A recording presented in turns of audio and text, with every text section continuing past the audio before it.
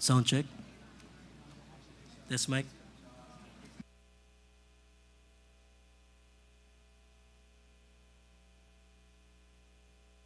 Sound check. Sound check.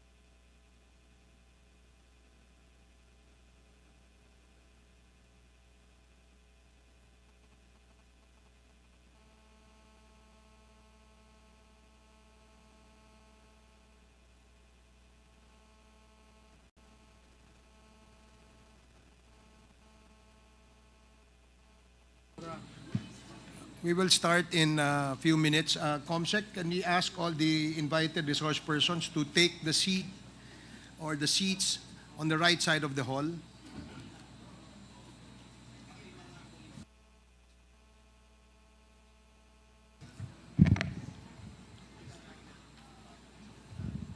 Those invited from the PNP, please take your seats.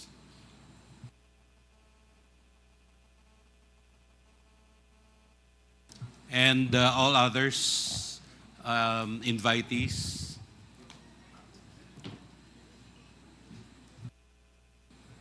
Pages, please.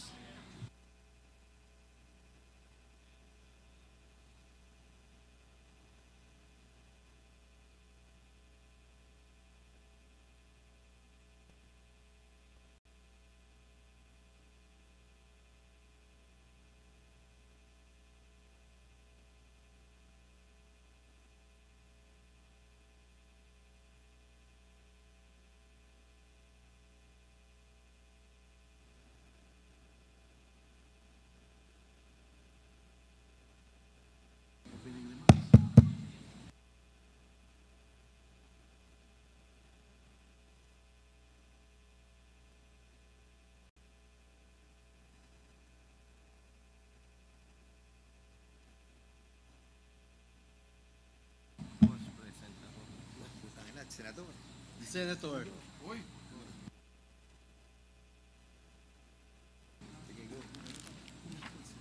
Okay, magandang umaga po sa lahat.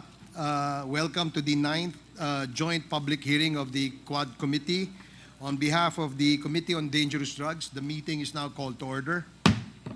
On behalf of the Committee of Public Order and Safety, this Quadcom hearing is now called to order. For the Committee on Human Rights, this Quad Committee is now called to order. For the Committee on Public Accounts, this hearing is now called to order.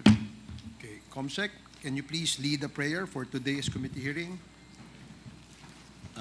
We would like to request everyone to please stand for our prayer. And let us place ourselves in the presence of God. O divine Creator, gracious and merciful Lord, we humbly thank you for your constant presence as we gather in your name, seeking your wisdom and blessings in our quest for truth and justice.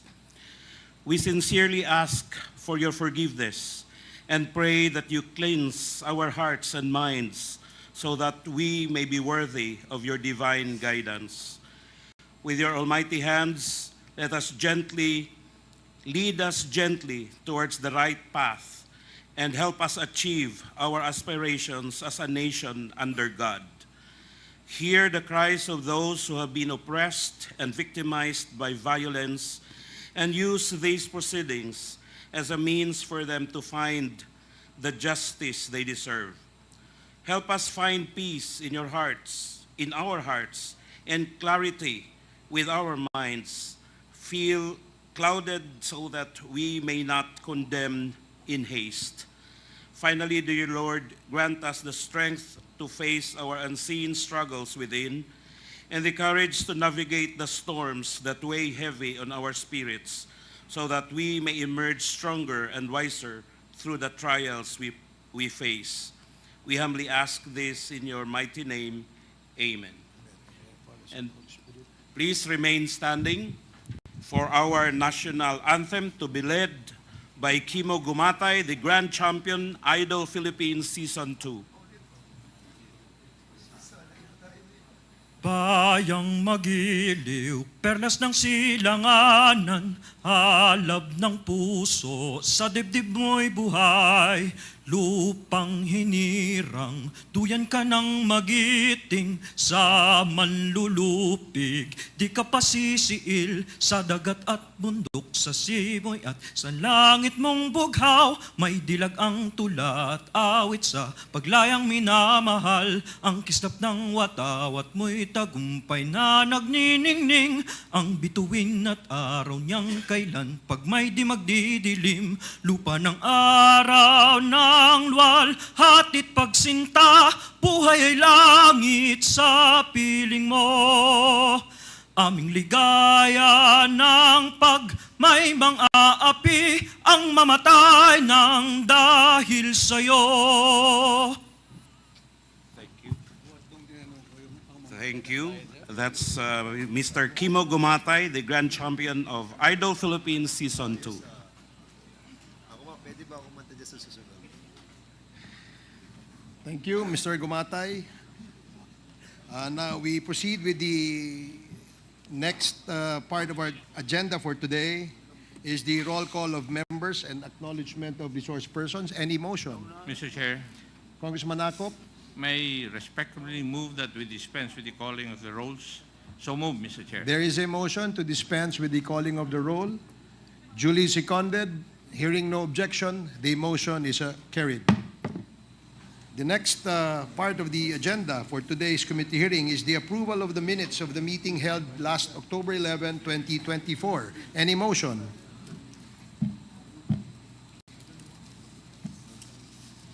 Is there any motion? Mr. Chair, may we respectfully move that we dispense with the reading of the minutes of the last hearing. So There- move, Mr. Chair. There is a motion to dispense with the reading of the minutes of the last hearing held October 11, 2024. Duly seconded. Hearing no objection, the motion is carried. So we will now proceed with the next part of the agenda, and please allow the chair for his opening remarks. Honorable Senior Deputy Speaker Aurelio Dong Gonzales, Deputy Speaker J.J. Suarez, Co-Chairman and Vice Chair of the Quadcom, our former President Gloria Macapagal Arroyo, distinguished guests, ladies and gentlemen, good morning and welcome to the 9th meeting of this joint committee. Today, we shall continue this hearing on the extrajudicial killings that took place on a massive and wide scale during the war on drugs of the last administration. In the last hearing, we listened to the testimonies of some of the victims' families, the testimonies of Kerwin Espinosa, whose father was killed inside the provincial detention facility in Baybay, Leyte, during the serving of a search warrant, and the testimonies of those police officers who served the warrant. Today, we shall hear the testimonies of the jail guards who were on duty at that time. We hope to find out the circumstances from their perspective, given the conflicting versions of the resource persons who testified previously. We also heard the testimony of former PNP Colonel Royina Garma. In her affidavit and testimony, she admitted that the extrajudicial killings were conceptualized based on the Davao model or template, a system that has been in operation in Davao City the whole time that former President Rodrigo Duterte served as the mayor. In the alleged template, for every drug personality killed, a monetary reward is given to the killer. Colonel Garma pointed to former Davao City Police Chief, now Senator Ronald Bato de la Rosa, as the implementer of the Davao City war on drugs when Mayor Rodrigo Roa Duterte became president. She then revealed that former colleague Colonel Edilberto Leonardo was the one chosen by the former president to head the nationwide implementation of the war on drugs, together with then PNP Chief Ronald Bato de la Rosa and then Special Assistant to the President Christopher Bongo, who allegedly handled the reward system of the implementation. We have seen the facts and the figures of the bloody war on drugs. By official police records, thousands upon thousands lost their lives due to the wrong manner and excessive use of force and the abuses committed by those who implemented Oplan Tokhang and Oplan Double Barrel. The reward is simply too tempting to let pass, resulting to the gruesome and systematic massacre of people whose names were included in the so-called narco list, either before they were killed or added later on to justify their killings. From the testimonies of both sides of the killing fields, we established that indeed extrajudicial killings was an indispensable part of the war on drugs, encouraged as it was by the leadership that emboldened the perpetrators to carry out with the promise of great reward, which was indeed and in fact delivered. Hindi po gawa-gawa ng Quadcom ang mga nasabing bagay na ito. Ito po ay napatunayang totoong nangyari noong mga panahong yon. Marami pa po ang mga dumarating at nagsasalaysay ng kanilang mga malagim na karanasan. Sina Colonel Garma, Colonel Mendoza, Colonel Padilla ay kusang loob na nagsalaysay ng kanilang nalalaman ukol sa mga karahasang ito na hindi naman sana kailangan gawin kung may paggalang lamang tayo sa buhay ng tao, sa mga karapatang pantao at may takot sa Diyos. Ang akala natin noon ay ilan lamang ang mga biktima at lahat sila ay nanlaban kung kaya't sinapit ang kanilang katapusan sa kamay ng batas. Ngayon lamang po natin nalaman na hindi pala ganoon ang totoong pangyayari. Sa pamamagitan ng mga pamilya ng mga biktima at sa pag-amin na din ng mga dating inatasan na magpatupad nito, ating naliwanagan ang katotohanan. Sa ganitong kadahilanan, tungkulin ng Kongresong ito, ng buong gobyerno, ng lahat ng ahensya at nating lahat na magtulungan upang siguruhin na mabigyan ng tamang hustisya ang bayan at ang biktima at magbalangkas ng mga hakbang upang tiyakin na hindi na mangyayari pang muli ang mga ito sa ating kasaysayan. Titiyakin natin na sa ating poder dito sa Kongreso ay may mga isusulong tayong panukala upang mabantayan palalo ang ating mga karapatan. Sa tiwala ninyong lahat sa Quadcom, kami ay nagpapasalamat at nangangakong hindi dito magtatapos ang lahat. Umpisa pa lamang po ito ng pagkamit ng hustisya para sa bayan. Magandang umaga at maraming salamat po. The next to deliver his opening remarks is the Chair of the Committee on Human Rights, Congressman Benny Abante. You are now recognized. Maraming salamat, Mr. Chair, sa atin pong Senior Deputy Speaker, Don Gonzales, sa ating Deputy Speaker, J.J. Suarez. Gayun din, kinikilala ko ang former Pangulo ng Pilipinas, GMA. Gayun din ay sa aking mga tireless na mga co-chairs, distinguished colleagues na kasama po natin dito. At gayon din po, gusto ko rin kilalanin ang dating Senador Lala de Lima at ang ating mga resource persons. Mga kababayan, magandang umaga po sa inyo. As we open this 9th hearing of the Quad Committee, let me begin by saying that this representation is heartened by the progress we have made. The journey has not been easy. It has been long and tedious and tiring. But though our work is far from over, we have already begun to see action as a result of the information and evidence we have gathered. Ito po ay binanggit na sa atin ng pinaka-chair po ng Quadcom na ito, si Congressman Ace Barbers. For example, together with my fellow chairs, we have filed a bill, House Bill number 10986, that seeks to classify extrajudicial killings as heinous crimes, crimes that, if proven, will be punishable by life imprisonment or 20 to 40 years in prison. Ito po ay significant step towards ensuring that those who commit such grave acts will face the full force of the law, whoever they might be. Ito po ay hakbang para di na maulit ang karumal-dumal na patayan na naganap sa war on drugs, a war that unfairly and tragically claimed the lives of innocents in the name of protecting the innocent. The war on drugs po na ginawa ng dating administrasyon, wala po akong problema dyan. Ang malaking problema ko ay kung bakit kinakailangan merong mga pinatay na more than 20,000. Yan ang malaking problema ng ating bayan ngayon. We have also filed a bill House Bill number 10987, that seeks to prohibit all forms of offshore gaming operations in the country and provide penalties for violations thereof.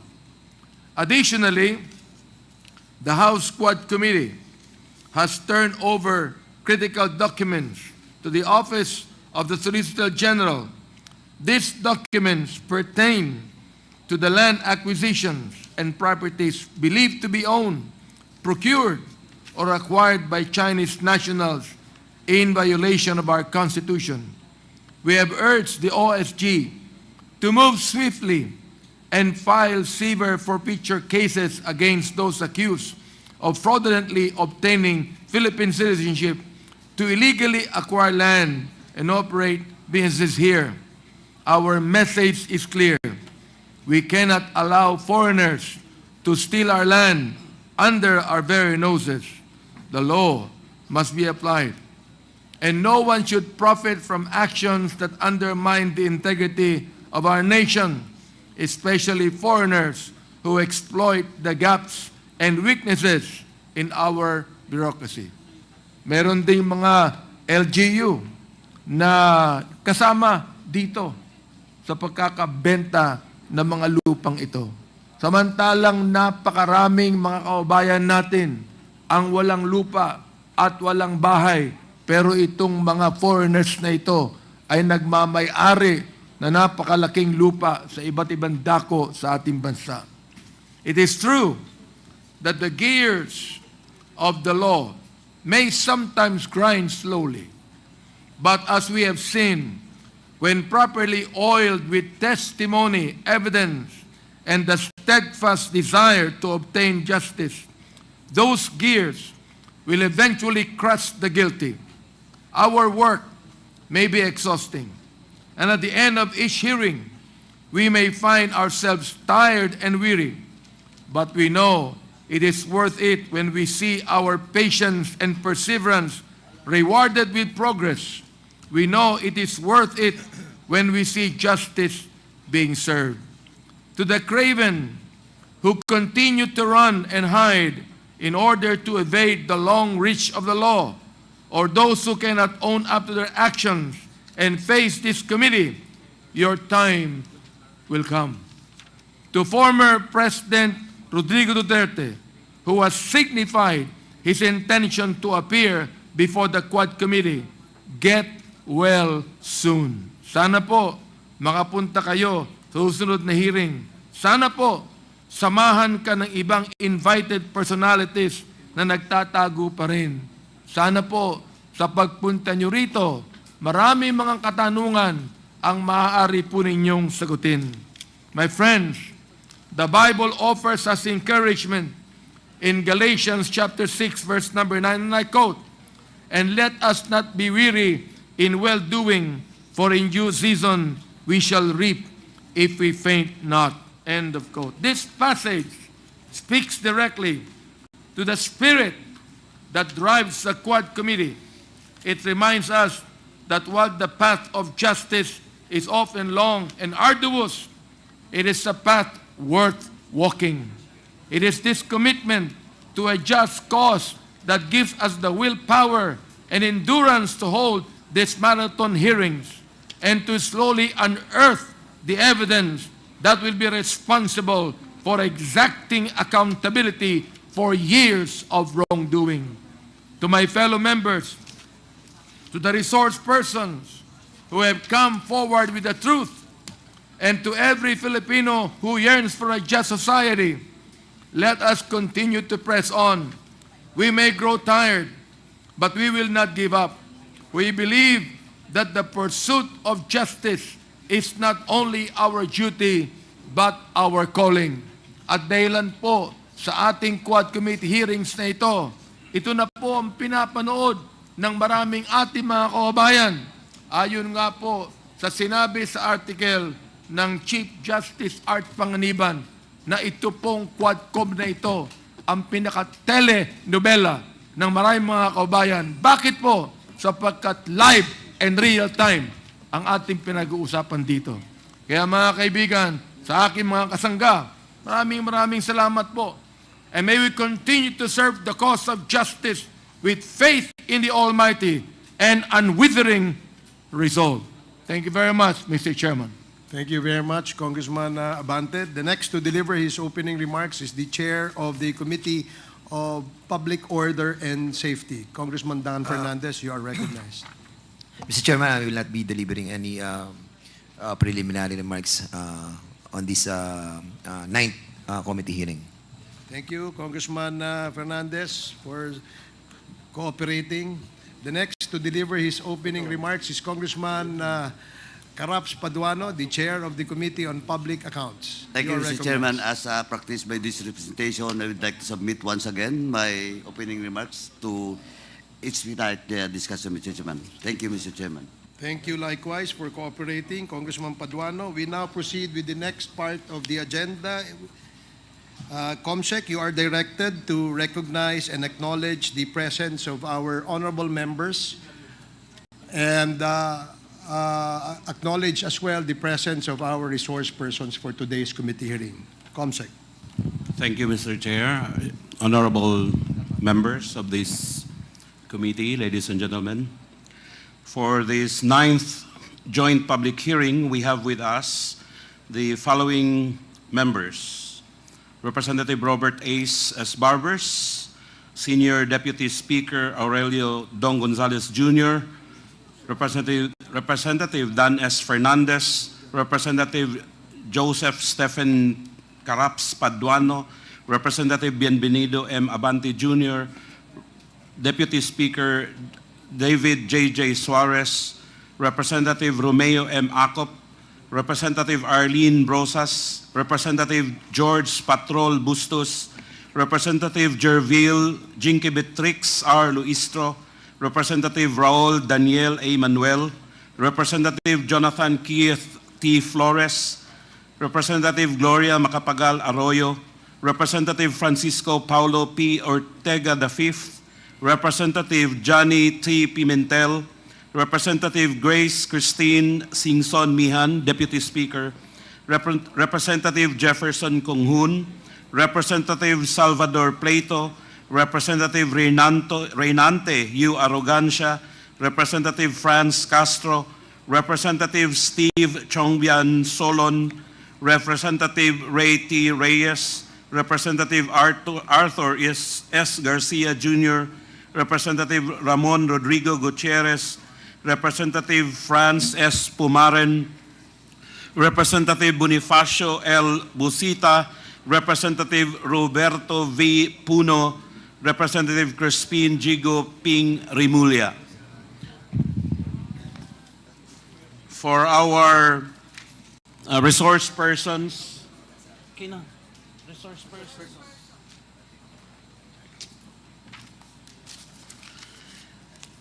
Your Honors, for our resource persons, we have from the Bureau of Immigration, we have with us the Commissioner, Attorney Joel Anthony M. Viado, and Attorney Victor Uncad. From the Commission on Human Rights, we have the chairperson, Attorney Richard P. Palpalatok, Mr. Dennis De La Peña, and Ms. Rachel Pilayo. From the Department of Justice, we have Assistant Prosecutor Agnes Arellano. From the National Police Commission, we have Honorable Alberto A. Bernardo, the chairperson and the executive officer of NAPOLCOM, and Director Chito Noel Bustonera and Director Edmar B. Pares, and also Attorney Neylan Ley Gandeza, Ms. Jinky Rose Palabrica, all of NAPOLCOM. From the National Bureau of Investigation, we have its Assistant Director for Investigation, Attorney Angelito Magno, Ms. Attorney Omar M. Orilie, Attorney Dennis Victor Asistio, and Attorney Florendo Gamunak. From the Office of the Solicitor General, we have Attorney Lorelai Castro, Attorney Lenny Layug Delfin, Mr. Niel E. Lorenzo, and Mr. Ruben Aison Jr., Senior State Prosecutor. From the Philippine Drug Enforcement Agency, we have its Director General, General Moro Virgilio Lazo, Attorney Hill T. Pabilona, Director Emeterio M. Bitong, Attorney Francis Del Valle, and Director Wardley M. Hitalia, and also Colonel Rolando Magno.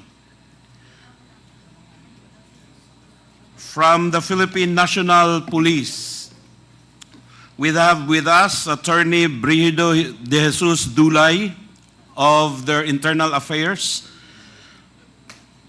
Police Brigadier General Constancio Chinayog Jr., the Chief of PNP DPRM, Police Brigadier General Nicolas Torre III of CIDG, Police Brigadier General Eleazar Mata of PIDEG, Police Colonel Lito E. Patay, Police Colonel Roland A. Villela, Police Colonel Hector Guijaldo Jr., Police Colonel Serafin Pitalio, Police Colonel and now retired Jovi Espenido, Police Lieutenant Colonel Chuck Barandog, Police Major Kenneth Paul C. Albotra, Police Major Leo Laraga, Police Corporal Junjun Obales, Police Major Emil Garcia, Police Colonel Raycon Garduque, and the Chief of Police, former Chief of Police of Laguna, Police Colonel Pastor Castillo, and Police Lieutenant Colonel Brian Dexter Andulan, and also we have with us Police General Reynaldo Tamundong and Police Colonel Pablito Asmod. Now from the non-government organizations, we have with us from the Center for International Law, Attorney Joel Butuyan. From the Free Legal Assistance Group, we have Attorney Shell Jukno. From the National Union of People's Lawyers, Attorney Maria Cristina Conti. From Rise Up for Life and for Rights, represented by its convener, Diaconess Robilin Litao, together with the families of extrajudicial killings, victims of extrajudicial killings. We also have with us the advocates from Rise Up, Father Manuel Noel Gatchalian, SVD, Diaconess Norma Doliaga, Missionary Rebecca Lawson, and Leia Valencia, its community coordinator. We also have with us the program Paghilom, led by Father Flavi L. Villanueva, SVD, the founder and president of Paghilom, together with the victims, with the families of the victims of EG case. And also from the Karapatan Alliance Philippines, we have Miss Christina E. Palabay, the Secretary General of Karapatan. From the Bureau of Corrections, we have with us Sister Jake Harabe. And from the Leyte Sub-Provincial Jail in Baybay, Leyte, we have the jail guards on duty at the time when the late Mayor Albuera, Mayor Espinosa was killed. They are led by its warden, Manuel Nicolas Abuda.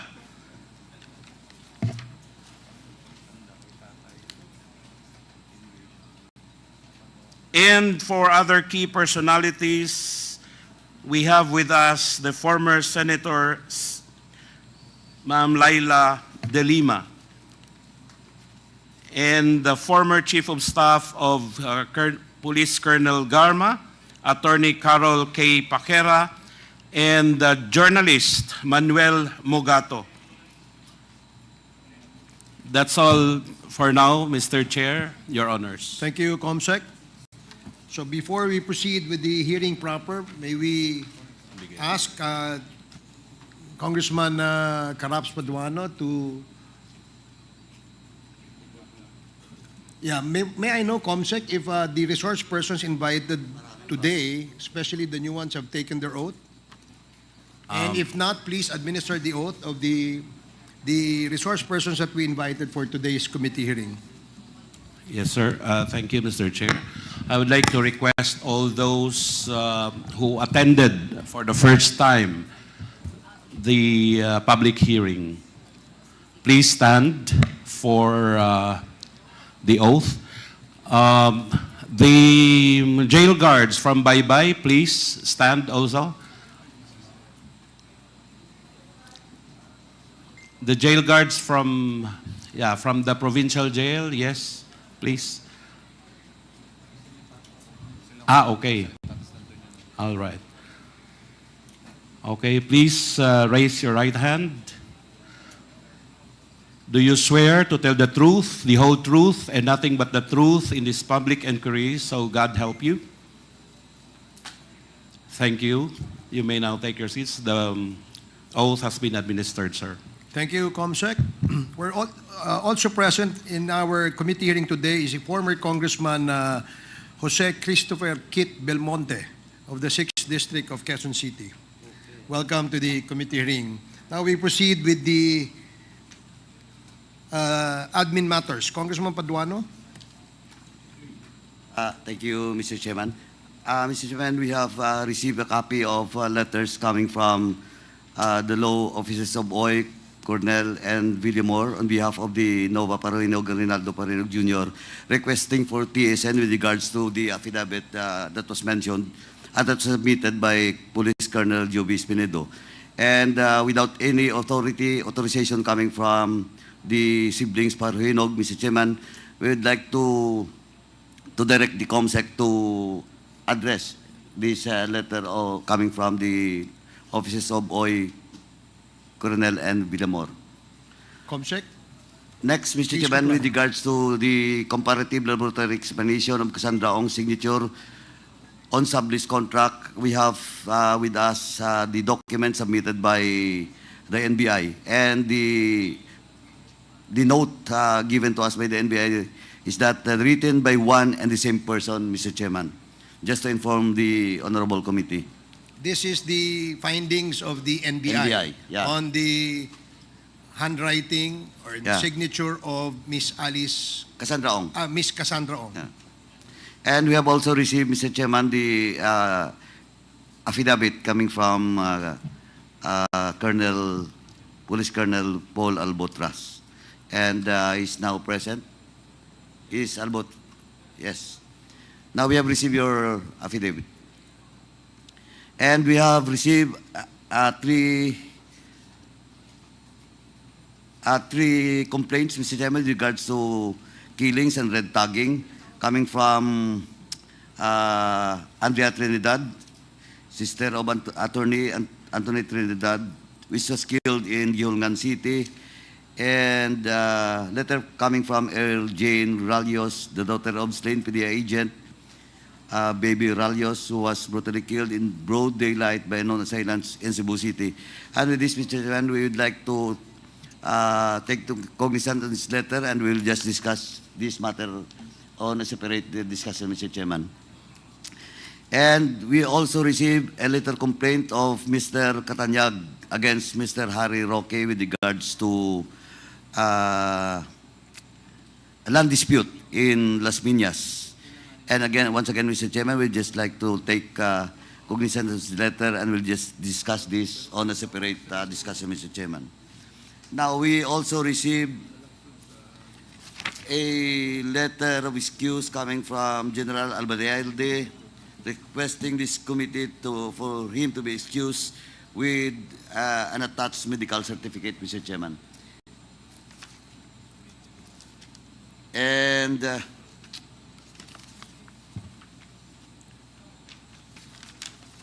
letter addressed to retired Police Major General Taas with regards to the contempt order for Cassandra Ong, and this will last until October 24. That will be on Thursday, Mr. Chairman.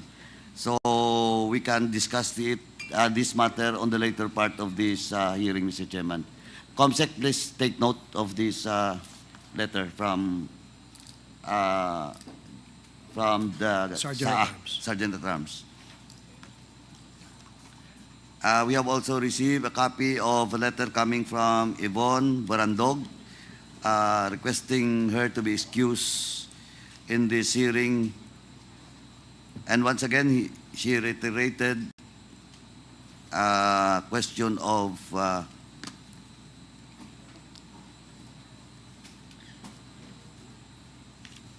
attached with the medical certificate, Mr. Chairman, from Cebu City Medical Center. So she's just asking to be excused for Yeah. today's committee hearing. Yeah. That's noted. Comsec, please take note. And lastly, Mr. Chair, and some resource person that was invited is not present in today's hearing. And I think no reply from these personalities. From the Bucor CO3, Jake Harabe, you're present. Thank you. And Police Colonel Madera. Comsec, did you receive any reply?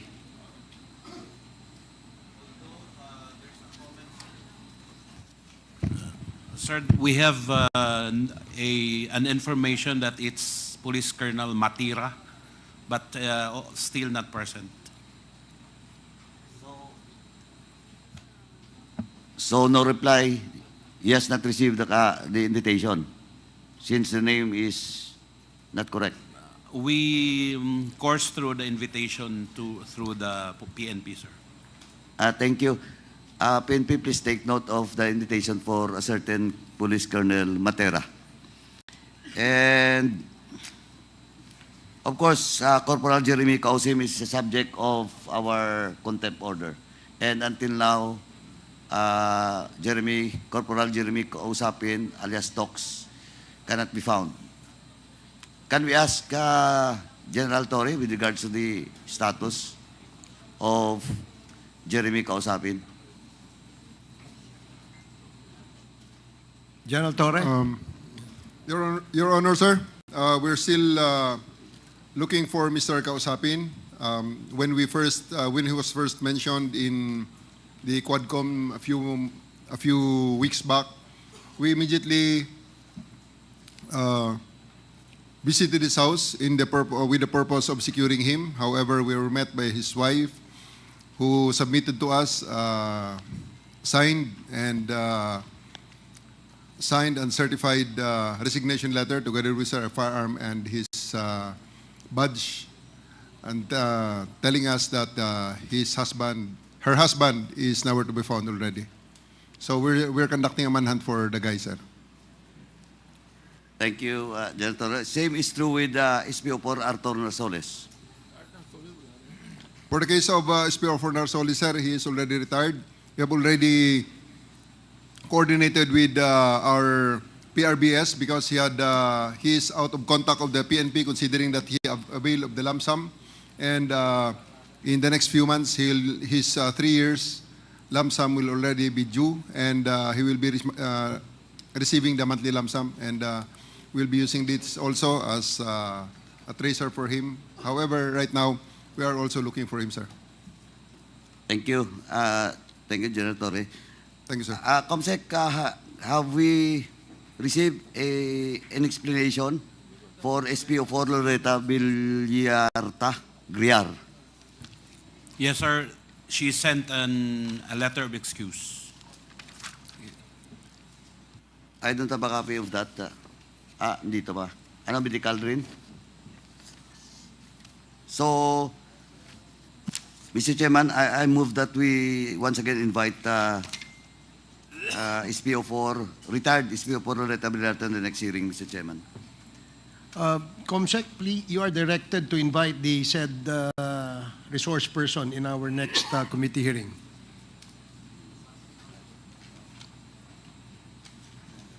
Anything else, Congressman Paduano? Anyway, we have invited on the second time Ms. Risinana Hostol, former Deputy Executive Secretary for Finance and Administration, Office of the President. What's the status? Yes, Comsec? sir. We have invited Ms. Hostol, but she's still she's not around. She has not presented herself in the meeting. But she received the invitation. There's no confirmation also whether she received the letter. Saan po dumaan yung invitation? Still, we course through the PNP, sir. General Torre, have you any information with regards to invitation for Miss Rizalina Hostol?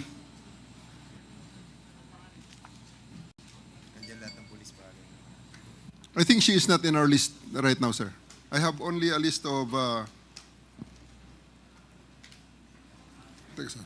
Okay. Anyway, through the chair, can we direct the COMSEC once again to invite Rizalina Hostol and course through it to the General Torre of the PNP? Comsec, you are directed to coordinate with the PNP with regards to the invitation to be sent to Miss Rizalina Rizalina Hustol. Comsec, Mr. Chairman, we have also invited, this is the second invitation for Mr. Chito Manalak of Global Tech, Pirianang Bayan. What's the status, COMSEC? We tried to locate this person, sir, but we haven't gotten his address.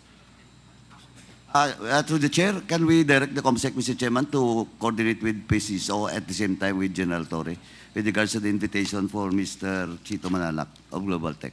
Comsec, please comply. Yes, sir. And invitation for PDL Dondon, as mentioned by Kerwin Espinosa, is Dondon present? PDL Dondon. COMSEC, have you sent an invitation for PDL Dondon? We course through that, sir, to the provincial warden of Leyte.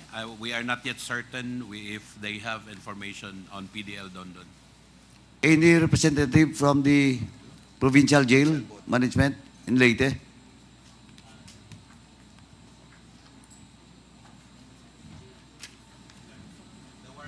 warden is present, sir. Sir, Warden, we have an invitation for a certain PDL Dondon.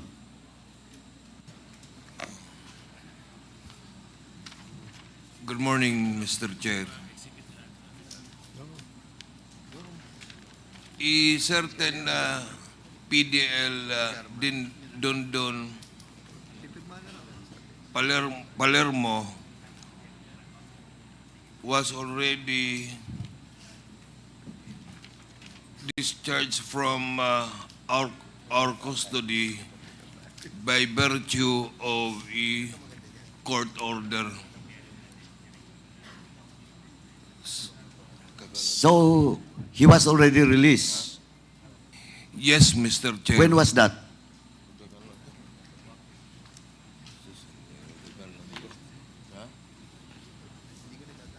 And perhaps 3 years already, Mr. Chair. Well, anyway, to the chair once again, we will direct COMSEC to invite PDL Dondon and get the full name of that PDL through the warden of Provincial Jail Management, Penal Jail in Leyte, and course through to the PNP.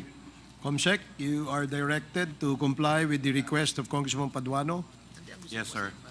With regards to Espinosa siblings, the mother of Kerwin Espinosa, the sister of Kerwin Espinosa, Linda Rosal, household cleaner, Landa Sumalag, the household cleaner, and Tessie Austria, household cleaner. Are they present in today's hearing? There is no information, sir, if they are around, but we have sent the invitation to them. We carry it off sa lawyers niya. Through the lawyers? Yes, sir. To the chair once again, please follow up this with regards to the invitation of the next hearing for all those mentioned names. Comsec, please comply. And lastly, a group of personalities mentioned by Police Colonel Garma, a certain Hermina Muking Espinas, staff of Senator Bongo. Si Muking, andito ba? Have you sent an invitation, COMSEC? Yes, sir. And Ms. Muking has not presented herself, but we sent an invitation through the office of the senator, With that, Mr. Chairman, I move to issue a show cause order for Hermina Muking Espina for her absence in the day's hearing. So move, Mr. Chairman. There is a motion to issue a show cause order to Miss Muking. Miss Espina. Miss Hermina Espina. Muking Espina. and to be present in the next committee hearing of the Quadcom. Comsec, please comply. How about Yes. Mr. Peter Parongo? The same is true with Mr. Parungal, sir. We tried to locate him. Unfortunately, there is no address yet. Once again to the chair. Yes, General Torre.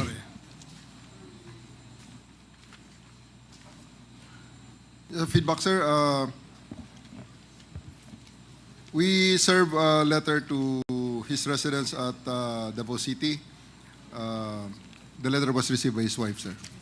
Also, since the letter was received in his residence and received by his wife, Mr. Chairman, and he's not present today, sir, I move to issue a show cause order for Mr. Romel Parongo to explain why he should be cited in contempt for the next hearing, Mr. Chairman, and be present in the next hearing. There So is a move. motion to issue a show cause order to Peter Parungo. Duly seconded. Are there any objections? Hearing none, the motion is carried. For Romel Baktat. Comsec, for Romel Baktat, we have also invited. We coursed through the invitation to the PNP, sir. We served the letter, sir, at in his house in Turil, sir, Davao City, and the letter was received by his son. Since Mr. Romel Baktat is present in today's hearing without any explanation, Mr. Chairman, I move that we issue a show cause order for Mr. Romel Baktat. There is a motion to issue a show cause order to Mr. Romel Baktat. Romel Baktat. Duly seconded. Hearing no objection, the motion is carried. For invitation for Rodel Serbo. And through the PNP, sir. Yes, We General Torre. delivered we delivered a letter to his known addresser, but the house is already abandoned in Davao City, sir. So, We are again We never looking for received- other addresses for Mr. Rodel Serbo, sir, and we'll be giving feedback to this committee when. thank you, new General Torre. information. Once again, through the chair, to direct the COMSEC to once again invite Mr. Rodel Serbo in the next hearing. Comsec, please comply. How about Michael Palma? Sir, we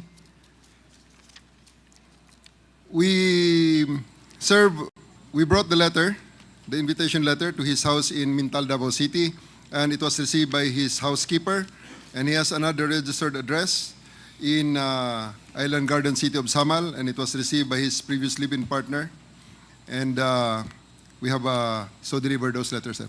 Thank you, Gen Torre. Yeah, since Michael Palma is not present in today's hearing, I move that we issue a show cause order for Michael Palma. So move, Mr. Chairman. There is a motion to issue a show cause order to Mr. Michael Palma for being absent in our committee hearing today. Duly seconded. Are there any objections? Hearing none, motion is carried. How about Lester Berganyo?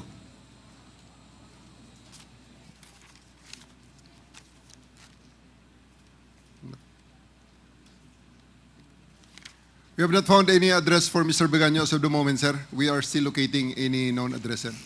Once again, Mr. Chairman, may we direct COMSEC to coordinate with the PNP to once again invite certain Lester Berganyo. So move, Mr. Chairman. Comsec, please comply. And second to the last, Mr. Chairman, isa na lang po, after this, for Sunny Binaventura. We had invited the person, sir, and it was personally received by the person in his residence in Barangay Peña Plata in Island Garden City of Samal, sir. Once again, Mr. Chairman, since Mr. Binaventura, Sunny Binaventura received an invitation letter to his residence, I move that we issue a show cause order for Mr. Sunny Binaventura. So move, Mr. Chairman. There is a motion to issue a show cause order to Mr. Sani Benaventura for failing to appear before this committee today. Duly seconded by Congresswoman Jinky Luistro, and hearing no objection, the motion is carried. And lastly, Mr. Chairman, we have received a letter coming from Attorney Martin Videlgra, representing the former President, Honorable Rodrigo Roa Duterte. But we never, and the reason why the former President will be excused in today's hearing because of he needs more rest. He is currently not feeling well and he is need of much rest. So, Mr. Chairman, first and foremost, there is no an authority coming from the former president that he will be represented by Attorney Martin V. Delgra. And at the same time, no medical certificate confirming that indeed the former president will be excused in today's hearing because of his medical situation. If I may, Your Honor, as we all know, the former president is already old and has been experiencing, based on media reports, has been sick lately and has actually had his medical checkup, I believe. And I think, in deference to the former president, I think we should afford him the courtesy that is due to him by not requiring him to submit to this committee a medical certificate. Let us give him that extension of our courtesy to him being the former president, and his intention to appear before this committee in the subsequent hearings that we will schedule. So, if I may, Your Honor, let us not pursue the submission of medical certificate from the former president. But Mr. Chairman, under our rules, no, malinaw po, tradition, all resource persons being invited in every hearing, especially in inquiry in the legislation, we need for him to explain. And the issue here, Mr. Chairman, of course, Attorney Martin Delgra sent us a letter representing the president, former president, but without an authority coming from the former president. Perhaps that And was just... Mr. Chairman, we have our internal rules. I know, Your Honor. And well, in but, fact, during these the are previous just- hearings, well, in fact, during the hearing on public, on dangerous drugs, twice we excused Attorney Fortun, representing supposedly Michael Young, without any authority from Michael Young. And well, in fact, he presented us authority coming from his office to the corporation being listed. Well, Your Honor, To Michael Young. if I may, we're not, this representation is not asking for the former president not to be excused in not following strictly the rules of the House. What I am asking for, Your Honor, is the request that we should not ask or demand a medical certification coming from the former president, because we all know that he has reached an age of a fragile age. Therefore, maybe we can grant that exception to the former president. Mr. Chairman, Your point of Honor. information. Point of information. May What- I be allowed? Kasi, With the indulgence of yes, with the Congressman indulgence of, Paduano, what is the point of information? because I haven't read yet, no. I wanted to be clarified on something about the letter that was sent to us by the former president. Was it included in the letter that he is sick right now, or he need more rest in order to be a part of this? No, I believe, Your Honor, that the lawyer clearly stated in that letter that he needs rest. And the Chairman Paduano is asking for If a the chair medical certificate. will allow me to read in toto, no, part of that letter. He is currently not feeling well and is in need of much rest. But Mr. Chairman, once again, let me, first thing first, since no authority coming from the former president to be represented by Attorney Martin Bidelgra, they have to produce. The committee should direct the former president to issue an authority for Mr. Attorney Martin Delgra for him to be represented by this attorney. And with regards to the medical certificate, Mr. Chairman, of course, for humanitarian and giving due courtesy to the former president, I might yield to the position of the chair. But on the first issue with regards to authority coming to former president being represented, claimed by Attorney Martin Delgra, we have to get an authority from the president. Yes. That Attorney Martin Delgra will represent him on the Congressman next hearing. Paduano, Thank you, if I Mr. may, Chairman. I believe that it was just perhaps an oversight, no, from the part of the lawyer, because clearly in this letter, he is representing the former president, and information as to the health of the former president was also stated in this letter. Therefore, I believe that he has the imprimatur coming from the former Mr. Chair. president. That's the reason why maybe he wrote this letter. So, Mr. Chair. Chairman, lastly, Mr. Chairman, with the indulgence of Congressman Flores, of course, let me again stress, Mr. Chairman, this is our tradition and under our rules. And if we do it, if we done it, in regards to Attorney Fortun, a top-notch lawyer, and we excuse Attorney Fortun for not producing any substantial document that he was given an authority from Michael Yang. What's the difference between Attorney Martin Delgra and in the case of the former president? well, And I think, Mr. Chairman, kung talaga po, the former president give an authority to Attorney Martin Delgra, then they wrote us a letter. The former president should send us a letter that indeed he's authorizing Attorney Martin Delgra to represent him. 1 minute suspension.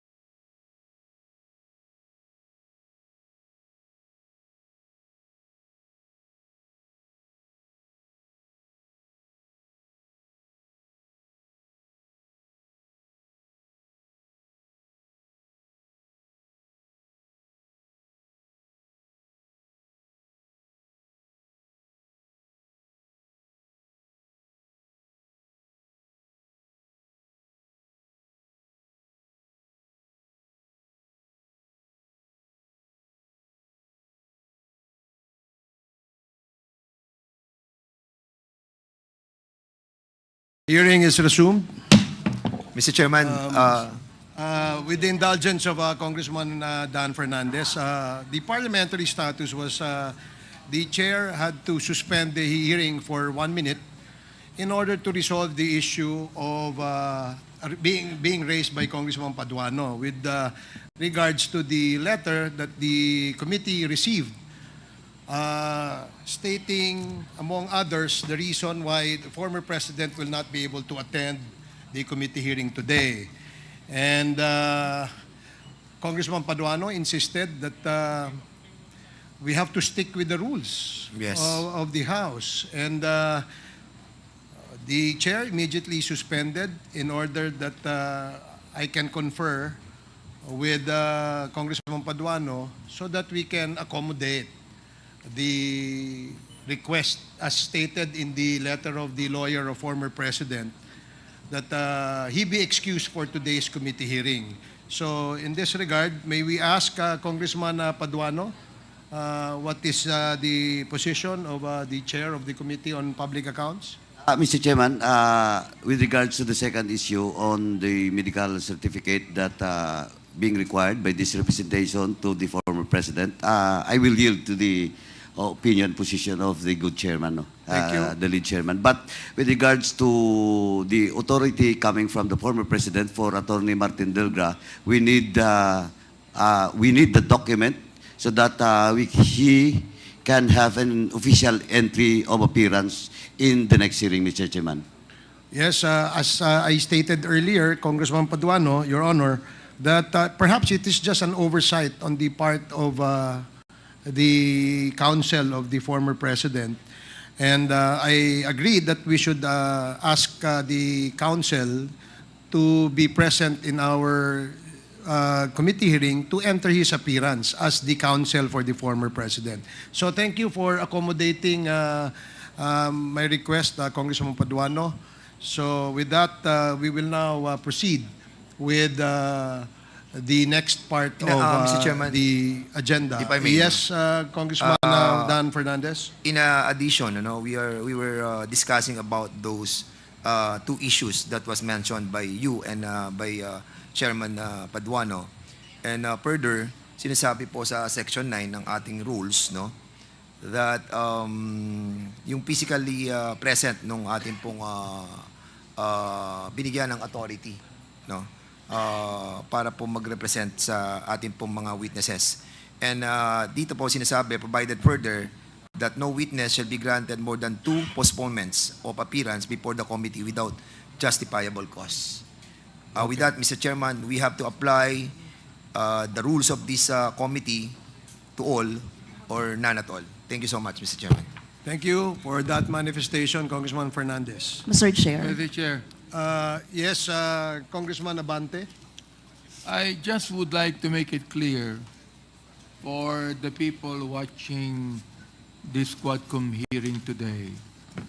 Are we giving special treatment to a witness just because he is the former president? Or just like what Congressman Fernandez said, that this applies to all? Well, I beg to disagree, Your Honor, that we are giving special treatment. What I am saying and stating for the record that we extend the courtesy due to a former president.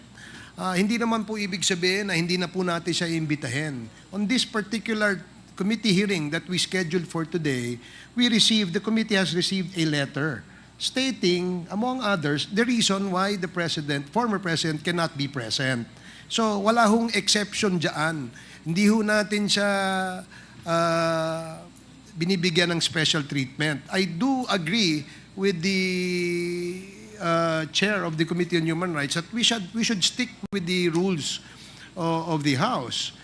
But in this particular case, in deference to him being the former president, I would like to ask for your understanding to extend a little bit of the courtesy that is due to him for being the former president. Wala hong special favors dito, baka ho ma-misquote ako, yun lamang po ang aking gustong ipalabas.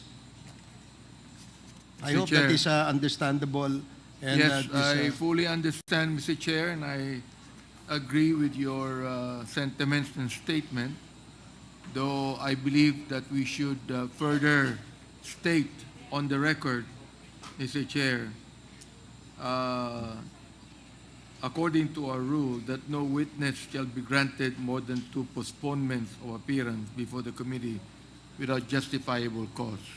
Would they be able to do that, Mr. Chair? yes, that is noted, and the chair will definitely agree with the position of Congressman Abante, and the chair likewise, for the record, state that we will stick with what the rules has been provided. Thank you, Congressman Abante. So, Mr. Chair, Congresswoman, can I be recognized, Mr. Chair? Congresswoman Arlene Brosas, and then Congressman Plato, And and myself. then Congresswoman Franz Castro. Yes, Congresswoman Thank you, Brosas, Mr. you're Chair. recognized. Mr. Chair, just a manifestation, Mr. Chair. Mr. Chair, on October 18, the Quadcom sent an invitation to former President Rodrigo Duterte to attend the Quadcom meeting today. Former President Duterte's legal counsel told yesterday that the former president cannot attend the hearing today. Mr. Chair, the non-appearance of former President Rodrigo Duterte at the Quadcom hearing today is a clear manifestation of his disregard for truth, justice, and accountability. By refusing to participate, the former president is hindering the people's right to know and denying them the opportunity to seek justice for the crimes caused by the war on drugs during his term. Libo-libo pong buhay ang ninakaw ng Duterte administration dahil sa kanyang peke at madugong gyera kontra droga. Kailangan niyang harapin ang mamamayang Pilipino na matagal nang humihingi ng hustisya. Hindi pwedeng sabihin na short notice at masama ang pakiramdam at kailangan ng pahinga. Ang mga pamilya nga ng mga biktima, kahit matanda na, andyan po si Tatay Baylon, pumunta rito para makapagpahayag ng kanilang saloobin. So Mr. Chair, takot ba siya na harapin ng taong bayan? Yun lang po ang manifestasyon ko, Mr. Chair. The manifestation is noted. Congressman Plato, you are now recognized. Thank you, Mr. Chair. Good morning to our esteemed chairpersons and honorable members of the Quad Committee, guests and resource person speakers. This is to express my unqualified support to the various House resolutions arising from the tedious Quad Committee inquiry in aid of legislation, specifically on the matter of the surge of Chinese nationals or students enrolling in various educational institutions in the provinces of Cagayan and Isabela. May mga reports po kasi na libo-libong Chinese students ang dumagsa sa probinsya ng Cagayan at Isabela upang mag-aral mula pa noong 2019. It is not that I'm against Chinese students coming to study in the Philippines.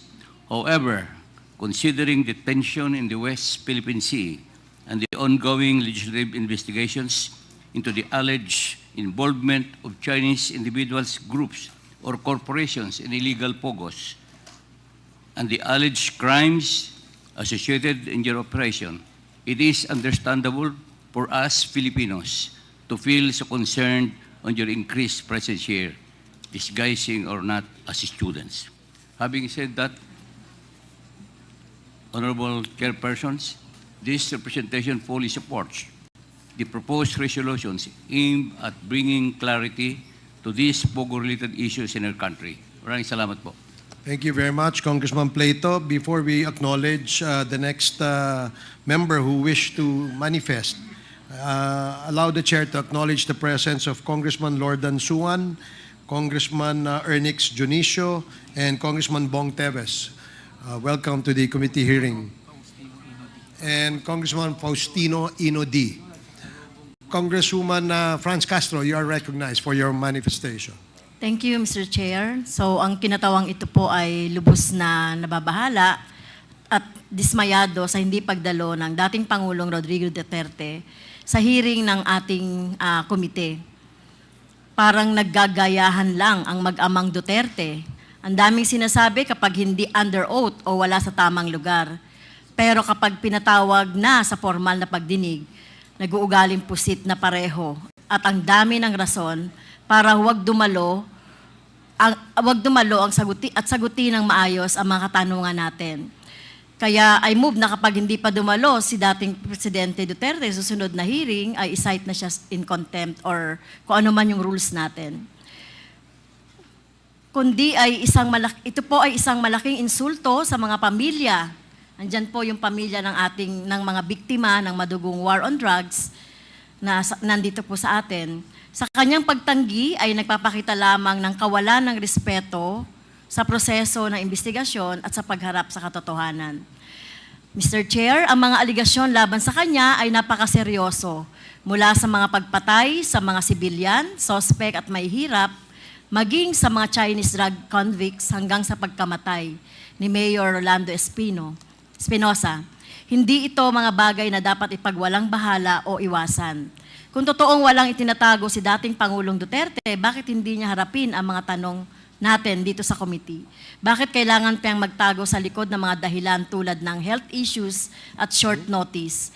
Mr. Chair, hinihiling ko sa committee na gawin ang lahat ng hakbang upang matiyak ang pagdalo ni dating Pangulong Duterte sa susunod na hearing kung patuloy siyang magtatago at dapat natin isaalang-alang ang paggamit ng ating kapangyarihan para i-cite siya in contempt.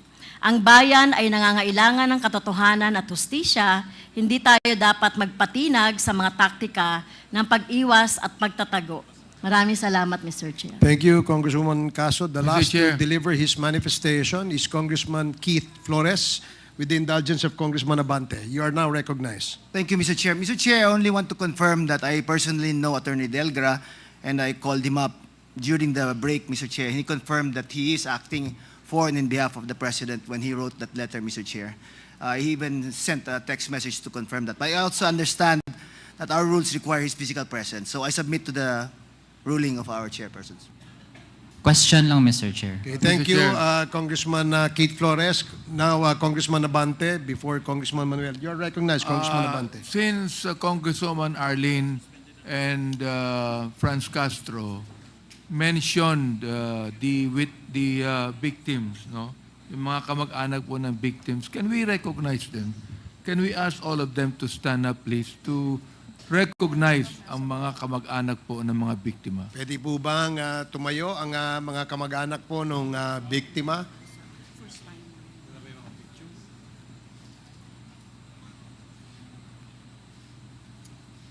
Maraming salamat po. Pwede na po kayong maupo. Maraming salamat. Congressman Manuel and then Congressman Acop. Congressman Thank you. Manuel. Thank you, Mr. Chair. Mr. Chair, tanong lang dahil batay na rin po sa official communication na pinadala mula sa panig ng dating Pangulo. Nabanggit po doon yung, and I quote, willingness to appear before the House of Representatives on some other available date, preferably after November 1, end of quote. So, Mr. Chair, sa ganitong mga pagkakataon na sa panig po nila nag-express ng ganong availability, how will the committee deal with that? Dahil, Mr. Chair, while meron tayong mga tinitake note na mga considerations, ayaw din naman natin na maprolong iyan, tapos baka tumagal din na hindi pala magiging maayos yung kalusugan ng dating Pangulo at madedeli po ang mga proceedings ng komite na expected na humarap siya. So, sa bahagi ng Quadcom, Mr. Chair, do we have some target dates kung kailan talaga posibleng matuloy na ang investigasyon na makaupo ang dating Pangulo? Yan lang, Mr. Chair. Well, in response to your question, Congressman Manuel, it will depend by and large on the topic that we will set on the next scheduled committee hearing. So in case where EJK will be the scheduled topic, then we will have to extend invitation again to the former president. So thank you. Congressman Acop. Mr. Chair, pursuant to our rules on inquiry under Section 15, may I respectfully move that we extend our inquiry insofar as the issues raised in the Quadcom committee is concerned, because Section 15 requires that we terminate our hearings within a period of 60 days. So may I move, Mr. Chair, that we extend the hearing? So move, Mr. Chair. There is a motion Second, to Mr. extend the Quadcom hearing, duly seconded. Are there any objections? Hearing none, the motion is approved. Comsec, please take note that the committee, the Quadcom, has unanimously approved the extension of the conduct of this committee hearing. Thank you. Now we proceed with the next part of the agenda. May we ask former Senator Laila De Lima for your opening statement. Mr. Chair, bago po yun, naalaman ko po na meron pang mga nasa baba ng mga EJK victims, ng mga pamilya, na kung meron tayong lugar dito, wala na yata lugar, pwedeng umakyat or pwede na natin kilalanin at recognize. Wala na po tayong lugar, Your Honor. And hopefully, magkasya po sana po dito lahat ng nating naimbitahang resource persons. But unfortunately, the space is limited. So I believe that they are properly seated sa basement, sa ground floor. And nanonood po sila ng ating hearing sa ngayon. So now we proceed with acknowledging former Senator Laila De Lima for your opening statement. Please proceed. Good morning to the lead chair of the Quad Committee, Representative Barbers, to the chairs of the other committees constituting the Quadcom, the members of the Quadcom, members of Congress, and also good morning to the other resource persons invited for today's hearing. Actually po, I have both a statement and a presentation.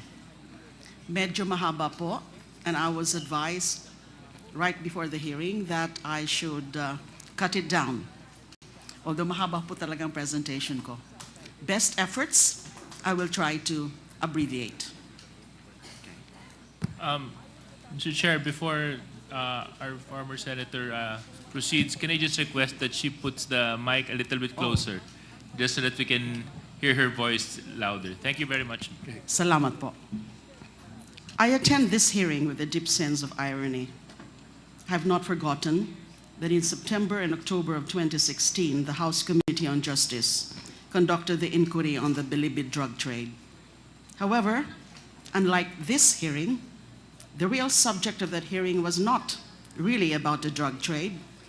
The real subject of that 2016 House Committee hearing was all about destroying me for conducting a Senate inquiry which in so many aspects was like this one.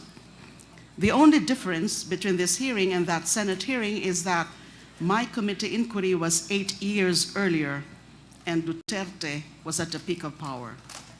Sa Senate hearing pong yun ay kinundin ako yung drug war ni Duterte. At nagmakaawa pa po ako na tigilan na ito habang ilang daan pa lang ang mga nagiging biktima at wag na sanang paabutin pa ng libo-libo. Ngunit sa kasawiang palad, wala pong nakinig sa akin, lalo na may mga mayorya po tayo ng mga senador at congressman na ayon kay Senator Bongo noong isang araw, ay walang sawa sa pagpalakpak kay Pangulong Duterte sa bawat banggit niya sa pagsulong na madugong drug war sa kanyang mga zona. Sa halip ako ay pinaaresto, pinakulong, binusalan ng halos 7 taon gamit ang mga gawa-gawang ebidensya katulad ng testimonya ng mga ilang Bilibid drug lords at inmates. I'd like to say that the objective for targeting me was threefold: to silence me, to destroy my credibility, and to serve as an example to others. By doing all three, my message to the people against Duterte's EJKs would no longer be heard or listened to, and no one else would dare to act as a messenger after seeing what was done to me. Since all three were achieved, the EJKs became accepted by public officials and the general population. This led to more killings because no one was arresting and prosecuting the killer cops and the vigilantes. This was impunity as never seen before in the Philippines outside of Davao. Sobrang nakakalungkot na ngayon lamang nagkaroon ng napaka-komprehensibong pagtalakay ang Kamara de Representante sa drug war at mga EJK pagkatapos ng tumambak ang libo-libong bangkay na naging biktima ng drug war. Ayon nga po kay Professor Randy David, marahil ang pandinig na ito ng Kamara ay katumbas na rin ng aming pinapangarap na Truth Commission na hihimay sa mga tunay na pangyayari sa 6 na taon na pagpaslang ng ating sariling gobyerno at kapulisan sa libo-libo nating mga kababayan. But right now, I don't want to discuss it, but my position is that pwede pa sigurong i-consider yung creation ng Truth Commission. At tingnan din ho natin na hindi lang po pagpatay ang naging resulta ng war on drugs ni Duterte.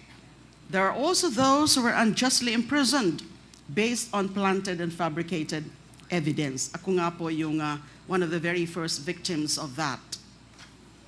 Ngayon naman po, ito na rin po ang pinatutuo yung sa bagong revelasyon ni Police Colonel Royina Garma nang binulgar niya sa huling hearing ng Quadcom na siya ang inatasan mismo ni Pangulong Duterte na maghanap ng tao sa PNP na maasahan niya sa pag-iimplementa ng drug war alinsunod sa modelong ginawa niya sa Davao City.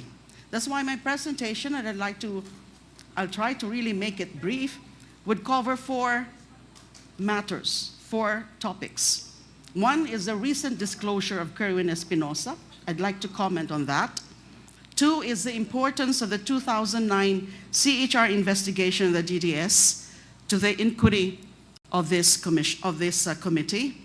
3 is the revelation of former Police Colonel Royina Garma that the drug war was modeled after the Davao anti-drug campaign.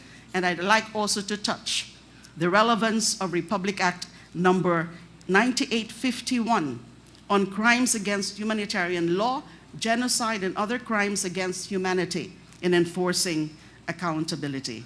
So ito na po yung aking presentation. Although meron po akong mga i-skip because actually part of my presentation are some videos, but hindi ko na po yon ipapakita because of the limited time.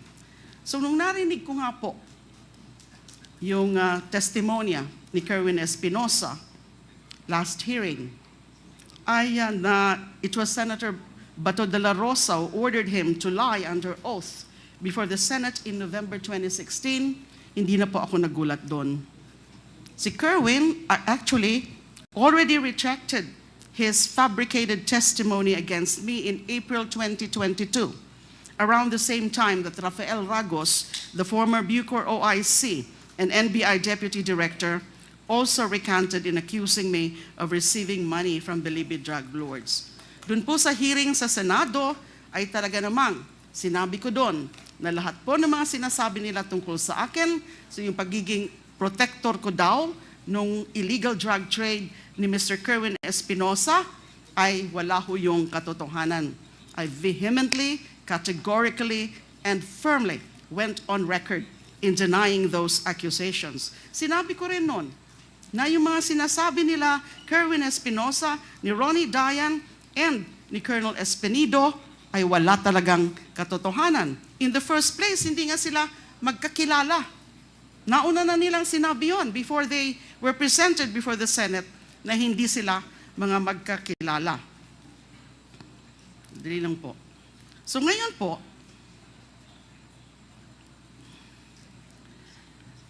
nandito si Colonel Espinido. I saw him earlier. If the Quad Committee would be so kind as to indulge me, gusto ko sana makiusap kay Colonel Espinido. Sabihin niya na yung katotohanan. Kasi yung all he said during that Senate hearing was just let God be the witness to my innocence or something to that effect. Sana po ngayon, Colonel Espinido, sabihin niyo na rin po ang katotohanan. Kung pwede sabihin niyo na rin o i-corroborate niyo yung sinabi ni Kerwin na si then PNP Chief De La Rosa, and now Senator De La Rosa, ang involved or responsible for ordering the three of you to fabricate accusations against me. Now, sinabi ko rin po kanina na I'd like to discuss the relevance of the CHR investigation and the Quadcom inquiry. Maybe at this point, I cannot yet do that. Sasabihin ko lang po na mahalaga yung naging CHR investigation namin in 2009 into the DDS killings. Kasi pwede itong maging reference point in terms of painting a picture of the organization, the Davao Death Squad, the operation, and the implementation of the Duterte drug war from the barangay to the national level. Kasi sinabi na nga ho ni Colonel Garma, yung kanyang mga revelasyon na the extrajudicial killings, yung mga operations under Duterte's drug war beginning in 2016 was just patterned after the Davao model. And the Davao model can only refer or can only mean the DDS model or the Davao Death Squad. Skip muna po natin yan. Doon naman sa affidavit po ni Colonel Garma, presented and expounded upon the last hearing, I'd like to share some information we got and some findings on the Davao model of payment and rewards mentioned by Colonel Garma. This information is limited to the facts uncovered during the 2009 CHR investigation on the Davao Death Squad. Next slide, please. The history of the DDS can be divided into two. The period from 1988 to 1998 and the period from 2001 to 2016. So may break po. The break in these two periods coincides with then Mayor Rodrigo Duterte's hiatus as mayor of Davao City when he was elected congressman instead of mayor in 1998 due to the three-term limit. So for brevity, I'll refer to the former mayor as MRRD. According to a witness in the 2009 CHR investigation, during the first period of the DDS from 1988 to 2000, the assassins were paid $15,000 for every victim. $5,000 goes to the police handler and $10,000 to the assassins, who at the time consisted of rebel returnees aside from the active duty policemen who were their handlers. Their safe house was located inside the Nabelcom compound in Barangay San Pedro, Davao. After the summary execution of targeted victims, the DDS members would regroup at their safe house and divide the reward. During that time, MRRD sometimes personally gave out the kill orders and the reward money directly to the assassins themselves. Upon the return of MRRD as mayor of Davao in 2001, the DDS was upgraded into the Heinous Crimes Investigation Section, or HCIS, located at the Almendras Gym compound. The HCIS was an official unit of the DCPO, or the Davao City Police Office. The HCIS consists of both active duty PNP and civilian abanteros or hitmen. Most of the hitmen are rebel returnees. They are supervised by PNP handlers. Each handler supervises 3 members. The task of the PNP handler is to give orders to his members as well as be responsible for their protection.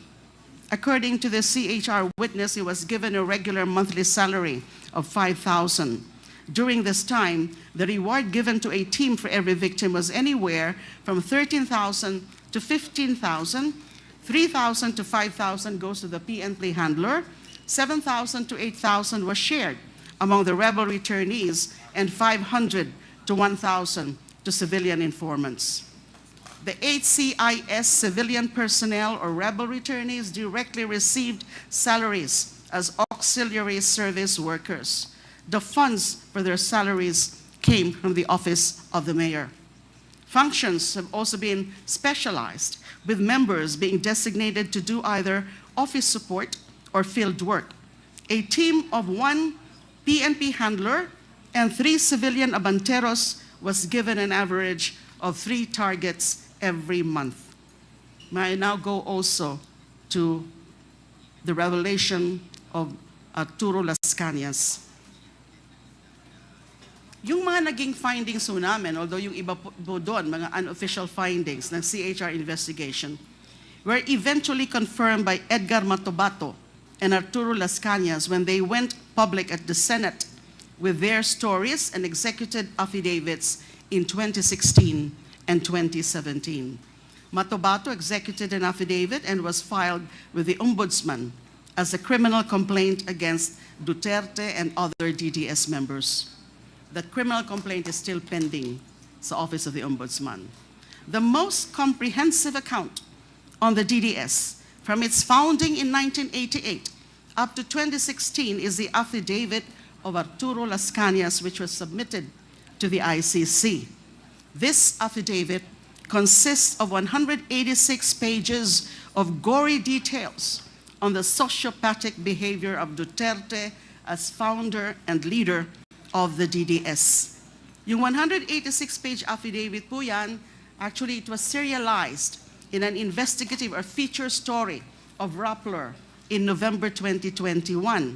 Apparently, Rappler got hold of a copy of this affidavit and also the ICC's third agreement on limited use of information dated November 11, 2020. This instrument gave Las Cañas limited immunity as a witness in the ICC investigation on the Philippine War on Drugs. Noong 2024 naman po, Las Cañas reiterated the contents of his ICC affidavit in another serialized feature, this time published by Veria Files, entitled Conversations with Arturo Las Cañas. Ito naman po ang sinasabi ni Las Cañas, that during the period 1988 to 1998, so I'm just talking here about the organization, kasi napakadami po ng mga sinabi niya sa kanyang comprehensive affidavit. So I'm focusing on the organization of DDS dahil nga ito yung naging model ng drug war. According to Las Cañas' ICC affidavit, during the period 1988 to 1998, when the DDS was constituted as the Anti-Crime Task Force of MRRD, DDS members were paid anywhere from 10,000 to 20,000 for every victim. This was the reward for the ordinary victims. Pag mga matataas naman po, the so-called special project killings, they were rewarded anywhere from 100,000 to 1 million pesos, depending on the status of the target. Civilian hitmen called force multipliers were given 3,000 to 5,000 per victim as their share in this reward. The DDS logistics and finances came from the Peace and Order or Intel Fund of MRRD. This includes weekly gas allowance, monthly cash allowance, and Christmas cash gifts. Skip ko na muna po yung iba. Next slide, please. Las Cañas also confirmed the CHR findings on the organizational structure of the DDS under the HCIS, or Heinous Crimes Investigation Section, from 2001 to 2016. And this is as follows. MRRD, alias Superman, as the highest leader and mastermind of the DDS. SPO4 Sanson Benaventura as the logistics, finance, and death clearance feature or officer. SPO3 Arturo Las Cañas as overall team leader for operations and planning. SPO4 Bienvenido Laud as team handler and in charge of the Laud Quarry mass grave. And SPO3 Jim Tan as team handler and in charge of the Mandug mass grave. Actually, mas intricate yung inattach ni Mr. Las Cañas sa kanyang ICC affidavit about the organizational structure of the DDS. What I just mentioned, I just simplified it to show who are really at the top of the DDS hierarchy. Most of the policemen handlers and their respective teams of civilian force multipliers were under the command of Arturo Las Cañas as operations and planning leader of the DDS. So sinabi ko po na that must be the Davao model na binanggit ni Colonel Garma. Finally, by way of just sharing my knowledge, last na po ito, kung pwede po sana. Tungkol na lang muna po sa the law, RA 9851, kasi hindi po ito masyadong alam ng karamihan. We do have a law entitled An Act Defining and Penalizing Crimes against international humanitarian law, genocide and other crimes against humanity, organizing jurisdiction, designating special courts, and for related purposes. This was enacted in December 11, 2009. It punishes almost the same crimes mentioned in the Rome Statute, over which the ICC has jurisdiction. RA 9851 was enacted almost 2 years before the Philippines finally joined the ICC on November 1, 2011, after the Senate ratified the Rome Statute in August 2011. The crime of EJ case carried out by state security forces and their agents in the implementation of the war on drugs fall under the general category of other crimes against humanity under Section 6, which consists of acts committed as part of a widespread or systematic attack directed against any civilian population with knowledge of the attack. These acts include willful killing, so murder, extermination, murder, multiple murder, torture, and enforced disappearance, among others. The penalty for the crime of systematic attack against any civilian population resulting in death is reclusion perpetua. It's a non-bailable crime. According to Section 8, a person who orders, solicits, or merely induces the systematic attack on the civilian population and which thereafter occurs or is attempted is liable as a principal.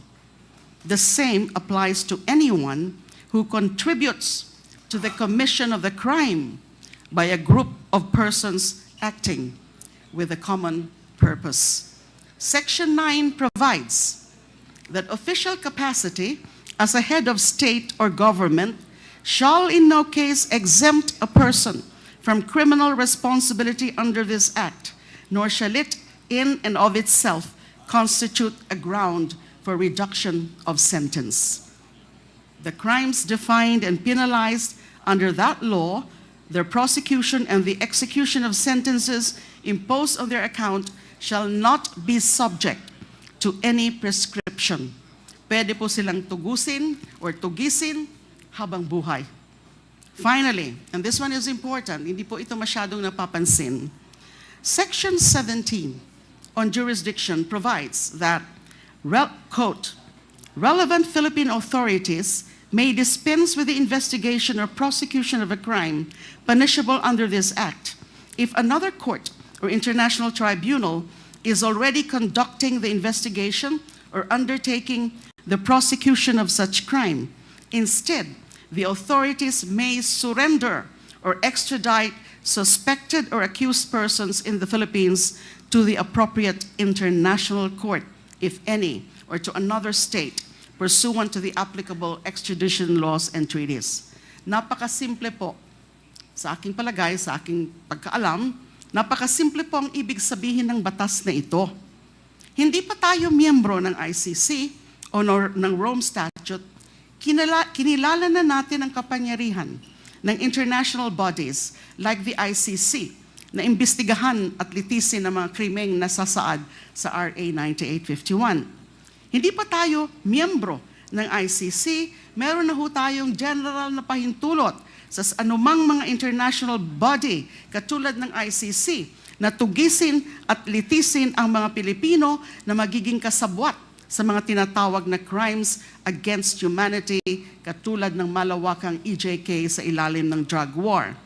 Hindi pa tayo miyembro ng ICC na ilahad na natin sa batas na yan na kung sakali may international body na nag-iimbestiga ng crimes against humanity, maaari nating isurrender o i-extradite sa international body na katulad ng ICC sa The Hague, Netherlands, and mga sangkot sa mga ganitong klase ng krimen.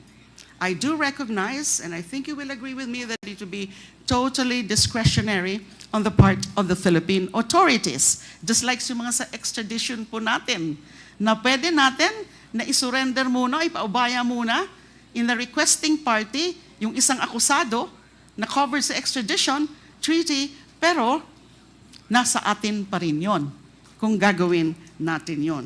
Kaya ko po to sinasabi kasi through this law, we have recognized the jurisdiction of the ICC over crimes against humanity committed in the Philippines, even before we ratified the Rome Statute as a binding treaty.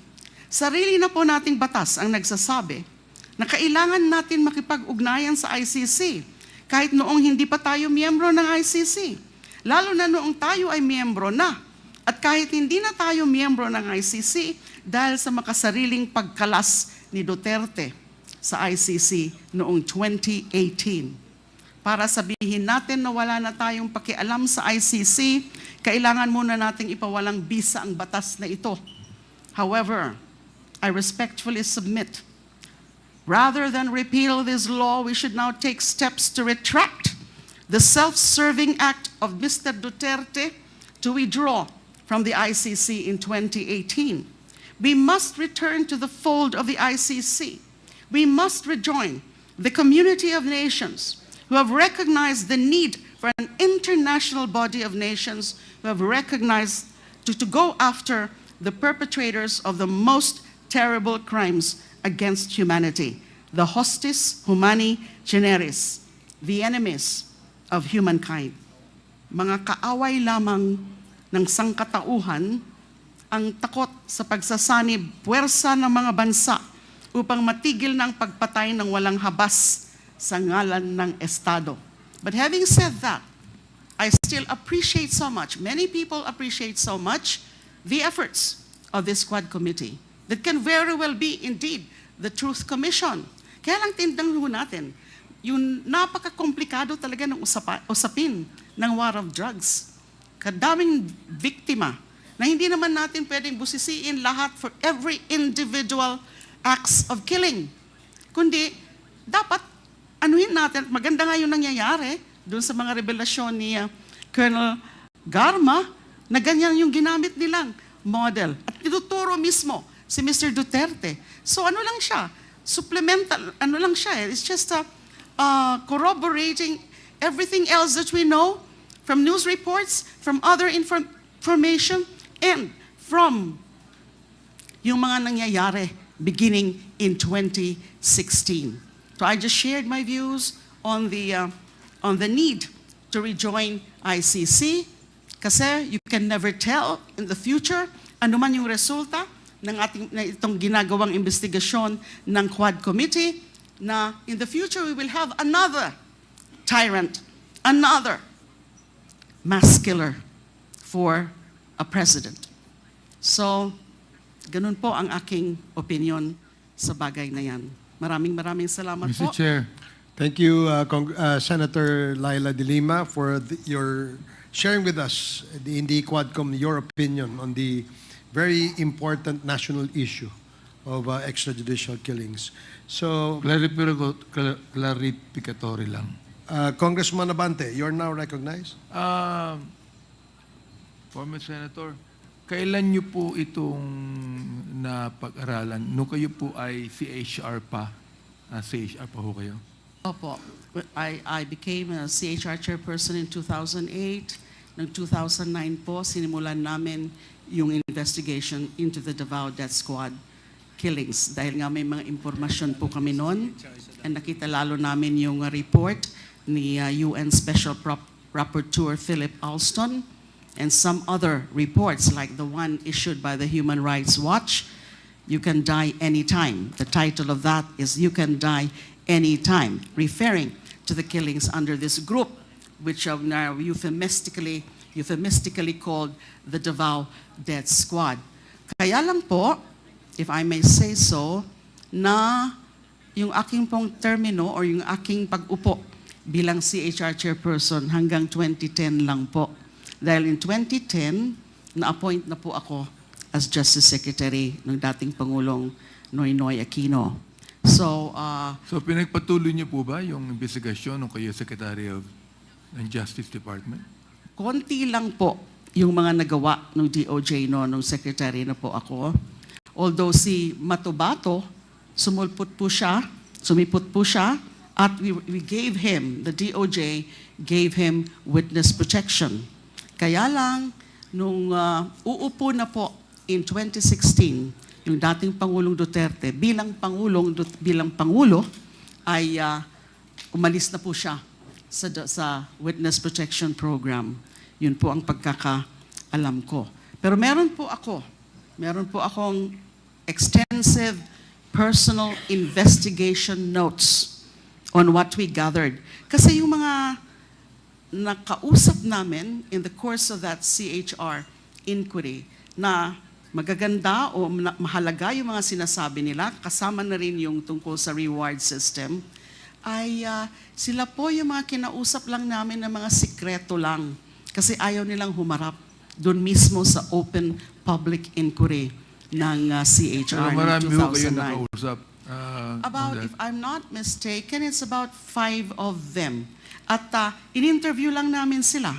Kasi sa karamihan sa kanila ay hindi naman ayaw pong mag-execute ng formal affidavit. But we interviewed them. That's why I took down notes, personal notes, and gumamit nga po sila ng mga aliases. Maaari niyo po bang isubmit ang inyong findings sa committee? Yes, I can share with this committee my personal investigation notes on the conduct of the CHR inquiry. Kasi pag alis ko nga po, wala pa yung resolution. Later on, the CHR under new leadership came out with a resolution. I think that was in June of 2012. Okay, Mr. Chair, did you also submit that to the ICC? Your findings, My personal notes, I think I have. My personal notes, at meron pa ho ako mga iba na mga shinare with the ICC. One last question, Mr. Chair. I would like to refer to Colonel Espinido. You were directly mentioned by the former senator. So will you please answer her now on that issue? Are you corroborating with the former senator on this, or? Good morning, Your Honors, Mr. Chair. Good morning, ma'am. For me, as Chief of Police at that time in Albuera, I am one of endorsing the complaint to the DOJ. One of those names is Ma'am Leila de Lima for the affidavit that was already made by Mayor Espinosa together with his lawyer, Villarino.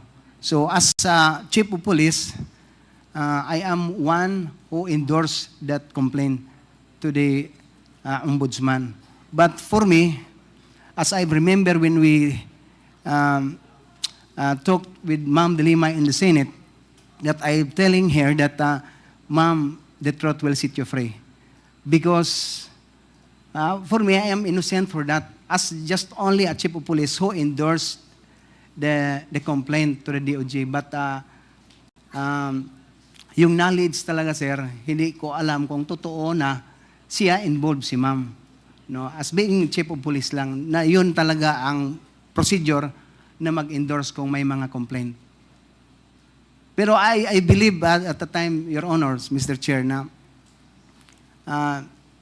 kinausap na si Mayor Espinosa kung nalaman naman ng buong mundo na si Mayor Espinosa was already there in Camp Crame to Sirbato for surrender. So pag turn over niya sa akin, dala na yung mga statement na ganon. So what I did is just only to endorse the complaint to the Ombudsman, Your Honors, Mr. Chair. Mr. Chair, thank you. I'll be asking more questions later on. Thank you, Congressman Abante. We have a list of those who will interpellate Senator Laila de Lima. And the first to interpellate is Congressman Raul Manuel. You are recognized. You have 10 minutes. Thank you, Mr. Chair. Good morning po sa fellow members ng Quadcom, sa mga resource persons din po natin. Mr. Chair, nabanggit po ni Senator Laila de Lima na ang leader mismo ng Davao Death Squad ay mismo yung dating mayor din, Mayor Rodrigo Duterte. Did I hear it right, Mr. Chair? Yes, those are the claims of those witnesses that we talked to. That is also the claim of Edgar Matobato and Arturo Las Cañas. At Mr. Chair, siya po yung merong alias na Superman bilang leader ng Davao Death Squad. That is correct.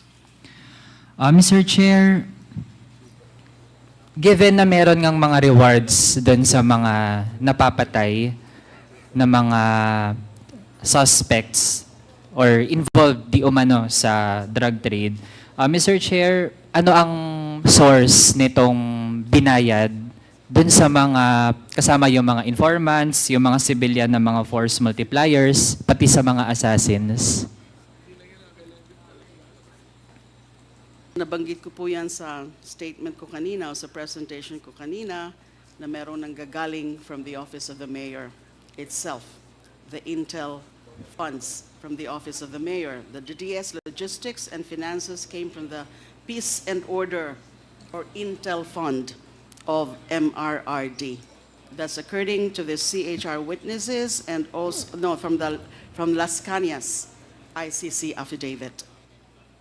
Mr. Chair, may we get once again yung breakdown, ano-ano po yung mga pwedeng pinagpuntahan nitong intelligence funds? Halimbawa, as mentioned, meron pong pati mga Christmas gifts dun sa mga police na aktibong nagpatupad ng ganitong tipo ng giyera kontra droga. Yes, yung nasa isang slide kanina, yung according to the CHR witness, kung ilan yung amount, kung magkano yung amount for the 1988 to 2000 period. Kasi sinabi ko kanina na actually 2 periods yung DDS, 1998 to 2000, then 2001 to 2016. Nagkaroon ng break nung naging congressman yung dating mayor. Now, so 15,000, 5,000 to the handler, 10,000 to the assassins, and then yung sa 13,000 to 15,000, 3,000 to 5,000 for the handler, 7,000 to 8,000 for the assassins, and 500 to 1,000 for civilian informant abanteros. They call them abanteros. Yung kay Mr. Las Cañas naman, ang sinabi niya sa kanyang affidavit, DDS members were paid anywhere from 10,000 to 20,000 for every victim. Yun yung sa mga ordinary victims. At yun meron naman tinatawag na special project killings, mas mataas. They were rewarded anywhere from 100,000 to 1 million pesos depending on the status of the target. Yun po ang mga natandaan ko nung binasa ko yung affidavit ni Mr. Las Cañas at doon din po nung binasa ko at review ko yung aking personal investigation notes from the CHR investigation. Thank you, Mr. Chair. Mr. Chair,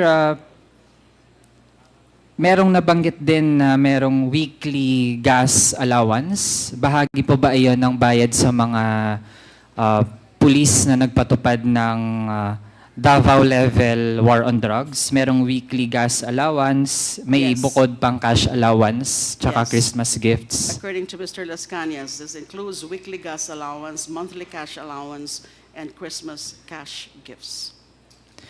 Mr. Chair, ano po ang pagtingin ng ating resource person, Senator Laila de Lima? Kasi kung ang nabanggit ni Colonel Garma ay pinatupad ang Davao model from ang scope lang ay sa Davao City at ginawa itong isang nationwide na drug campaign.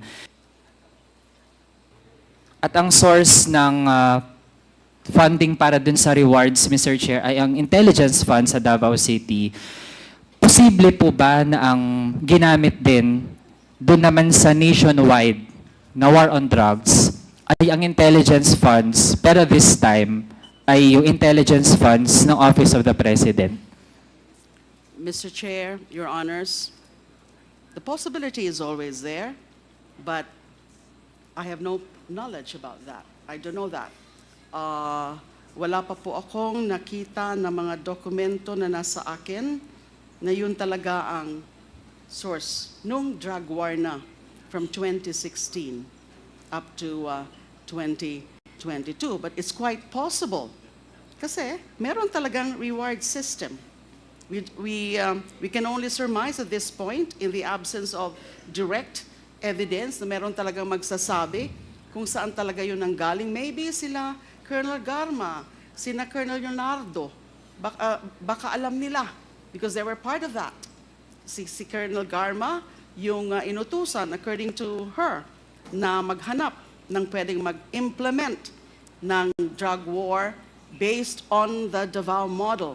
And this is, yung sinabi ko kanina, this was the Davao model. May kasamang mga reward, may kasamang mga cash incentives, may bracketing din. Depende kung sino involved, kung sino papatayin.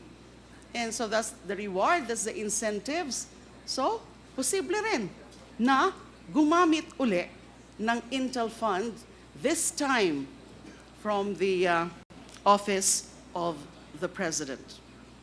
Thank you, Mr. Chair. Before I proceed sa iba kong tanong, dahil Mr. Chair, kung doon pa lang sa unang taon ng pagpapatupad ng war on drugs sa ilalim ni former President Rodrigo Duterte, doon sa Committee on Human Rights, kuha nating figure at mismo ay yun pa yung sinight na accomplishment sa report ng Presidential Communications Office ay umabot sa nasa ilang tens of thousands.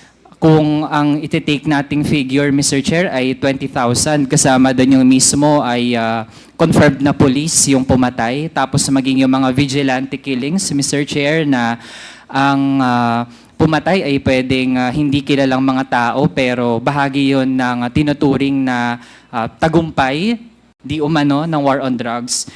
Kinompute kasi natin, Mr. Chair, kung 20,000, doon pa lang sa time frame na yon, 20,000 na yung mga napatay.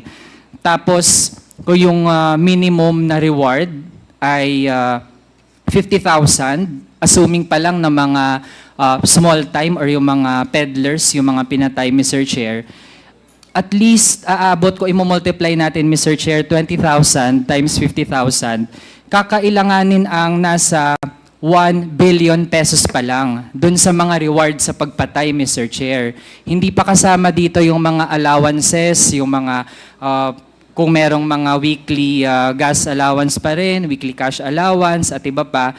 Sa rewards pa lang, Mr. Chair, sa ganong time frame, 1 billion pesos na ang kailangan.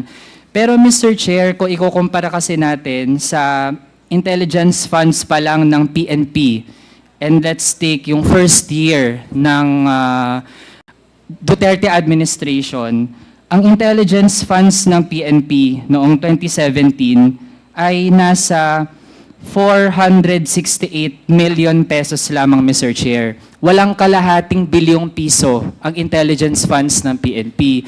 So kung ganun, Mr. Chair, saan pwede talagang kumuha nung ganun kalaking pera bilang pangbayad, bilang premyo doon sa mga pulis na nakapatay? Kaya Mr. Chair, kung magpo-process of elimination tayo, dahil PNP lang naman yung pwedeng ahensya, sana na pagkunan ng ganun. Pero then again, kahit yung intelligence funds ng PNP hindi sapat So wala nang ibang agency, Mr. Chair, na merong mas malaki pang intelligence funds na pwedeng pagkunan, walang iba, kundi yung mismong Office of the President. Lalo na kung itutugma din natin yan dun sa mga testimonya na merong mga taga-presidential management staff na bahagi rin nung channel, nung reward system na ito mula sa presidente patungo sa mga kasunod na mga level ng mga police officers, maging si Senator Bongo, si PNP Chief Bato de la Rosa, at iba pang mga dating opisyal under the Duterte administration. Kaya with that, Mr. Chair, tingin natin meron ding sapat na batayan para atin na ring silipin paano ginamit ng Duterte administration ang kanyang intelligence funds. Darating din sa punto, Mr. Chair, na dapat ay mag-issue na rin tayo ng subpoena ducis tecum sa mga dokumento na sinubmit ng Office of the President to COA, to the Commission on Audit, para talaga mabusisin natin kung ano yung naging justifications for the use of intelligence funds by the Office of the President under Rodrigo Duterte. So, kasunod, Mr. Chair, kasunod na tanong kay Senator Laila de Lima. Nabanggit po kasi ang tungkol sa quarry mass grave. At kung isipin ko palang kahindik-hindik ito, Mr. Chair, kaya pasintabi na lang po sa ating mga kababayan na baka sa ganitong oras ay kumakain habang nanonood sa Quadcom hearing. Mr. Chair, meron po bang binigay na description yung kung sino mang witness patukol sa paano ba na-facilitate ang ganitong mga mass grave? Paano gumagana yung, paano hinandle ang ganitong mga mass grave? Mr. Chair, Your Honors, kasama po kasi sa organizational structure ng DDS, ay yung pinakita po kanina, na there is this SPO4 Bienvenido Laod as team handler, and in charge of the Laod Quarry Mass Grave. Nandyan din po yung si SPO3 Jim Tan as team handler, and in charge of the Mandug Mass Grave. Doon pa lang ho, nung nag-iimbesti kami sa 2009, may mga nakapagsabi na po sa amin na meron ganyan na mga mass graves kung saan tinatapon yung mga naging biktima ng DDS. Now, sinubukan ho namin na puntahan yung sa Laod Quarry. Kaya lang, nung pagdating po namin doon, mukhang hindi ho namin naabot yung exact location kasi the Laod property is a hilly part. Medyo ano po yun, parang hill. And then, akala namin hanggang dun lang at a certain point, nakakita kami ng ilan-ilan, konti lang, na human remains, skull. Pero we learned later na hindi naman pala doon yung mga talagang mass grave of that property. It was in a higher portion of the Laod property, na nandun nga daw po yung karamihan ng mga tinatapon nila na mga pinatay. So there are actually several mass graves from various sources. Yung Laod, and then yung Mandug mass grave, and then meron din ho sa Samal Island. Yun po ang mga informasyon na nakuha namin. So we actually applied for search warrant. But then, nag-quinash ho ng isang RTC of Manila or Quezon City, I'm not sure anymore. Later, na reverse yung quashal of the search warrant ng Court of Appeals. And then eventually, the Supreme Court in 2014 affirmed the validity of the search warrant or affirmed the decision of the Court of Appeals. Kaya lang, wala na hong naging follow-up implementation of the warrant of arrest, either by CHR or by PNP, because I think because by 2014, insofar as CHR is concerned, its investigation closed already when it submitted or issued its resolution of June 2012. So hindi na po na-follow up yung ano sana ng mga mass graves na yan. Mr. Chair, may nabanggit na tatlong location ng mga mass grave. dun sa course ng investigation ni Senator Laila bilang dating chairperson ng Commission on Human Rights, meron po bang credible estimate kung ilan itong mga mass grave na ito na siyang facilitate ng Davao Death Squad bilang bahagi ng war on drugs? It was difficult to really determine with to come up with a credible figure. Ang natatandaan ko po, yung si Edgar Matobato, meron din po siyang sinabi tungkol dyan. I'm not sure if he actually mentioned any number with respect dun sa mga alam niya na mga linibing nila. In fact, in some of those, participant talaga siya sa paglilibing kasama yung mga iba pang miyembro ng DDS.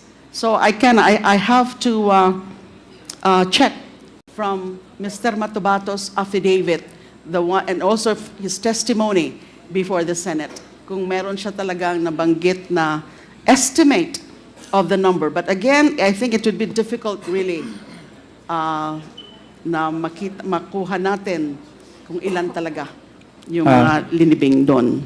Thank you, Mr. Chair. Pero Mr. Chair, at least, so far alam natin, merong at least 3 na mga mass grave. Tama po ba? Yes. Thank you, Mr. Chair. Kasi Mr. Chair, isipin pa lang natin, kahit nga isang mass grave pa lang ay sobrang heinous na ng kung sino man yung mga gagawa ng isang ganong bagay. Tapos doon lang basta-basta magtatambak ng mga bangkay ng mga tao na merong mga pamilya, 'di ba? Merong mga pinanggagalingan din, merong mga gusto sanang gawin sa buhay pero napatay na lang ng gano'n na lamang. Mr. Chair, meron po ba kahit isa lang doon sa mga bangkay mula sa mga mass grave na na-retrieve pa para maibalik sa kanilang mga pamilya? Wala po ako matandaan.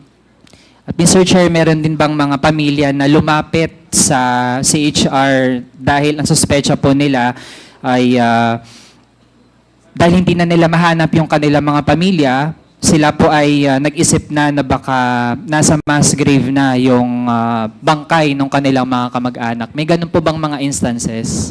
Wala po akong ma-recall if there are really families ng mga victims sa DDS killings na lumapit sa CHR para hanapin yung kanilang mga bangkay. Ang alam ko, because it's more recent, is that may mga families of victims who visited me when I was in jail at Camp Crame at the PNP Custodial Center, and there were quite a number of them who relayed to me yung mga naging experience nila, yung tungkol sa pagpatay under the war on drugs. But as to the mass graves, again, I will have to review my personal notes. Comprehensive po yung aking personal notes, and I'll have to check that out. Mr. Chair, Your Honors. Mr. Chair, noong ginawa ng nationwide model, yung model ng war on drugs galing sa Davao, na pinamunuan nung then Mayor Rodrigo Duterte. Mr. Chair, dahil I would assume na hindi na ganun kadaling mag-set up ng mga mass graves, lalo na kung ginawa halimbawa yung Oplan Tokhang sa mga urban centers. So, in that case, ay based dun sa initial investigations nung si Senator Lela de Lima ay nag-lead na po ng isang komite sa Senado, ano na po yung kadalasang paraan para ma-dispose yung bangkay ng mga naging biktima, no? Kahit ng mga inosenteng biktima ng war on drugs? Siyempre yung mga sa salvaging. Pero alam niyo po about the Senate inquiry. I was the chairperson of the Senate Committee on Justice and Human Rights, but I was able to preside or conduct only an inquiry for 3 hearings. Kasi po after the 3rd hearing, kung saan prinisenta ko po si Edgar Matobato, ay inalis na po ako bilang chairperson of that committee by the majority of my colleagues then. So iba na po yung nagpatuloy. Because in that Senate inquiry, gusto ko sana talagang tukuyin na yung mga killings na yan, starting in 2016, are really state-sponsored or state-inspired. Kaya lang, as I would remember, may naka-ready actually na about 13 CHR witnesses from the CHR na provide sa Senate Committee on Justice and Human Rights. Pero dalawa pa lang po yung na-present ko, and also si Mr. Edgar Matubato, but I was already ousted as a CHR chairperson. Now, after the third hearing, what I recall is that 3 more hearings were done under a new chairperson. Pero it was abruptly terminated kasi they did not even call the other available CHR witnesses na ready sanang i-present before I was ousted as CHR chairperson. They did not even present them. So ang nangyari, they issued the findings, the resolution, and one of the core finding is that there's no evidence that the killings at that time were actually state-sponsored. Something that I wanted to prove sana kung hinayaan lang po ako. Although of course I could understand that perhaps it was such a tough job, a tough challenge for me to prove it. Especially that nandyan pa yung dating Pangulo sa poder, na nahihirapan pa na talagang kumuha ng mga iba pa, ng mga witnesses, especially from within. Hindi katulad po ngayon na naglalabasan na po sila. May mga insiders na po na sinasabi na kung ano yung mga nalalaman nila, but not during that time. Pero I wanted to do it. After sana the presentation of those CHR witnesses, these are individual accounts of individual cases of summary execution during operations, yung mga sinasabi nilang nanlaban, pero hindi naman pala nanlaban. I was also looking at the medical certificates, the various medical certificates that we got. Marami po yun. At ang dami talaga mga kaduda-duda doon. And of course, we summoned then PNP Chief Bato de la Rosa and other officials of the PNP, but they were all denying that these are the workings of PNP forces or that these are cases of EJKs and let alone state-sponsored killings. So yun po. So nothing came out. It was almost a whitewash. Kindly wrap up, please. Yes, huling topic, Mr. Chair, since na-present din ang relation ng ating local law dun sa ICC or yung International Criminal Court. Since some camps would say na hindi dapat tayo maging open sa quote-unquote intervention, no? Ganon yung tinatawag sa mga hakbang na ginagawa ng International Criminal Court since dapat daw ay ipatupad natin yung ating sariling batas. Huwag daw tayong pumayag na panghimasukan tayo. No? Ganon yung pagtingin sa ginagawa ng ICC. But since Senator Laila mentioned yung Section 17 ng RA 9851, tama po ba yung aking interpretation, Mr. Chair, na pinapatupad pa rin naman natin yung ating local law, which is yung RA 9851, if the Philippine government cooperates with the International Criminal Court? Dahil sa committee nga po natin, Mr. Chair, sa Committee on Human Rights and Committee on Justice, we approved a resolution. We are urging, as part of the legislative, we are urging the executive na mag-cooperate sa ICC when it comes to this war on drugs. So, ibig sabihin, Mr. Chair, we are not surrendering our sovereignty. We are actually implementing the intent of our domestic laws kapag mag-cooperate ang Philippine government sa ICC. Tama po ba yung aking pagtingin, Mr. Chair? Tama po yan, Mr. Chair and Your Honors. Dahil nga nandyan ang batas. In fact, nauna pa yan, 2009, before the Senate ratified the Rome Statute. But yung Rome Statute po was signed as early as 2000. I was just reminded by Attorney Conte earlier that it was actually signed by the former President Erap Estrada. Kaya lang, the ratification took some time. So it was only in 2011. But before that, pinasanga itong RA 9851.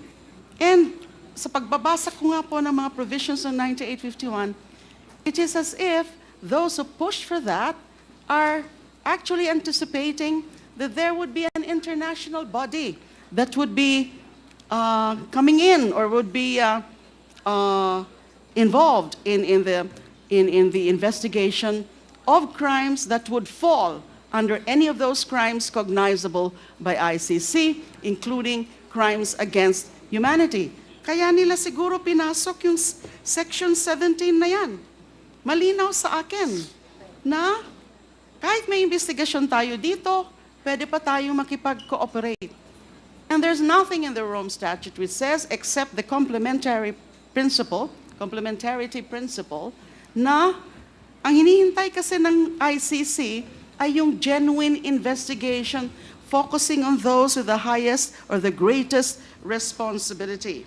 If I may just quote from the ICC pretrial chamber's decision in January 26, 2023, decision authorizing the resumption of the investigation.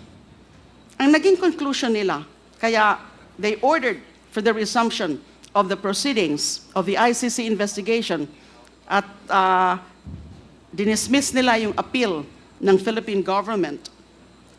And I quote, "The domestic proceedings in the Philippines do not sufficiently mirror the expected scope of the court's investigation, since they only address the physical low-ranking perpetrators and at present do not extend to any high-ranking officials."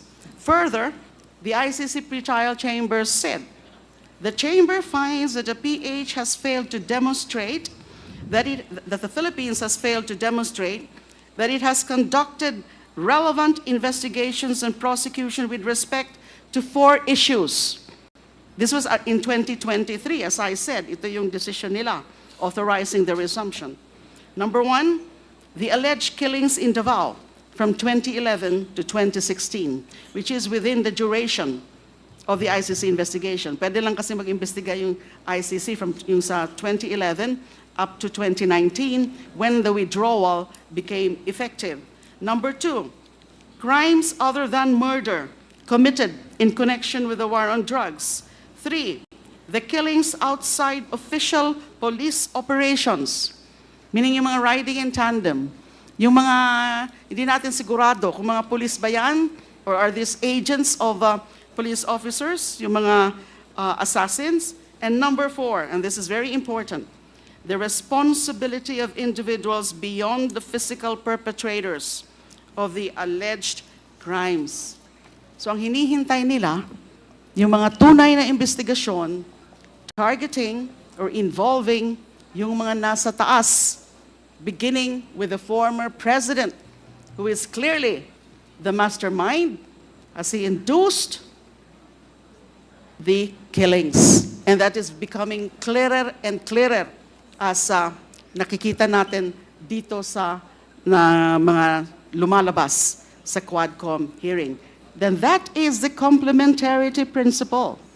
Since hindi pa nila nakikita may tunay na investigation, and when they say investigation or proceedings, they are clearly referring to criminal proceedings. So ito pong magiging resulta ng Quadcom. Fine, I think we can be hopeful and optimistic na may mga lalabas. Pero later po, o may lalabas na resolusyon na can also categorically identify yung mga nasa taas based on the evidence na makakalap o kinakalap na ngayon ng Quad Committee. But later, kung hanggang doon lang po at hanggang doon lang yung mga gagawin din ng Kongreso, because ang mandato ng Kongreso is, in aid of legislation to enact laws, it could only recommend to the other relevant agencies and offices kung ano pa mga dapat gawin, including the investigation. Kung wala talaga yung investigasyon na yan, hindi po natin pwedeng pigilan ang ICC. Because yun na yung sinabi nila. Kasi hindi pa naman talaga tina-target, puro lang sa low level. Tsaka yung ICC is not actually focusing on the low level. It's not possible for them to look into each and every case of killings under war on drug. Kaya doon sila nakatuon sa mga those with the greatest responsibility. So, Okay, yun po. so to wrap up, Mr. Chair. This is your last question, Congressman Yes. Manuel. Thank Yes, you. so just a closing manifestation, Mr. Chair, na batay dun sa mga narinig natin, edi habang yung mga nasa tuktok kasi dati na ngayon ay dapat sanang sumagot sa mga tanong natin ay naghahanap ng iba't ibang paraan para makaiwas o parang nakikipag-patintero tayo sa kanila, Mr. Chair. Kaya sa totoo lang, dapat ay ma-exhaust natin yung iba't ibang mga paraan para talaga maisulong yung hustisya para dun sa mga naging biktima ng extrajudicial killings. At bahagi niyan, Mr. Chair, habang meron tayong mga ganitong investigasyon, actually, yung pagsulong din ng investigasyon ng ICC, it complements our efforts dito sa bansa natin. And also, Mr. Chair, yung fact din na dahil nga mula sa Davao ay in-apply on a nationwide scale kung ano yung kanilang approach dun sa Davao at intelligence funds yung ginamit nila doon, we also observe a pattern, Mr. Chair, na from just 250 million pesos na level ng intelligence funds for the Office of the President, lumobo pa ito to 1.25 billion pesos.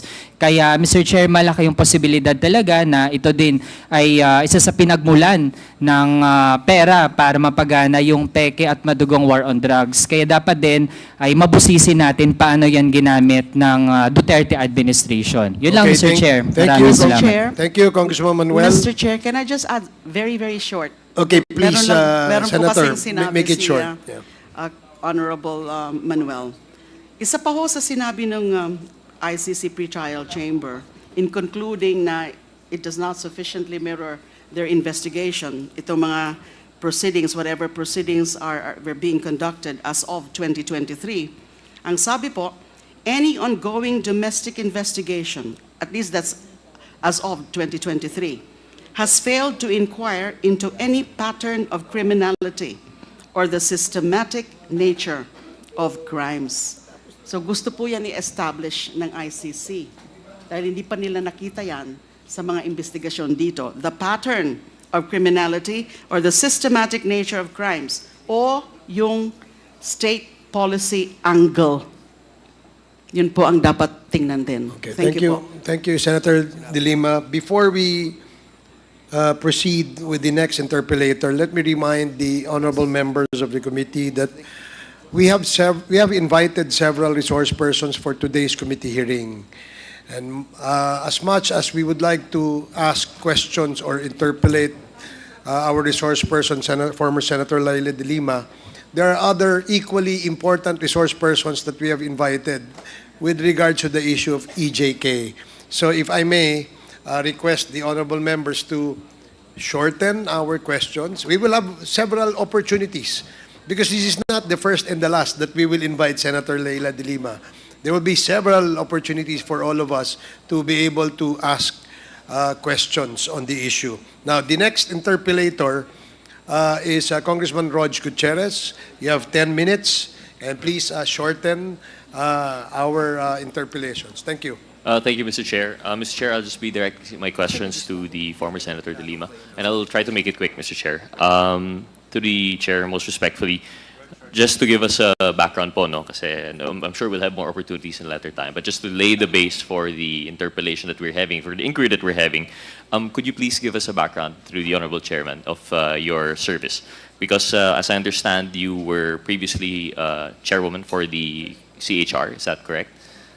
And after that, you were the secretary for the DOJ from 2010 to 2015. Yes, Mr. Chair, Your Honors. And then senator from 2016 to 2022. Yes, sir. Prior to your stint as in the CHR, may we know of your track service po in relation, anything that would be relevant to the investigation on the EJK? My first government service was as CHR chairperson. Before that, I was a practitioner, an election law practitioner. Actually, I didn't have any background in human rights before I was appointed by the former President Gloria Macapagal Arroyo as CHR chairperson. So I was an election law practitioner, so that was my area of expertise. Very limited lang po yung exposure ko ng human rights before I joined the Commission on Human Rights. Thank you, Mr. Chair. Given that background, I guess for the purposes of our inquiry on EJK, it would be appropriate to limit the interpellation for the years 2018 up to up to now, since she still is espousing this as her advocacy. So, Mr. Chair, maybe we ask just to clarify, during your stint at the CHR in 2008 to 2010, this was when you started the investigation into the Davao Death Squad. Yes, Your Honor, 2009. 2009.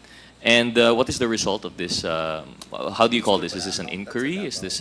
Yes, it was actually a public inquiry. We held several public hearings right there in Davao City. In fact, one of the resource persons that we summoned, and the very first resource person that we summoned, was then Mayor Rodrigo Duterte. We also summoned some other officers, especially in the police force and barangay captains, etc. Now, I was saying earlier that yung mga nakausap kasi namin ng mga insiders, kasi at that time, hindi pa namin nakausap sila Matobato and si Las Cañas. Their names were already mentioned, but we never met them before. Nung sa Senate inquiry na lang sila lumabas. So, yung sabi ko po kanina, nahirapan nga kami nung una because we have to really hold very discreet, and mga nagtatago kami nun whenever we were interviewing these witnesses, and we have to use aliases. Of course, they gave us the names, the true names, but they said they should not be revealed, their true names. So, natapos namin yung hearings, but hindi ko na po natapos yung pinaka-report because I was already appointed as DOJ Secretary. Although, as I said, I do have with me the personal investigation notes, which I actually shared with the CHR, yung pagkakatanda ko po noon. And the CHR later came up with this resolution in June 2012. Meron din po sila mga findings doon. But yung iba po, marami po doon sa mga personal investigation notes na hindi na po nila nasama doon sa CHR resolution. I have no personal knowledge about the deliberations of the CHR and bank nung wala na po ako. Which resulted in their Senate, in their resolution issued in June of 2012. Ang alam ko po, ang natatandaan ko po sa resolution na yon of 2012 is one of their recommendations is to investigate and file administrative and criminal charges against then Mayor Rodrigo Duterte and police officers who were identified to be members of the Davao Death Squad. Thank you. Mr. Chair, so from 2008 to 2010, your stint as a chairperson 2008. 2008 to 2010, you started the investigations. You've had a few public hearings. You were not around for the resolution. But the resolution in June 2012, there was one of the recommendations was to start an investigation. This was at the time that you were already Secretary of Justice, is this correct? Yes, Your Honor. Did you start any investigation in relation to the filing of this resolution? The resolution was directed also to the Ombudsman and also to investigative agencies to conduct further investigation. I gave instructions to our NBI to follow through with the findings. Although my information then was that nahihirapan din sila.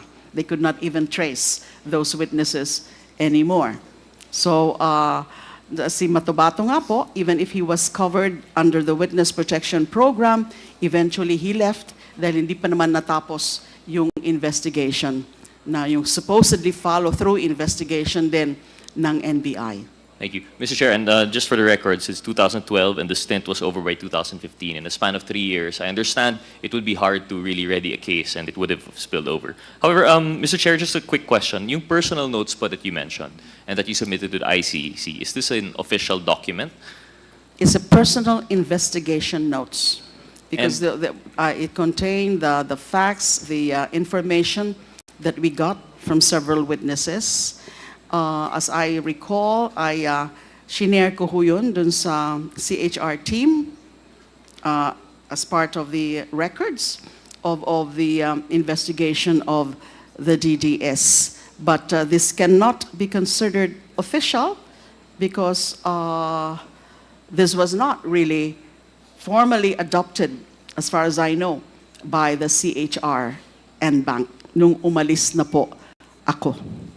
So it was not, Mr. Chair, it was not adopted by the CHR since it's personal in nature. However, it has been accepted by the ICC. Is that correct? Yes, I shared it. As I recall, although I cannot really say categorically kung talagang naipa-share ko yun because I was one of those who submitted actually a communication with the ICC, the supplemental communication. I must have mentioned that there. Thank you, Mr. Chair. And Mr. Chair, for the last question, for the last topic on the background, the professional government background, this is your Senate stint from 2016 to 2022, in which you held 3 public hearings on the EJK. May you know what was the status at the end of that? I understand under our rules we can take notice of proceedings in the Senate, but for the benefit of everyone here, and especially those who might not have had have not been part of the government at the time. May we know what was the result of that inquiry, or was it just abruptly stopped? The Senate Committee on Justice and Human Rights, chaired by another senator, because I was no longer the chair, issued a resolution, I think, if I'm not mistaken, December of 2016. I also submitted a dissenting report, a 144-page dissenting report. Now, as I mentioned earlier, the Senate resolution made a conclusion that there's no evidence that the killings then were state-sponsored. And may mga recommendations there, but not about filing of cases against Mr. Duterte because nga yung hindi naman tinapos, there was an abrupt termination of those proceedings. As I mentioned, hindi nga present lahat yung mga available CHR witnesses. So it was never pursued. And it's no longer surprising na ganun yung naging conclusion nila na hindi daw po state-sponsored. Although they made several good recommendations about, reforms in the PNP system, etc., etc. Thank you, Mr. Chair. Mr. Chair, moving forward, of course, chronologically, this is no longer part of your government service, but we can't escape the fact that cases were filed against you po. May we just know what is the status of these cases right now? Because, of course, this would come into the... some people might ask, some people might question the credibility of your presence here as a resource person. So we'd just like to know po, how many cases were filed and what is the status of each of these? There were 3 drug-related cases filed against me. Initially, as consummated illegal drug trading. Illegal drug trading, consummated. But later, it was amended by the prosecution into conspiracy to commit illegal drug trading. I think they realized that they could not really make out a good case for consummated illegal drug trading kasi wala nga sila yung mga real evidence, wala yung corpus delicti, walang evidence of what exactly the kind of drugs that I allegedly traded, money trail, paper trail, wala lahat yun. So they amended those cases into conspiracy to commit illegal drug trading in the hope that sufficient na yung mga magiging testimonial evidence nung mga witnesses, mostly believed drug lords or believed inmates. And all 3 cases now have been dismissed. I've been acquitted. These are definitely trumped-up charges. Thank you, Mr. Chair. So the 3 cases were already dismissed. Have any of them been dismissed by virtue of a demurrer to evidence, or it was all sought? Yes, the 2 of them. Among the 3, the first one was the grant of the demurrer to evidence. The second one was acquittal. And the third one was grant of demurrer to evidence. Now, the acquittal, the second case, ang alam ko po, ay inappeal pa ng Office of the Solicitor General to the Court of Appeals, which is clearly violative of the principle against double jeopardy. Thank you, Mr. Chair. So just note po, no, given the credibility for witness, and it's very important to note that the first and third were dismissed by virtue of a filed demurrer to evidence, which means that the prosecution did not have evidence to the point that the defense no longer needed to present their own. So, Mr. Chair, moving forward, just a quick question now that we're going to the meat, and I think we understand the former senator attended one of our hearings prior under the Committee on Human Rights. However, at the time, wala pa po yung revelation ni Colonel Garma. So I think it really changes everything now that we have the revelations of Colonel Garma and the corroborative evidence that somehow the so-called Davao template was sought to be replicated in nationwide scale. We'd just like to ask, given we were lucky, you have our resource person here comes today wearing multiple hats. She was the commissioner of the CHR, which the task actually is to be a counter-check to our authorities. At the same time, she served as part of the structure of the authorities when she was Secretary of the Justice. And finally, while she was part of the legislative under Senate, she actually filed an inquiry on EJK. So given your extensive knowledge of this, and that you've had a background from the local up to the point, and even chronologically up to the point in time in which supposedly there was already that progression from local to national. Could you please educate us? Because one thing that I think that we have to be concerned with is the so-called labeling of the war on drugs versus the EJK, extrajudicial killing. Because po, as we understand, based on the testimony of Colonel Garma, yung war on drugs po is under the auspices of authority. It is being conducted under the organization of the Philippine National Police, supposedly. Whether these elements of the PNP were working within or outside of the authority of the PNP, that does not escape the fact that it's more aligned to the state-sponsored element. However, when we talk about the EJK, and specifically in your inquiry on the DDS, we're talking more of the vigilante killings. And I believe last time there was a presentation, I believe it was Attorney Conti. May we ask you very quickly to Attorney Conti, Mr. Chair, I understand in your presentation last time there was a distinct point in time in which the war on drugs transitioned from vigilante killings onto state-sponsored police operations. Can you please elucidate on that once again? Yes, according to the data, the information from media reports, in the first 3 to 6 months of the war on drugs, it started with vigilante killings, and then eventually it transitioned to police perpetrated killings. So dito na po nagsimula bandang 2017 yung talagang police operations, whether by bust, arrest warrants, or search warrants. Thank you, Attorney Conti. Mr. Chair, so back to the former Senator De Lima.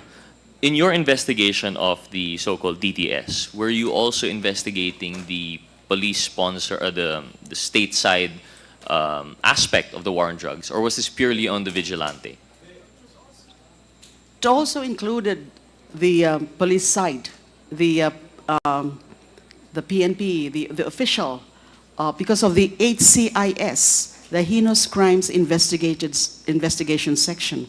That was part of the official organizational structure of the DCPO, then the Davao City Police Office. So yung mga naging member, especially the original members of that Heinous Crimes Investigation Section, were actually the DDS members, as testified on or attested to by, especially by Arturo Las Cañas. So it's not just the killings by the riding in tandem, the unknown assassins, but precisely the structure which points to the fact that these are headed, especially the handlers, by policemen under the DCPO.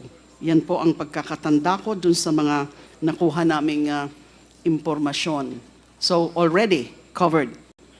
Thank you, Mr. Chair. So the former senator has now confirmed, aside from the vigilante killings, the riding in tandem, and the Sinaloa-style killings, according to Attorney Conti, there were also police operations involved. Can you confirm for us, through the chairman, of course, the operational aspect of the police? This would include yung mga nanlaban in legitimate police operations and buy-bust operations. Was this something that was investigated in the locality of Davao during your time as CHR?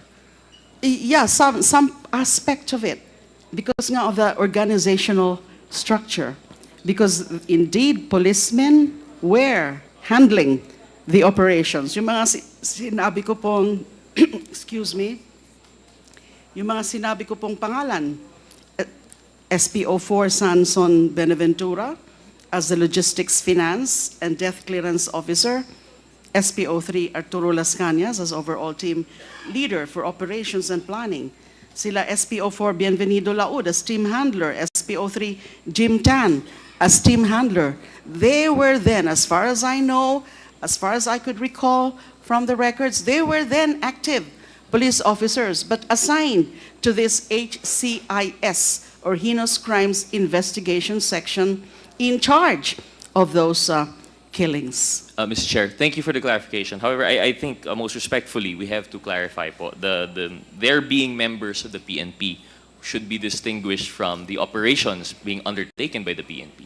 Because while we have confirmed, based on your testimony, that they are confirmed to be active members of the uniformed personnel, but if the way that the EJK was conducted was solely limited to the vigilante side, we're talking about Sinaloa killings, abduction, riding in tandem, extrajudicial, this would be different from the state, the police operation side. Because what we've seen based on the operations, they come in two forms. You have, usually when we're talking about the HVT, the high value target, this would rely on vigilante killings that we would see and have seen based on testimony also of Colonel Garma. But we also have to consider that for the supposedly legitimate operations in which later on there is supposedly, allegedly planting of evidence, nanlaban, drug buster by bus which has gone wrong, I think this would be considered as under the auspices of a legitimate police operation. Now my question to the former senator, to the honorable chairman, is that was this part of the so-called DDS operations in the locality? Because what I'm talking about here, what we're basing on, the testimony of Colonel Garma is talking about the nationwide scale. And we've seen it. The testimony of Attorney Conti, we're talking nationwide, we've seen both vigilante and police operations. My question now is, at least for the investigation of the DDS in Davao, did this involve, because I understand there's the HCIS and that they were active members of the police force, but did they employ buy-bust operations and nanlaban to perpetrate this so-called war on drugs? To answer your question, Your Honor, I have to point out that the nanlaban concept actually originated in Davao and invented by the DDS. So it's not something new. There may be fewer cases then, kasi karamihan nga is the riding in tandem, mga vigilante killings as induced by then Mayor Rodrigo Duterte. But there were also specific cases na ganon, because the nanlaban concept actually originated from the DDS operations. Thank you for that confirmation. So although it might have been a few, it's not novel. There was a nanlaban and there was supposedly legitimate police operations conducted in the locality. Yes, Your Honor. Mr. Chair, one more question on that. Given that the transition from the local to the national, from the local it was talking about barangay to LGU level, city. Of course, it would take a lot of expanding for it to go into the national level. And we've had through the PNP yung, now we're talking about yung double barrel, Oplan double barrel. You have the Tokhang and then the high value targets. Was this something that you also saw being conducted in Davao at the time that you were conducting your investigation to the DDS? Or was this purely mostly skewed towards the vigilante side? Okay, the Oplan Tokhang and then later the Oplan double barrel, they became more pronounced and as they became official operations because of that PNP circular. No, I don't remember any evidence or any document or any information that there is such an official operations plan that could be similar to the Oplan Tokhang or Oplan double barrel. But, as I said earlier, meron din mga nanlaban operations. So, these are actually implemented by certain police officers in Davao. So I would not know how they call them, but I'm sure there are really such plans. Kasi nga, doon sa organizational structure, again, based on on Arturo Las Cañas' information, it's then Mayor Rodrigo Duterte who was the very head of the Davao Death Squad. Thank you, Mr. Chair. And the last point, given that there might be some differences, it might not have been formalized, but we see a pattern. But Yes. most distinctly is that you have confirmed just earlier that there was a rewards and payment scheme And I think this is what's very important for us here in this inquiry today, given that this has basically been confirmed by Colonel Garma.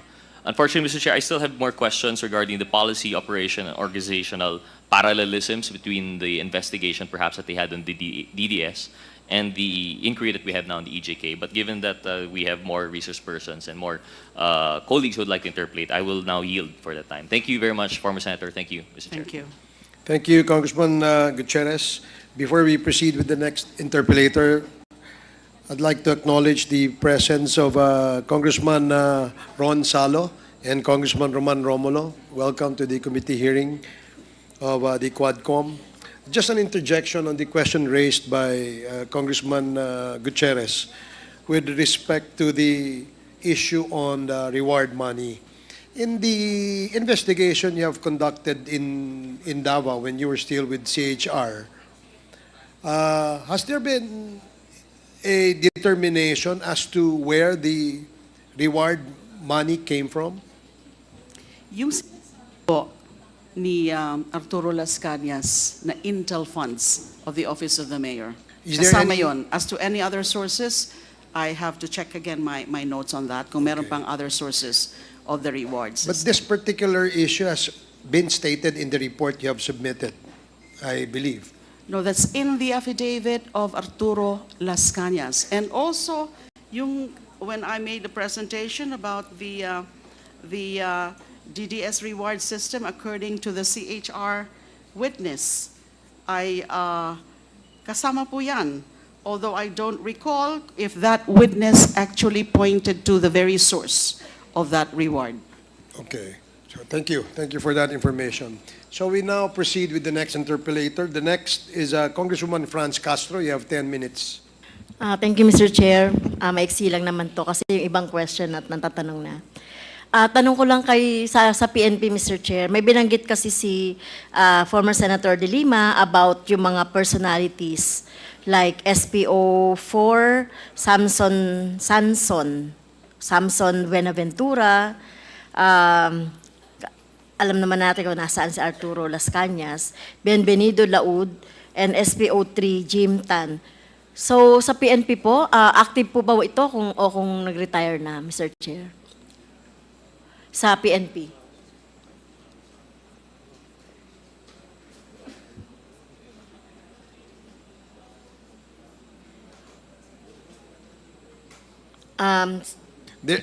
Earlier, Congressman Paduano moved for the issuance of a show cause order to For them. Sunny Sanson Buenaventura and Sanson Buenaventura one and the same? I believe so, Your Honor. Okay, so there was already a motion Okay. to issue a show cause order. Yes, thank And you, Mr. Chair. may I know what's the name of that gentleman over there? What? Sir, good afternoon. Brigadier General Chinayog, the Acting Director of Personnel and Records Management ng PNP po, sir. As to the question of the good Congresswoman, we will find out sa aming record, sir, kung existing ang tao. And we will give the feedback. Thank you, sir. Okay, thank you. Thank you, Congresswoman Castro, please proceed. Thank you, Mr. Chair. So meron tayong according to Secretary Senator De Lima, yung RA 9851 on the legal basis kung pwedeng natin makasuhan. So pwede na po ba itong magamit ng ating mga pamilya na biktima ng EJK to prosecute po yung si Duterte at saka iba pang mga perpetrator ng EJK?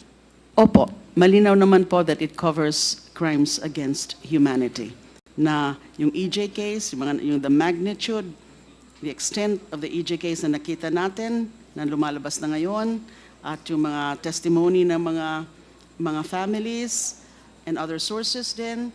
Now, it's certainly a case of a crime against humanity, specifically of murder. Kasi systematic and deliberate targeting of a civilian population. And we are talking about the alleged drug offenders. Yes, okay. Thank you, Mr. Chair. Gusto nating malinaw yun, ma-emphasize yun dahil medyo matagal pa yung ICC, no? At itong ating mga pamilya ay pamilya ng mga biktima ng EJK ay matagal na, Mr. Chair, na naghahanap ng accountability and justice. Kaya pwede yon.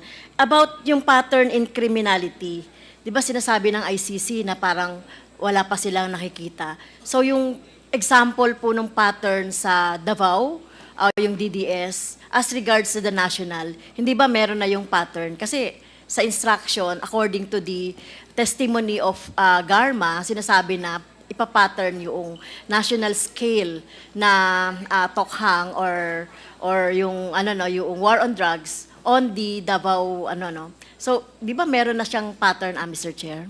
Opo, makikita natin na nandiyan ang pattern. Pero pwede pang dagdagan yan, pwede pang makakuha pa ng mga indications, mga factors na pwede talaga nating sabihin na may pattern of criminality. Yung tungkol naman po sa ICC, ang sinabi ko po is that one of the reasons or one of the main reasons kung bakit they authorized the resumption of investigation after junking the appeal of the Philippine government is that hindi pa nga nila, wala silang nakikita na any proceedings in our country, especially criminal proceedings, they're trying to establish the pattern.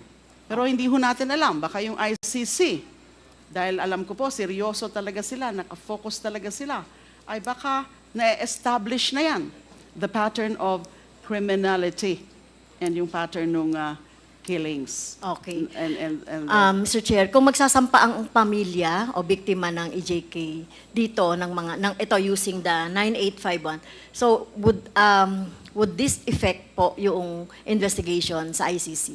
It would depend on kung ano makita ng ICC na magiging progress of the case. Na baka hanggang filing of complaint lang. But as to really the gathering of the necessary evidence, baka kulangin. Or baka hindi na maging talagang, hindi katulad nung ginagawang, alam ko, talagang masigasig sila. And these are expert investigators. And na kumakalap na talaga, baka nga malapit na silang matapos sa kanilang investigation. We certainly hope na matatapos na yung ICC investigation, at least in so far as to try to trigger the next step, which is the issuance of the warrant of arrest. Thank you. At tingin nyo, Senator Lima, nakakatulong itong ginagawa ng Quadcom? Yes. Okay. Sa Yun tingin lang ko po, Mr. Chair. Thank you. Thank you, Congresswoman Castro.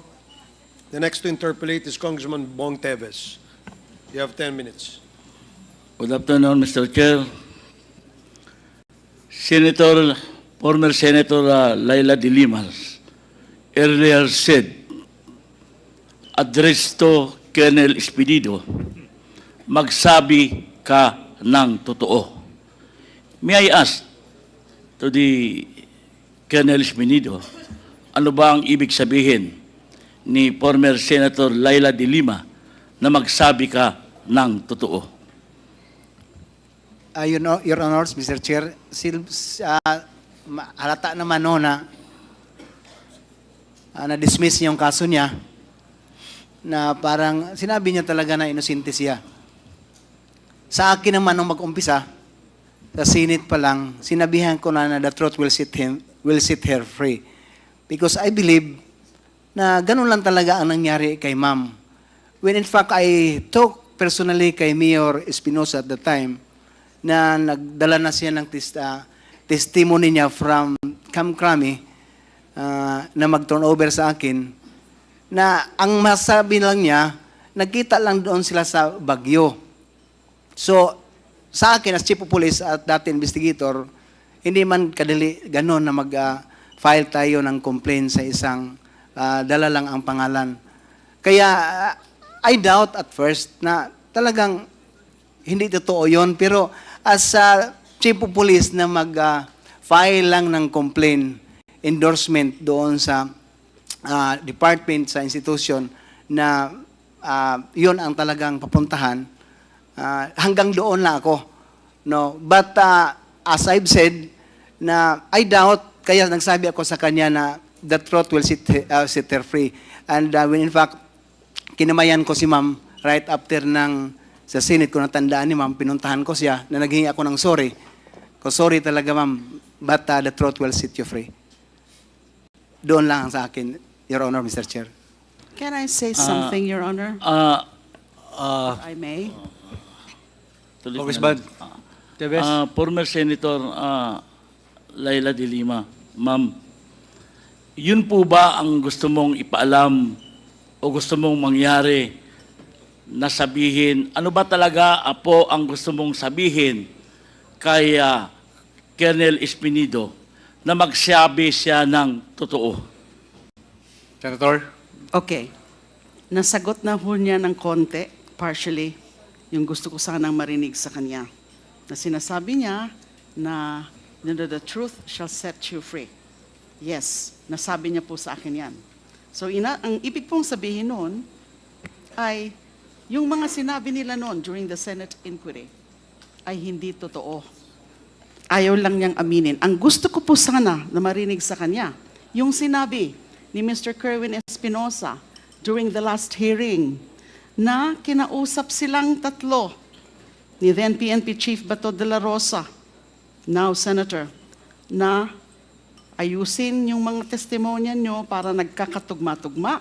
Although I think Colonel Espinido will remember na kahit nga ganun na yung kanilang naging guidance or instruction from then PNP Chief Bato de la Rosa, hindi pa rin naging tugma yung kanilang mga sinabi during the Senate inquiry. Kasi in the first place, yung kilala ba ni Mr. Espinido, si Ronnie Dayan, kilala ba ni Kerwin Espinosa, si Ronnie Dayan, sinasabi na, sabi ni Kerwin Espinosa, na-meet daw niya si Mr. Ronnie Dayan through Colonel Espinido.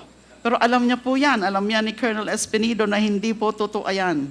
Yung sinasabi about yung nagkita sa Burnham Park, yung pinakita po nilang supposed evidence of my alleged involvement in the illegal drug trade of Mr. Kerwin Espinosa ay yung picture na yan na pinapakita na mukha ngang nasa Burnham Park.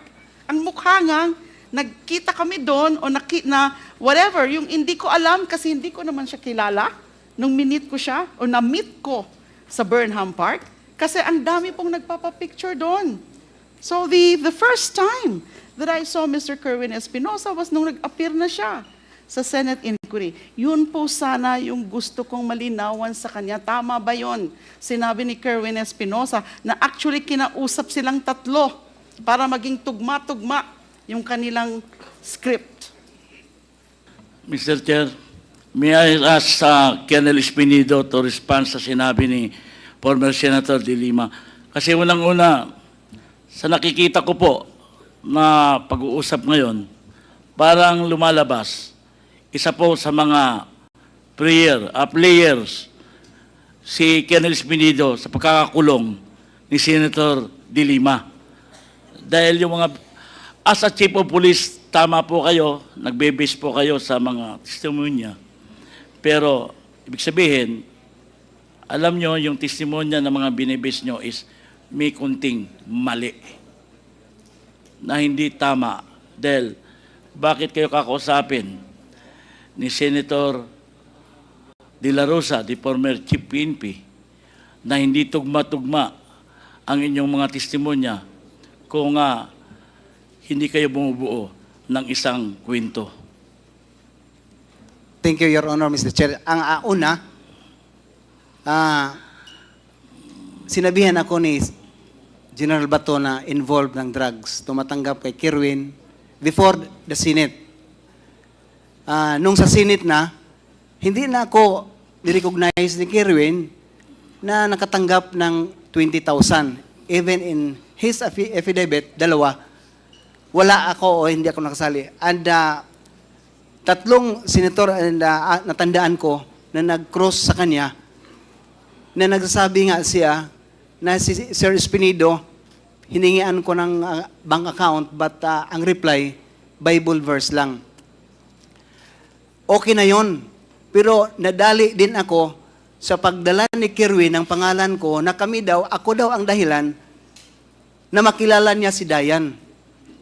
At the time, Your Honor, Mr. Chair, nagvoluntary ako pagbigay sa Senate ng cellphone ko.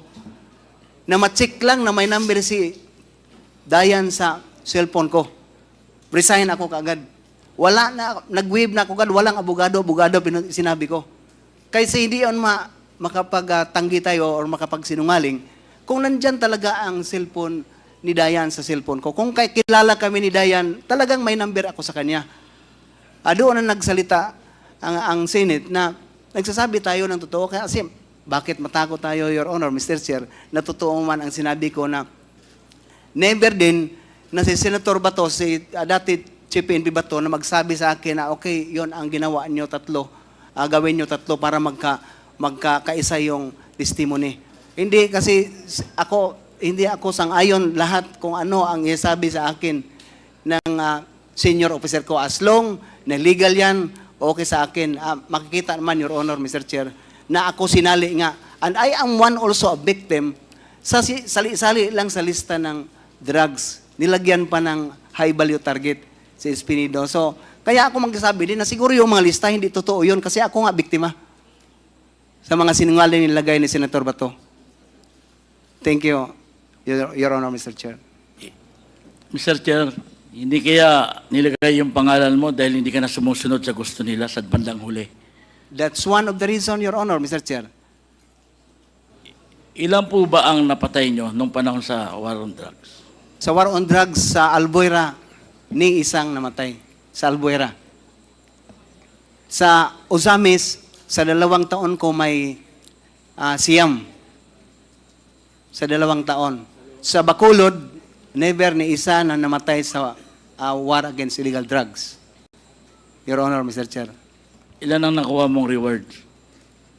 Kung reward lang, matandaan ko, Your Honor, Mr. Chair, kasi may resolution ang Ozamis, si Mayor Aldong Parhuinog at the time, na kung may makahuli ang pulis ng isang malaking drug pusher, may 100,000 na ibigay from the local government unit. So nakakuha kami ng 600,000. Nakatanggap together with the presence of the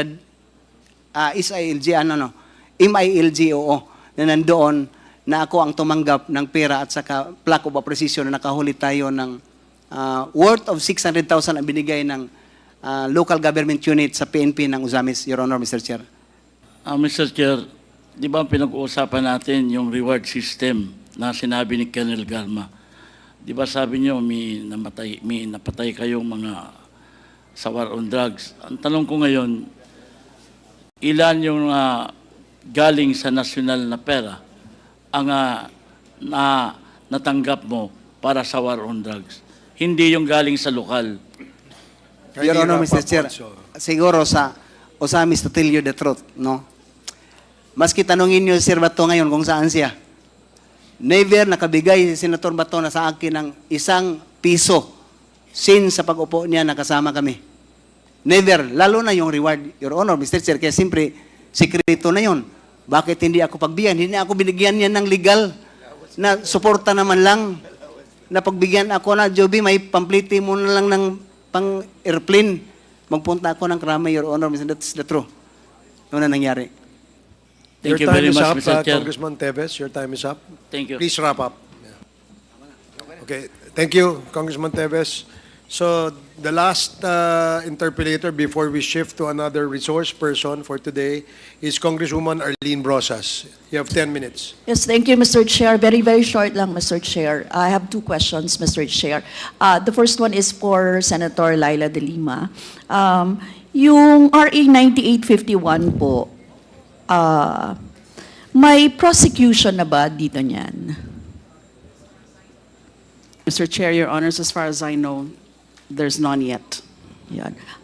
Kaya nyo po minimension yung RA 9851 ay sa pagkakaalam ko because of the Section 17, tama? Yes, one of those, yes. Oo. In the interest of justice, the relevant Philippine authorities may dispense with the investigation or prosecution of a crime punishable under this act if another court or international tribunal is already conducting the investigation or undertaking the prosecution of such crime.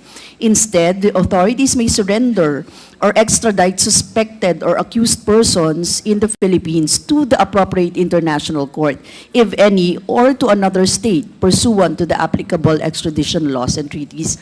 So yun po, parang dahil doon, maaari ito ang maging legal basis para yung akusado ay pwede talagang ma-extradite. And we'll go through the process of the ICC. Yes, although as you said, maaari, because the law, the provision speaks of may. So it's not something that is mandatory. So it all depends on the relevant Philippine authorities kung gusto nilang gawin yun. Yes, thank you, Mr. Chair. Mr. Chair, yung second question ko po ay kay Attorney Maria Cristina Conti. Attorney, Mr. Chair, yung gusto nating malaman, bakit yung mga biktima, they would want na sa ICC magsampa ng kaso? Bakit, 'di ba? Bakit kasi walang domestic case eh. So bakit 'yon ang pinili ng mga biktima? Yes, thank you, Mr. Chair. The timing of the filing of the complaint or the communications before the ICC is also one point to consider. We filed it in 2018 at the height of the Duterte administration and at the height of the killings. First, one of the reasons is that there's presidential immunity for domestic suits. Second, there is complicity of politicians and people in power. There were high officials were complicit in the crimes as suspected. And in fact, they even had officials in the IAS installed. Attorney Triambulo, whom I have identified as one of those appointed by Duterte, so that he could shield officials or police officers from liability. Also, there was security considerations for the victims who may themselves be the subjects of tokhang operations. Politically, it was not conducive to file any criminal charges in the Philippines regarding the war on drugs at that time, because there was also a refusal of the government to consider this as a systematic attack on the people. Until today, actually, the investigation center on individual crimes, and that the working theory, I guess, for the Philippine government is that these are rogue police officers who just violated protocol. And so for us, in the interest of justice, as was mentioned, the ICC at that time was an effective remedy. This was also in the context of the killings of lawyers and judges who in any way was involved in any drug-related cases. Also logistically, and this is different from, this is logistically different from investigations in the Philippines. At the ICC, you file communications, and for the ICC at one point they said they received 53 communications. They tend to look at all these communications all together before starting with an investigation and eventually trial. In the Philippines, you would have to have built a case, and if there were many victims, they would have filed separate charges in different places, and it would be a nightmare to consider them all. So before the International Criminal Court, the Philippine situation is under review, and there is no case yet, but it is under one investigation for all acts of widespread and systematic killings, in the acts of murder and other inhumane acts, Your Honor. Thank you, Mr. Chair. I think nakuha ko po yung gusto kong marinig doon kasi parang hindi talaga level playing field dito sa Pilipinas. And second, hindi pwedeng imbestigahan nila yung mga perpetrators, yung sarili nila. So, Mr. Chair, that's it. Thank you, Mr. Chair. Thank you, Congresswoman Rosas. Mr. Chair. Mr. Chair, Before we very go quick. to the other, can I just ask for clarification dito kay Candace Pinito, Mr. Chair? Okay, you're recognized, Congressman Abante. Colonel, it was under your watch na napatay si Mayor Navarro and Mayor Spinit and Mayor Parohinog, di ba? Mayor Espinosa, Your Honor, Mr. Chair. Pero nung napatay si Mayor Parahinog, sino ang station commander nun sa Osamis? Ako ang sa Ozamis, Your Honor, Mr. Chair. Okay, so search therefore- warrant ng CIDG. So therefore, nung panahon mo, napatay si Parohinog at si Navarro. Hindi, si Navarro, si Mayor Espinosa yun, Mr. Chair. Si Mayor Parohinog. Si Mayor ang Parohinog napatay. ang sa Ozamis. Oo. It was under your command at Yes, that time. Your Honor, Mr. Chair. Oo. So yun nabigay sa iyo ng 600,000. Si Kwan, hindi pa yun nangyari, Mr. Chair, yung pag-operasyon sa application sa search warrant kay Mayor Parohinog. Mga 4 months, 3 months, mag-umpisa ako sa Ozamis. Si Mayor Parohinog mismo, Mr. Chair, ang nagbigay ng reward sa mga Okay. nahuli. Nung napatay si Mayor Parohinog, napatay siya under your watch, di ba? Yes, Mr. Chair. Nakatanggap ka ba ng reward money? Wala asa Wala. wala. Kay kasi din sa kay Mayor Parohinog, Mr. Chair, sa illegal possession of firearms at saka hindi application ko sa CIDG yon na Alin yun? CIDG ang applicant sa search warrant, Your Honor, Mr. Chair. So hindi sa akin. Hindi drugs. Hindi, sa illegal possession of firearms, Mr. Chair. Ang inaano ko, nakakalito kasi nung napatay si Mayor Parahinog, ikaw ang station commander nung Osamis, di ba? Yes. Oh, sa drugs Mr. din Chair. yun, correct? Ang sa kay Mayor Parohinog, sa title sa search warrant, hindi sa drugs, Mr. Chair. Ay, hindi. So, sinong nag-utos sa'yo na patayin si Mayor Parahinog? Hindi naman nag-utos, Mr. Chair. Sorry to say that because first, ang applicant, ang officer responsible sa implementation ng search warrant ay ang CIDG. As Chief of Police ng Ozamis, nag-assess kasi area ko ang target, no, yung si Mayor Parohinog. So nagkataon na kami ang nandyan assign, so sinama ng CIDG as applicant ng search warrant, Mr. Chair.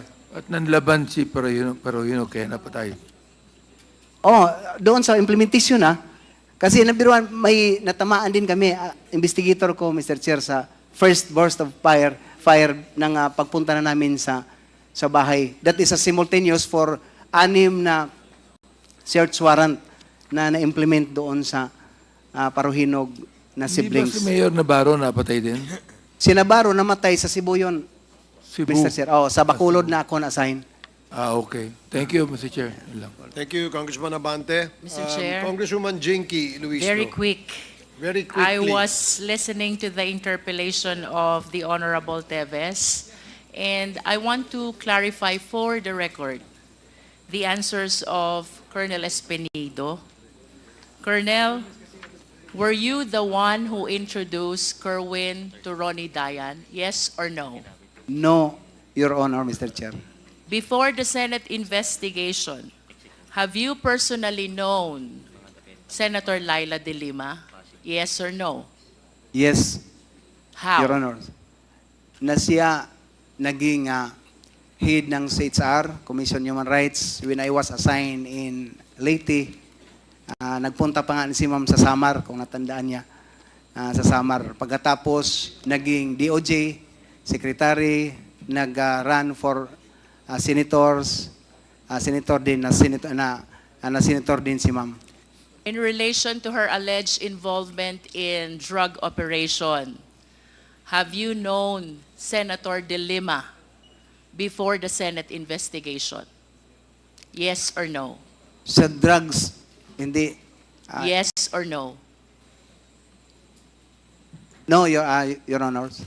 Before the Senate investigation, have you known Kerwin Espinosa? Yes or no? Yes, Your Honor. How? That he is involved in illegal drugs together with his father. But in relation to the alleged transaction with Senator Laila De Lima, have you known Kerwin Espinosa before the Senate investigation? I don't know. Yes Your Honor. or no? No, Your Honor. Before that Senate investigation, Colonel Espinido, in relation to the alleged involvement of Senator De Lima, have you known Ronnie Dayan? No, Your Honor.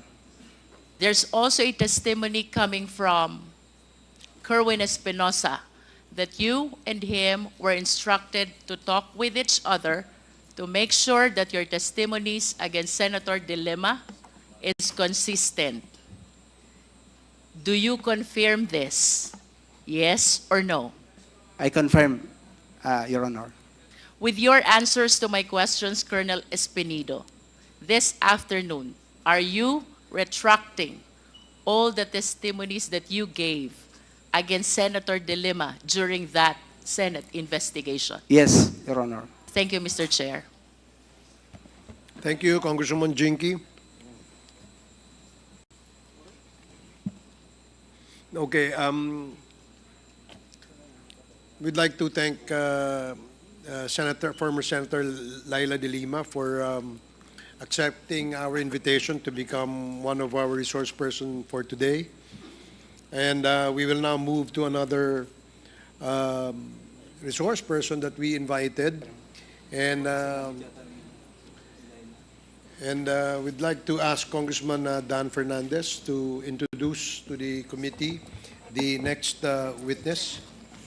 Okay, thank you so much. Chairman, Mr. Chairman, before Chairman Dan will proceed, are we now excusing former Senator De Lima?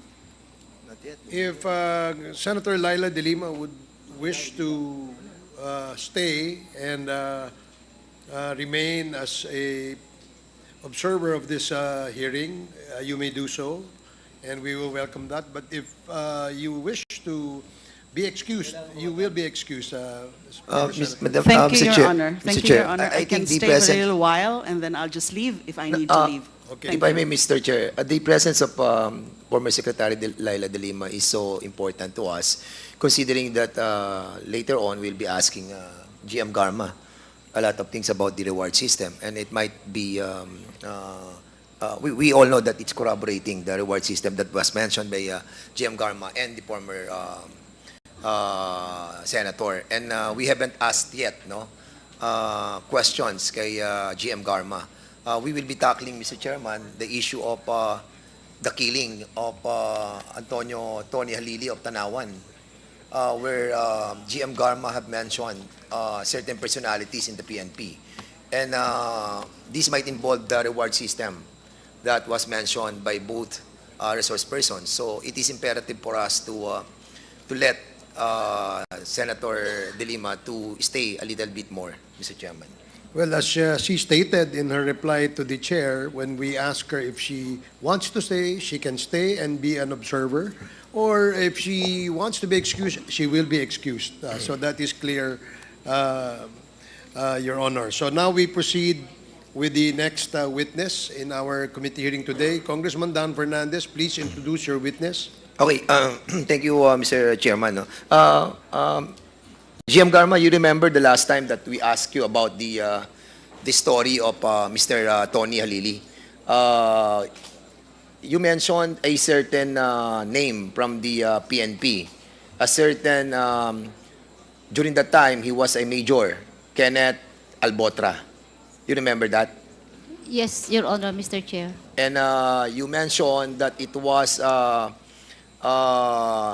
nabida or na-mention sa iyo yung pangalan ni Antonio Halili na kasama siya doon sa nag-operate kay Mr. Tony Halili. Am I right? Yes, Mr. Chair. Your Honor. Mr. Chairman, the reason why this representation would like to discuss this matter, because in the last hearing, we invited those personalities that were allegedly involved on this killing of Mr. Tony Halili, Mayor Tony Halili. And also, Mr. Chairman, during that hearing that we have conducted, I asked Chairman Benny Abante to us about the issue of what happened to Mayor Cesar Perez of Los Baños. Mayor Cesar Perez, oo, ng Los Baños, na kung saan siya po ay namatay din by these personalities, allegedly, according to this witness that we have invited, na same personalities that were involved in the killing of Tony Halili were also involved in this killing of Mayor Cesar Perez. And we invited these resource persons. And as a matter of fact, ay nandiyan po siya sa loob at magbibigay po siya ng testimony sa atin under oath. And at the same time, he executed an affidavit doon sa mga pangyayari na kung saan allegedly, according to him, naging biktima siya ng EJK sapagkat siya ang naging fall guy.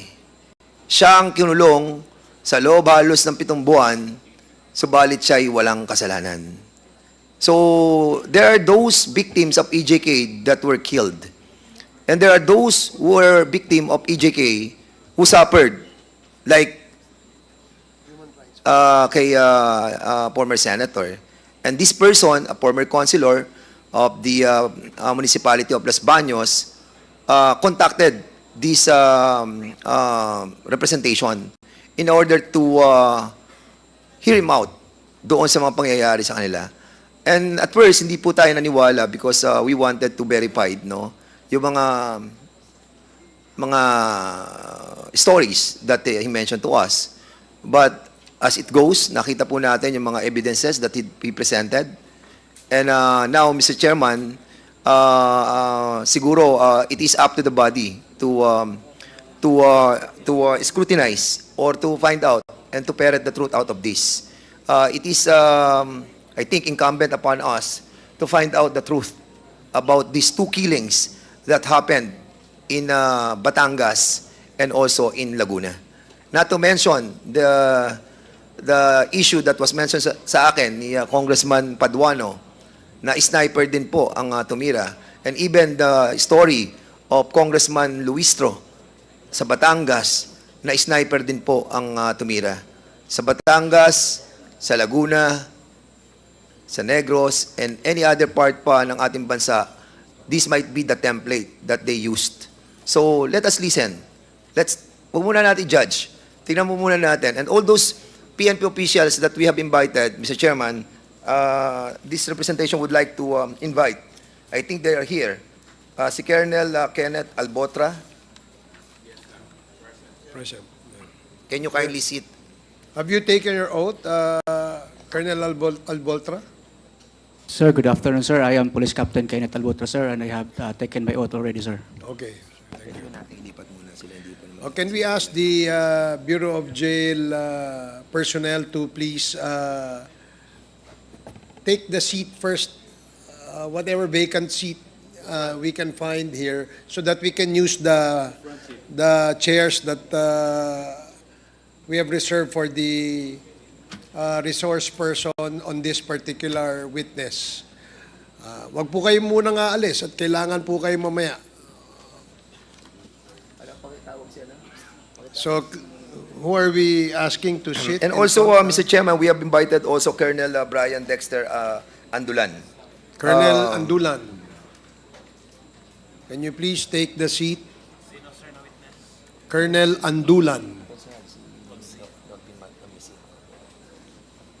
And also Colonel Raycon Ganduque, former Chief of Police ng Los Baños, and also the former Chief of Police of Los Baños, Atot Castillo, and also PD Petalio, of former Provincial Director of Laguna as well.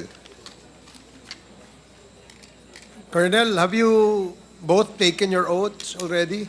Okay, so what about that gentleman over there? What is your name? What is your name? Yes? No, the gentleman beside you. Good afternoon, Mr. Chair, Your Honor. CTO3 Harabe from Bucor. From Bucor. Okay, sige. Sino pa? Okay, may I ask you to please take the seat first for a while on the other side of the hall so we can ask the resource persons invited for this particular witness to take the seat in front of us. So lahat po kayo ay nakapag-oath na, no? Kayo po lahat. Okay. Salamat. Okay, please continue. Congressman Fernandez. Yes, we have also invited, Mr. Chairman, the former councilor of Los Baños to be a part of this committee hearing. So can we invite him to stand up and... Okay, Comsec, please administer the oath of Mr. Tamesin, former councilor Tamesin. Sir, do you swear to tell the truth, the whole truth, and nothing but the truth in these public inquiries? I hope you, God. Yes, Your Honor. Thank you. The oath has been administered, sir. Thank you. Thank you. Do you have a lawyer with you, Councilor Tamesin? So, No, Your Honor. do you need a lawyer? Hindi na po. Oh, sige. So, have you executed your affidavit? Yes, Your Honor. Ito bang affidavit na ito, ay ikaw, pirma mo ba to? Ito? Hindi po yan. Oo nga pala. Nasaan na yun? Yung kay Tamesin? Tamesin, oh. Ito. Pwede bang malaman ano yung full name mo, Councilor Tamesin? Ako po si Norvin Lantican Tamisin. Okay. Ito po ba ang iyong sinumpaang salaysay? Opo. Ito, wala ka pang pirma rito. Ikaw ba ay... Yung hawak ko po, meron po. Bali, maraming kopya po yun. Sige. If we allow the resource person, Mr. Chairman, to state or narrate the sinumpaan salaysay, you may do so, no? Your Honor. That will form part of your yung testimony mo in your affidavit. So, Mr. Chairman, may we allow him to tell the story, being the a resource person and who happens to be the suspect on the killing of Mayor Cesar Perez, and you were jailed for 7 months. Yes, Your Honor. And now you are released. Yes, Your Honor. Na-release ka on bail. On bail po. So, na-release ka. So, Yes, Your Honor. meaning, ba't ka na-release? Mahina ka kaso or what? We filed a petition for bail and it was approved. Okay, siguro let's start from the start siguro. So, since you are under oath at wala pa kaming nakukuwang affidavit mo na pirmado, so you tell your story and narrate to this committee your side of the story. Go ahead. Ako po si Norvin Lantican Tamisin, naging konsyal po ng Bayan ng Los Baños for 12 years, independent, 2013 and 16 po, nahalal bilang independent at number 1 councilor po ng aming bayan. Natapos po ang aking termo ng 2019, June 30, at ako po ay isang human resource practitioner at isang professor po. So bumalik po ako sa pribadong buhay. Noong December 3, ako po ay nasa garden ng aking kaibigan dahil mahilig po akong mag-alaga ng bonsai. Nagtitinda rin po sa pamamagitan ng pagtuturo ng kaibigan ko si Mr. Emmanuel Mapili. Mula po alas 5 hanggang madaling araw ay nandun po kami at nakipagkwentuhan at nakauwi na po ng pasado alas 2. Nagulat na lang po ako, nalaman ko na pinatay daw po si Mayor Perez. That was December 3, 2020 po, Your Honor. Umalingaw nga ako dahil si Mayor Perez po, at that time, based on reports, he was included in the narco list from the original list. Kami naman po ay siyempre nababasa lang, ngunit hindi ko po nakikita. In honor of the late Mayor Perez, hindi ko po alam. Nagulat na lang po ako, naglabasan sa news na ako pala po ay nahabla. Samantalang wala naman po akong kalam-alam doon. Sa nasabing habla, sinasabi nila na nakita daw po ako within the vicinity sa tapat ng 7-Eleven. Wala naman po ako doon. Ang masakit po nito, may nagturo na isang bogus witness na nakita daw niya ako. Kaya nung ma-file yung case, sa kanilang reklamo ay merong video pero hindi po nila isinumite at hindi rin ho kami nabigyan ng kopya. Habang naka-file, marami pong maaligid sa bahay, laging tanong ng tanong, alam ko po mga pulis yun, nakasibilyan. Minabuti po ng pamilya ko na umalis muna po ako. At napagdesisyonan ko upang hindi naman po sila madamay. Dahil alam ko po, malaki ang posibilidad na itutumba nila ako para maging case closed.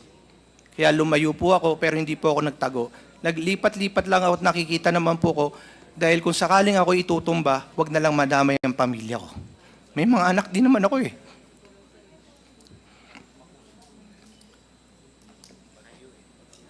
Nagulat ako, nahuli nila ako sa Baguio, pero hindi po ako nagtago. Dahil naglalakad lang po ako. Kung ako po ay magtatago, pupunta po ako ng ibang bansa. At magpapakalayo-layo ako, pero talagang haharapin namin. Gusto lang namin malaman kung saan at kailan ko magagawa ng parang ipaglaban ng sarili ko. Nung ako po'y nahuli, naghihiring na nailabas yung video na kumakalat ho sa mga Facebook, sa mga messengers. Nagulat kami. Wala naman ako sa video. Kung nailabas lang po yun ng mga pulis na siyang gumawa ang Task Force Perez, ang PNP Los Baños at that time, kung nilabas lang nila, hindi sana kami makakasuhan. Ang sinasabi nila, wala daw video na pwedeng pagkakilanlan ng salarin. Pero kung makikita mo, meron po. Meron.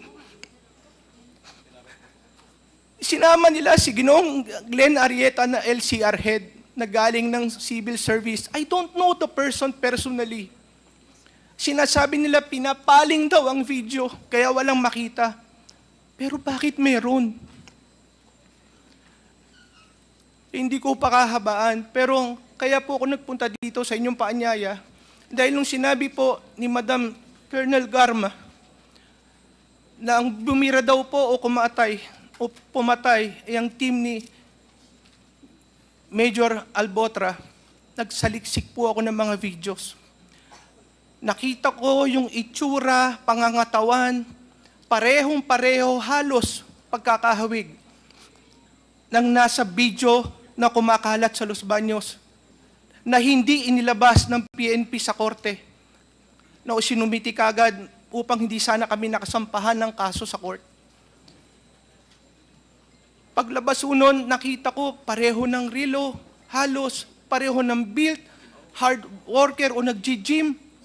Nakita ko pareho ng balikat, pareho ng gupit, nakasombrero, pareho ng binte, 5.56 mm ang ginamit, sniper din po. Sabi ko, bakit ho ganun? Your Honor, I thought the PNP is supposed to protect and serve the people. But I was denied of that privilege. I know not all, but a few of them are scalawags. Because they keep on implicating, some of them keep on implicating innocent people just for them to prove that they have done something or to please their officers, whoever they are. Alam nyo, malaki ho nasira sa akin eh. Nabenta ko lahat ng mga ari-arian ko, pamilya ko, lumaban lang sa kasong to. You know how hard it is to hire a lawyer to defend yourself Hindi mo alam kung saan ka pupunta kasi kalaban mo, mga naka-uniforme. Para lang matigil yung kaso, tutumba ka talaga. Kaya sabi ko, bakit pa ako matatakot? Inalis nyo na eh. May mga anak ako nabubuli sa school. Hindi ako nakakapagtrabaho because of that record. Ako po naman ay nakapagtapos din naman ng MBA sa Ateneo. Through scholarship, pinaghirapan ko. Ngayon may babalik niyo ba yung karangalan na sira sa akin, sa aking pamilya? I came here to find out the truth, to seek for the truth. Ngayon lang ako umiyak sa buong buhay ko. But we deserve the truth. The people of Los Baños deserve the truth. My family deserve the truth. Most especially my children. May anak din naman kayo. Sabi nga nung isa, iinog din ang buhay. Kahit lahat kayo nasa mga kapulisyahan, yung ibang mga bad eggs, makakarma din kayo. Tama naman. Gano'ng kasakit kayo nangyari kay Senator De Lima, 7 taon. Ako, 7 buwan. But regardless of the time, are we speaking of quantity? One day in jail is very hard. Even if you are guilty. What more if you're not guilty? I'm speaking on behalf of those people na namatay, na parusahan na walang kasalanan. Kung ikamamatay ko, itatanggapin ko kaysa naman sirang-sira pangalan ko. I'm sorry, Your Honor. I kept this for a long time. When I was inside, I keep on praying. That's the only thing that kept me alive aside from my family support and my relatives and friends. Pero hindi lahat ng tao makukulong kaya. Hindi lahat kaya. At hindi lahat may babalik ang ginawa nila. Your Honor, I can take things personally, regardless of how I feel. I always wanted to do the right thing. For 12 years, I have no record of corruption. I have no record of being an abusive public servant. Yes, I filed cases against those corrupt and abusive public officials because that is the mandate. Aside from being legal, it is a moral obligation on my part. When they're trying to set up a casino, I expose and try to stop it. When they're dumping the garbage at the creek of Makiling Forest Reserve, wherein the licit will go directly sa lawa ng lalawigan ng Laguna at mamamatay ang mga isda at yaman dagat, I expose and filed na the necessary cases. When they're cutting the when they cut the 29 trees in Jamboree Los Baños, I tried to stop it because they're about to cut 602 more trees. Your Honor, if this is what I deserve for fighting for what is right, and then so be it. But I'm not a killer. Even in my mind, I don't think of it. Hindi ko po yan magagawa. Wala po yan sa pagkatao ko, sa pamilya ko, sa lahi ko. Yes, I file cases, but I don't kill people. That's why I would like to take this opportunity, Your Honor. I did not kill him. I have no idea why my name was implicated in this case. As a matter of fact, even if I have reasons or compelling reasons, still I will not do it. Hindi ko po gagawin yan. Because I believe in the rule of law. Kaya nga po ako naghahable. Lahat po nagkakamali, pinipilit kong itama. Kung ayaw po, nakontra ako. Pag ayaw, I seek the help of the court. especially ombudsman, so that they will be the one to decide. And at the time when Mayor Perez was killed, I'm no longer a politician or public servant at that time. Nasa private life na po ako. Hindi po ako makikinabang kung sakali man. Hindi ko rin po magagawa. Bukod sa walang kapakinabangan, hindi po yan ang aking pagkatao. Kilala po ako ni Sir Dan, nanungkulan po yan sa Laguna. Nangahabla lang po ako. Pero hindi po ako napatay. Thank you, Your Honor. Okay, maraming salamat, Mr. Chair. No? The only, I think, the crime or sin that you have committed is you're fighting against the mayor during that time. Because being the vice governor of the province of Laguna during that time, I know this fellow, Mr. Chairman. And si Mayor Perez was also a board member during that time da kami magkasama. Ako po ang vice governor nila. At we have talked about you, how you fought the administration of Mayor Perez then. But it was a fight that is natural on a democratic form of our government. And I was shocked to find out that you were involved during that time that I was the mayor of the city of Santa Rosa already. And you were implicated. Ang problem, Mr. Chairman, nakakalungkot lamang that those people in power in the PNP organization, nakakuha sila ng sketch nung tao na allegedly pumatay. Pero ang layo-layo naman sa muka nung former councilor ng Los Baños. And I really am shocked to find out why these people from the PNP have chosen you to be the poll guy. Actually, you were poll guy ka talaga, but we will establish that. We will establish, and we will give these people that we have invited the chance to prove that we are wrong. And the chismis, allegedly, that was received by former GM Garma was indeed a chismis. We will try to prove it now. Now, Mr. Chairman, allow me to show a video, no? Para makita po natin yung mga comparison between those being accused, those being manifested by GM Garma, that it was told to him by Major Albotra and now Colonel Albotra. Do you have also knowledge he about was boasting, no?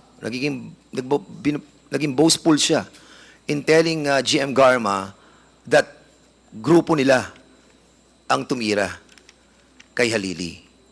And when this fellow saw our investigation during that time, he immediately called me and tried to compare what happened. And sabi ko, I will not believe right away.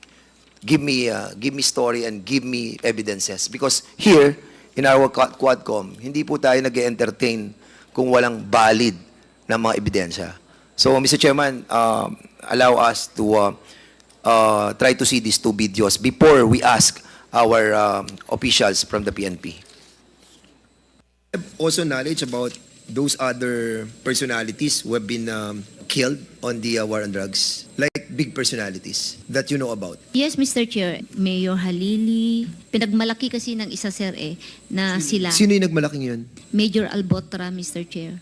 Major Albotra of Region 7. Albotra? Yes. Of Region 7? Yes po. Lieutenant Colonel Albotra na ata. Albotra.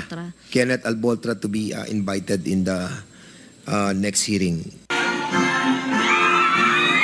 Mula nang mapatay si Tanawan City Mayor Antonio Halili, unti-unti nang nabubuo ng Task Force Halili ang mga ebidensya na posibleng makatuntun sa pumatay sa alkalde.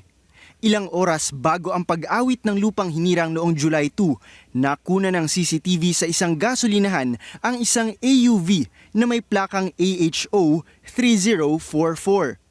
Ito rin ang AUV na nakunang pabalik-balik sa Memorial Park malapit sa City Hall 2 magkasunod na Lunes bago ang pamamaril. At matapos ang pagpatay kay Mayor Halili, nakunan din na ang naturang AUV at kasama pa nitong hinihinalang getaway vehicle palabas ng expressway. Una nang sinabi ng PNP na minaniobra ang mga plaka at ang plakang AHO 3044 ay hindi pa nai-issue ng LTO. Sa bagong CCTV footage na nakuha ng news team, pumarada muna ang isa sa mga AUV sa gasolinahan higit 1 kilometro ang layo sa bagong City Hall. Huminto ito sandali at isang lalaki ang bumaba na may suot na itim na t-shirt, berdeng sombrero at may hawak na cellphone. Wala pang 10 minuto, bumalik na ang lalaki sa AUV at saka umalis. May lead na raw ang task force sa gunman sa makapagtuturo sa mastermind. From the gunman, meron kasi tayong anggulong tinitingnan. Hindi ordinary na citizen, but a person also with a derogatory report for alleged drug involvement. Mula sa mga statement ng mga kasamahan ni Mayor Halili sa na-recover na M16 slug hanggang sa mga kopya ng CCTV, kumpiyansa ang PNP na mahanap na rin nila ang mga sospek sa pagpatay sa alkalde. In terms of percentage, I may put it at 80% that we can solve it. Ayon sa Task Force Halili, malaking tulong sa ikalulutas ng kaso kung matutunto nila ang lalaking nakita sa footage. Kaya't bukas ang kanilang mga tanggapan para sa sino mang may impormasyon tungkol dito.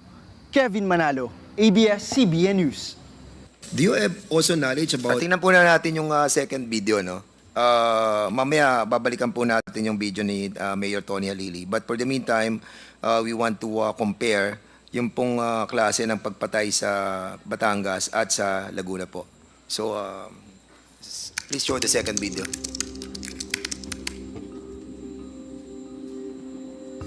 Politika ang nakikitang anggulo sa pagpatay sa alkalde ng Los Baños, Laguna na si Cesar Perez.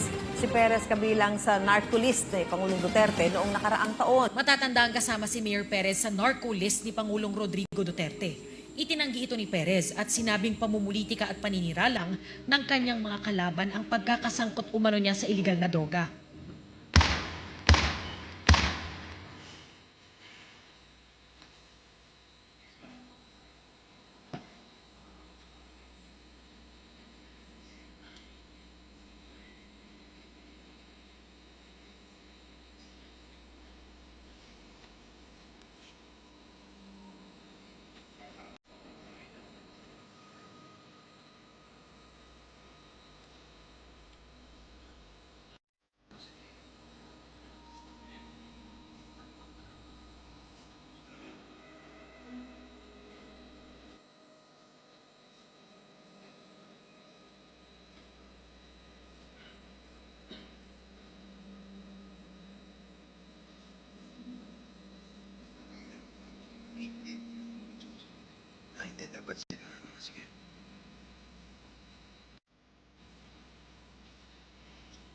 So yan yung supposedly na kasama sa team ng pumatay. Pumunta siya doon sa area na kung saan pinatay si Mayor. Diyan tumayo si Mayor Cesar Perez sa area yan. At umikot siya sa munisipyo. Paikot-ikot siya mula alas 10 ng umaga hanggang sa pinatay si Mayor Cesar Perez. Yan ang taong hindi nakita ng ating mga kapulisan. Yan ang CCTV na hindi nila nakita. Hindi pinipresenta sa korte. And why this was not presented. Itong ban na to, na ginamit nilang AC 4033, nirambo lamang nila yung plaka na ginamit kay Halili. Diyan sila nagtago. 6:12 hanggang 8:30, ayan, dyan. Andito ang munisipyo sa kanan. Andyan yung gunman, ang location, at dyan nila tinira yung si Mayor. Nakita niyo yung pader sa may likod? Doon nakaporma yung FB. Doon nakaporma yung killer. Mula 8:43, naglakad si Mayor.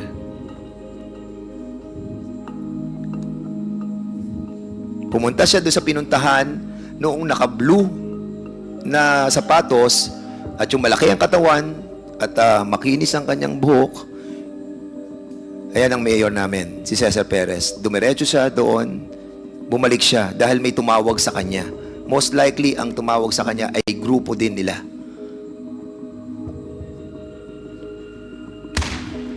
At dyan na pinatay ang mayor ng Los Baños. At sa eryang yan, wala dyan si Tamisin. Wala dyan si Konsehal Norbin Tamisin. At pagkatapos sa binarel, makikita niyo yung van, ayan, na kung saan dyan nagsimula yung pagputok. ACA 433, at yan din ang ginamit nila kay Halili, nirambol lang yung plate number, yun, umalis na. Makikita natin sa kabilang CCTV yan, lumalabas na sila pagkatapos nilang barilin si Mayor Cesar Perez. Ang sinasabi nila, ang gunman nandun sa 7-Eleven. Andyan ang gunman. Mula alas 10 ng umaga hanggang 8:45, umalis na sila ng Los Baños papunta doon sa Calamba.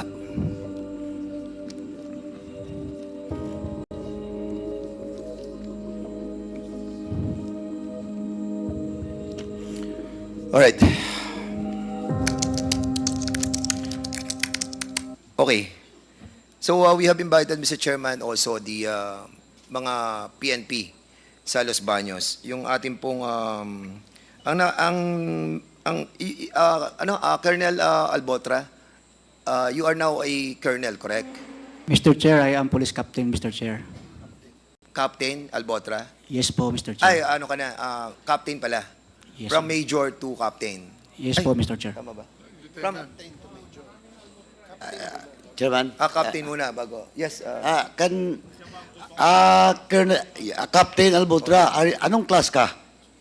2006. I'm a member of PNP Class 2006, Mr. Chair. 2006, so classmate kayo ni Colonel Santi Mendoza. Yes, Mr. Chair. Why you're still rank of captain? Most of your classmates are light colonel and some are major. Mr. Chair, 2 months ago, Mr. Chair, my promotion order was cancelled last 2016 na promotion, Mr. Chair. Kaya na balik po ako sa rank of police captain. You're demoted? Not demoted, Mr. Chair. Cancelled lang po, Mr. Chair. Cancelled yung promotion mo for major? Yes po, Mr. Chair. Ms. Garma, is the guy, Captain Albotra, is the person that you mentioned? Yes, Your Honor, Mr. Chair.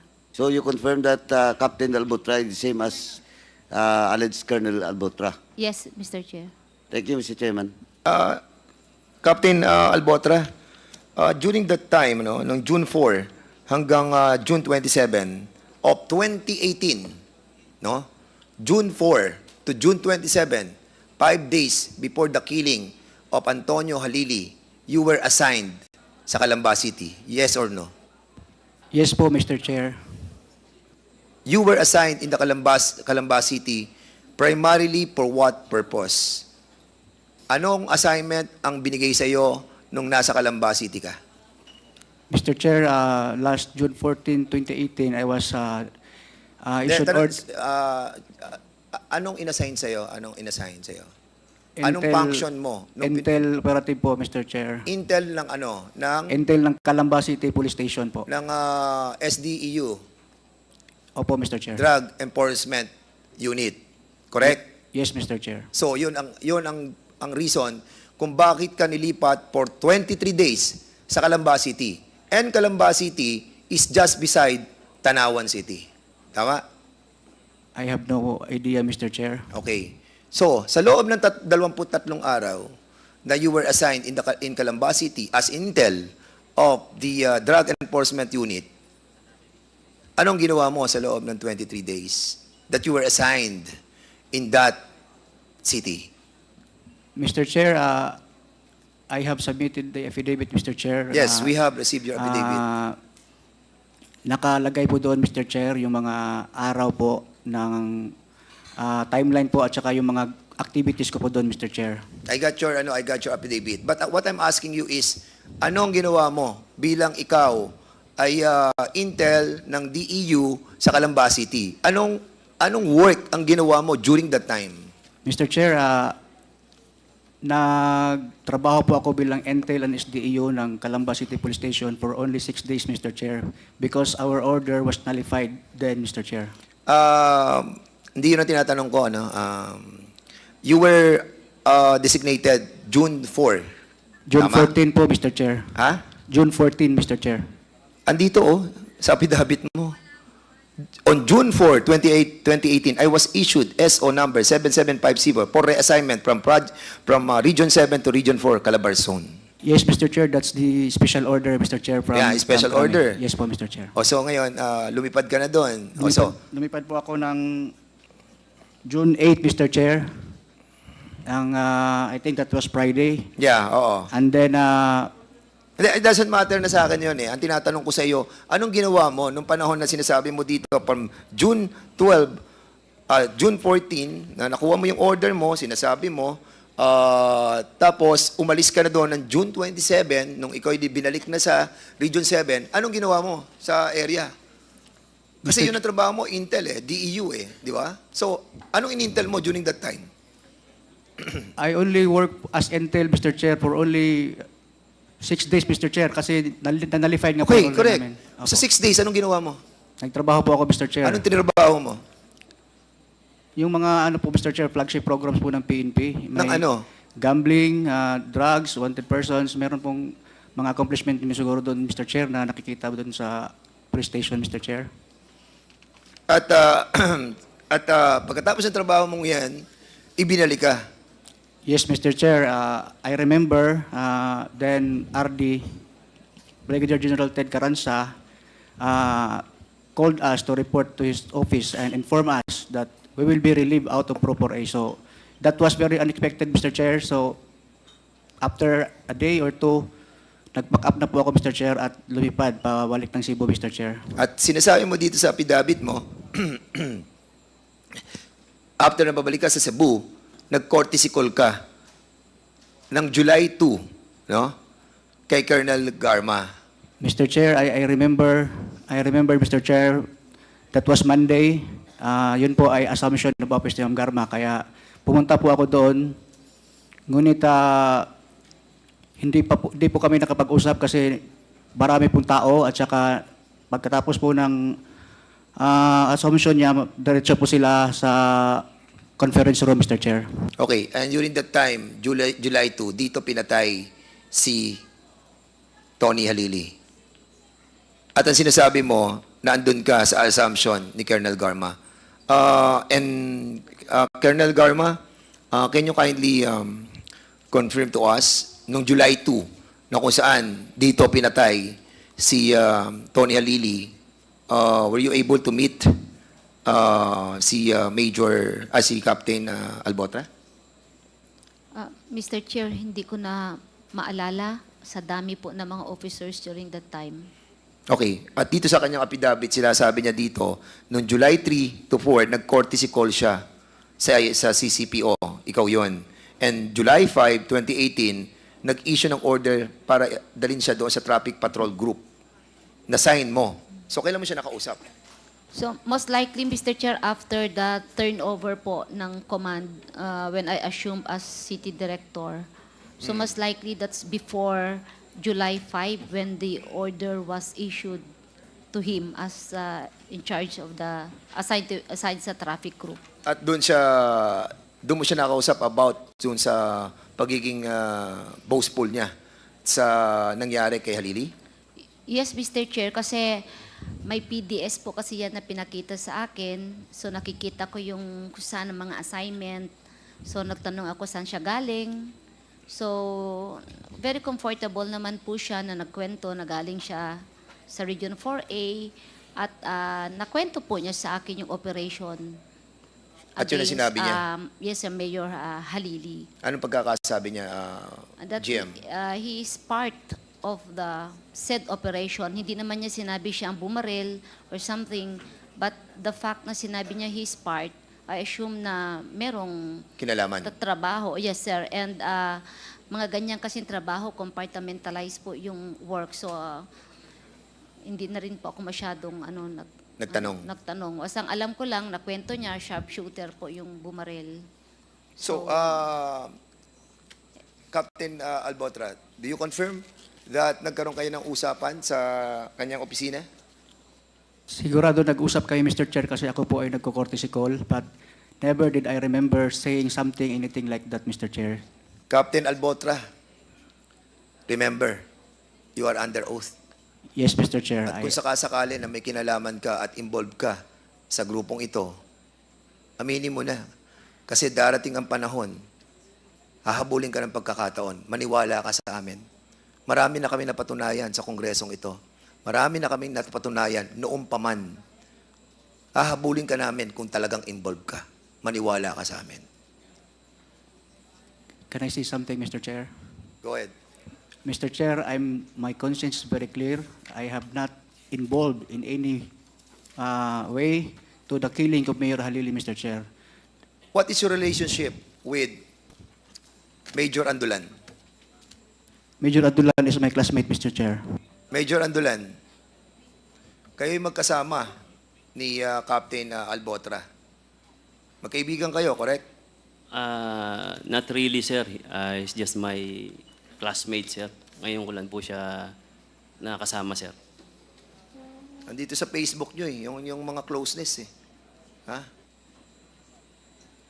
Huwag kayong magpo-post kung hindi kayo magkakasama.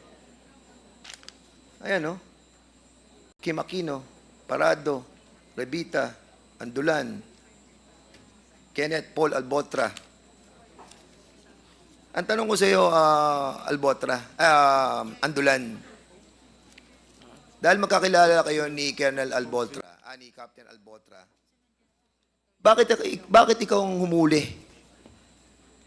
Bakit ikaw ang humuli kay Norbin Tamisin? Anong kinalaman ng pagkatao mo during that time that you were assigned in Cavite? Mr. Chair, during that time, sir, I was assigned in Batangas CIDG as the chief, sir. Oh, yes. Yes, yeah po. Bakit ikaw humuli? Bakit hindi ka nakipag-coordinate sa CIDG namin, sa Kabuyaw? Ang lapit-lapit ng Kabuyaw. No, sir. We apprehended him, sir. We implemented the warrant of arrest. Bakit nga hindi ka nakipag-coordinate sa Kabuyaw? May CIDG tayo dun Yes, sir. I coordinated with the CIDG. You coordinated? Yes, sir. Sa COP po ng after Los the Baños. arrest, saan nyo dinala si Sa Camp Vicente Malbar po, sir. Correct, Yes, Batangas. sir. Opo, sir. Batangas. Yes, sir. Opo. O ba't hindi nyo dinala sa amin, sa Kabuyaw? If you coordinated rightly with the province of Laguna, with the CIDG sa Kabuyaw, bakit dinala mo sa area mo? Sino ang CIDG during that time sa Kabuyaw? If you coordinated with Kabuyaw? Si Major Dilem po, sir. Did you coordinated with him rightly, properly? Yes or no? Yes, sir. Through phone, sir.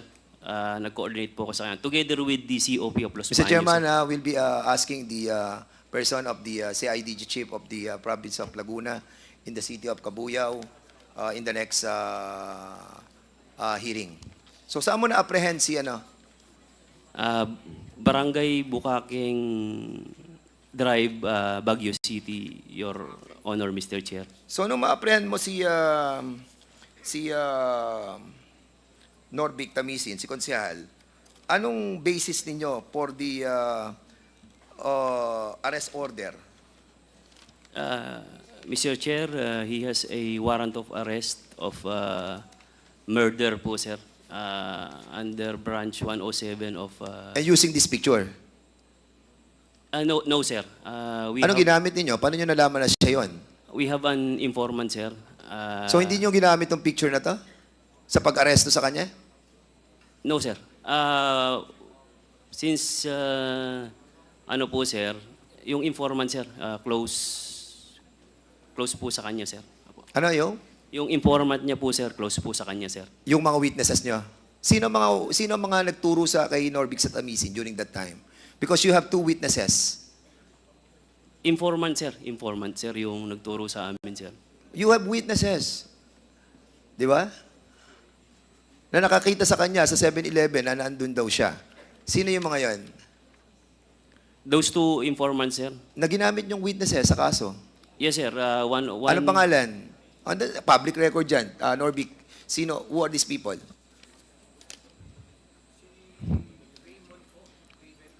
Raybel.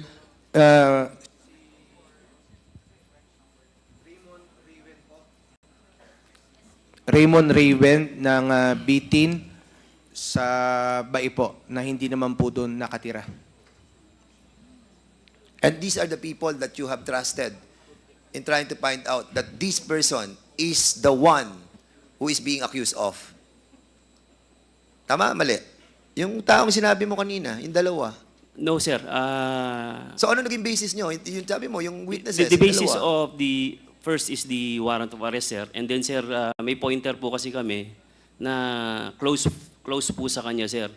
Dalawa po yun, sir. I can give you names to, kung if you allow it, sir, to Sige, have an please, give us the executive name. session, ano. sir. And also, pareho siya doon sa kaso na final against Norbin Tamisin. Tama? Yes, sir. Opo. Informant lang, sir. So, yung sa amin, sir, sa implementation lang po of the warrant of arrest from Tamisin. And What is your relationship with the former General Bato? For 2016 to 2018, sir, is my chief PNP that time, sir. No, I mean your personal relationship with him. Wala po, sir. Wala po kaming personal. Hindi po ako na-assign ng Davao. Hindi Sa po anak ako, niya, na-assign ka? During my tenure Yes or no? Yes, sir. Sa Yes. PNPA, sir. That is your relationship. Na-assign ka sa anak. I'm asking you, ano relationship mo eh? Sabi mo, wala kang relationship. Because ikaw ang pinagbantay sa anak ni General Bato na nag-aaral pa yung anak niya sa PNPA. Yes or no? No, sir. Prior to my assignment there, sir, doon na po ako na-assign. Saka pa lang po pumasok yung Sa anak niya? Opo, sir. Opo. How many years ka na-assign sa anak niya? I was assigned in PNPA, sir, for 2 years po, sir. Okay. Opo. Sige, thank you so much. Kay Garduque, asa si... Ikaw ang chief of police. Good afternoon, Your Honor, sirs, Mr. Chairman. Yes. Kailan ka na-assign sa Los Baños? 2020, sir, sometime November up to March 2020. Again, sorry, I was not listening. So, kailan ka na-assign sa Los Baños? Sometime November in 2020, sir, up to February 2021. November 20, a month. Kailan sa November 20? Tell us. Hindi ko na matandaan, sir, kasi wala akong... Latter part of November or early part of early November? part ng November, sir. Early part? Yes, sir. Are you sure? Siguraduhin mo kasi alam ko latter part ka lang. What is the exact date that you were appointed, designated as Chief of Police of Los Baños? Latter part or early part? Don't lie. If you allow me, sir, let me check lang Sige, the record ko. bibigyan ka ng pagkakataon, Yes, sir. latter part yan. So, pinatay si Cesar Perez December 3, 2020. Bago ka napunta sa Los Baños, nanggaling ka ng San Pedro, o nanggaling ka ng Kabuyaw, o nanggaling ka ng Parañaque, o nanggaling ka ng Davao. Saan ka nanggaling? Cabuyao City Police Station. Kabuyaw. Before Kabuyaw, saan ka galing? San Pedro City San Police Pedro. Station, sir. Galing, bago na San Pedro, Parañaque. Or after ang Parañaque.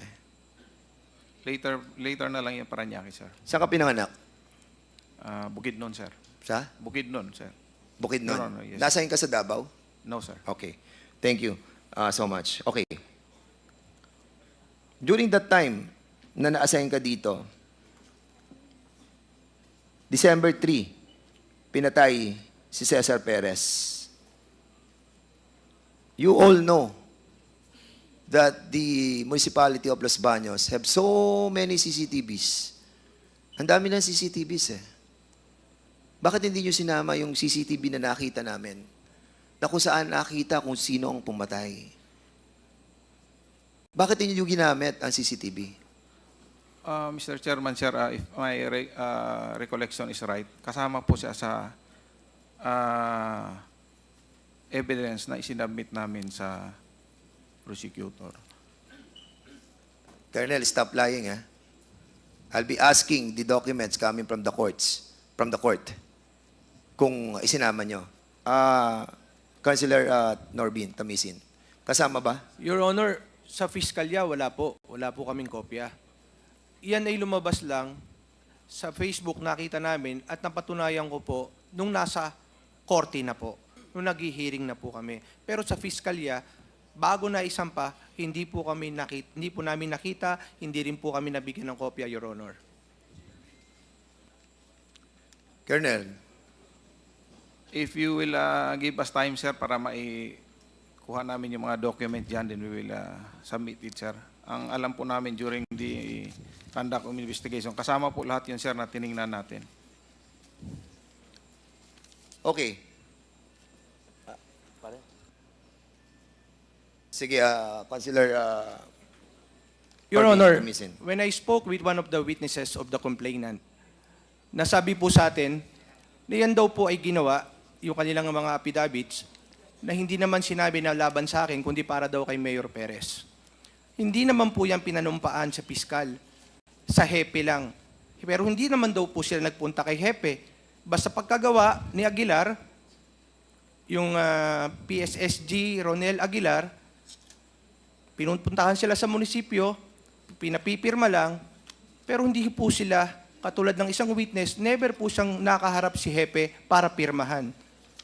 Kaya po, hindi nila alam na yung pala ay gagamitin laban sa akin. Akala po nila para lang sa kaso ni Mayor Perez, pero hindi para po sa akin, Your Honor. Okay, understand. Okay. Mr. Chairman, may I Sige, Chairman Acop, sige, go ahead, your please. indulgence, Mr. Chairman? Kasi nalilito na ako eh. Kanina,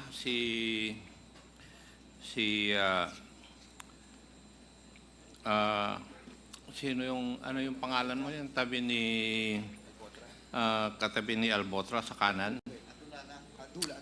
Lieutenant Andulan, Mr. Chair. Yung party mo is pag-aresto kay konsehal, tama? Yes, sir. Opo. Pero sa kaso ni Mayor Perez, Direct Mayor Perez of Los Baños, tama? Yes, sir. Pero CIDG ka ng Batangas. Yes, sir. Opo. Okay. Si Colonel Garduque, you were the chief of police of Los Baños Yes po, sir. nung napatay si Mayor Mayor Perez. Perez. Now, may I know kung merong SITG o task force na nag-imbestiga dito sa insidente na ito? Yes, sir. Tama po, sir. Immediately upon the incident, sir, right after the incident, the SITG Perez was immediately formed. And may I know kung sino po yung head ng SITG na ito? On its initial phase, sir, it was headed by our DRDO. And Down who to is the DRDO? Or who was the DRDO then?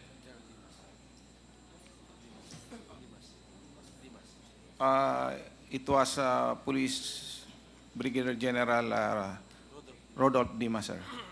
Ronald Dimas. Dimas. Dimas. Yes. Opo, Dimas. Sir. Opo, sir. Okay, and so ano ang mga composition ng SITG na ito? The DRDO was the supervisor, sir, the PDs, the CIDG, the anti-carnapping unit. The When chief you of- say PD Laguna. PD Laguna po, sir. And who was the PD of Laguna then? It was Police Colonel Serafin Pitalio, sir. Petalio. Opo, sir. Siya ang PD. Ang RD si General Carranza. No, sir. Sino? It was Police Brigadier General Natividad. Who was then the chief investigator of the SITG? The D7, sir, was the repository and the chief investigator of the SITG. Iho, hindi ko naman tinatanong yung opisina niya yan. Tinatanong ko, sino eh? Was if you allow me, sir, let me check po, sir, kung sino po yung... Pakihanap. Dahil Opo, sir. hindi ka ba kasama sa SITG? Kasama po, sir. Now, did you have an investigation report about the incident? Yes po, sir. Yung ba isinabmit ninyo? Kanino? It was coursed through to the PD up to the regional director, sir. Mr. Chair, may I move that we invite the members of the SITG and to bring with them the investigation report that they have made insofar as the assassination of Mayor Perez of Los Baños, Laguna is concerned.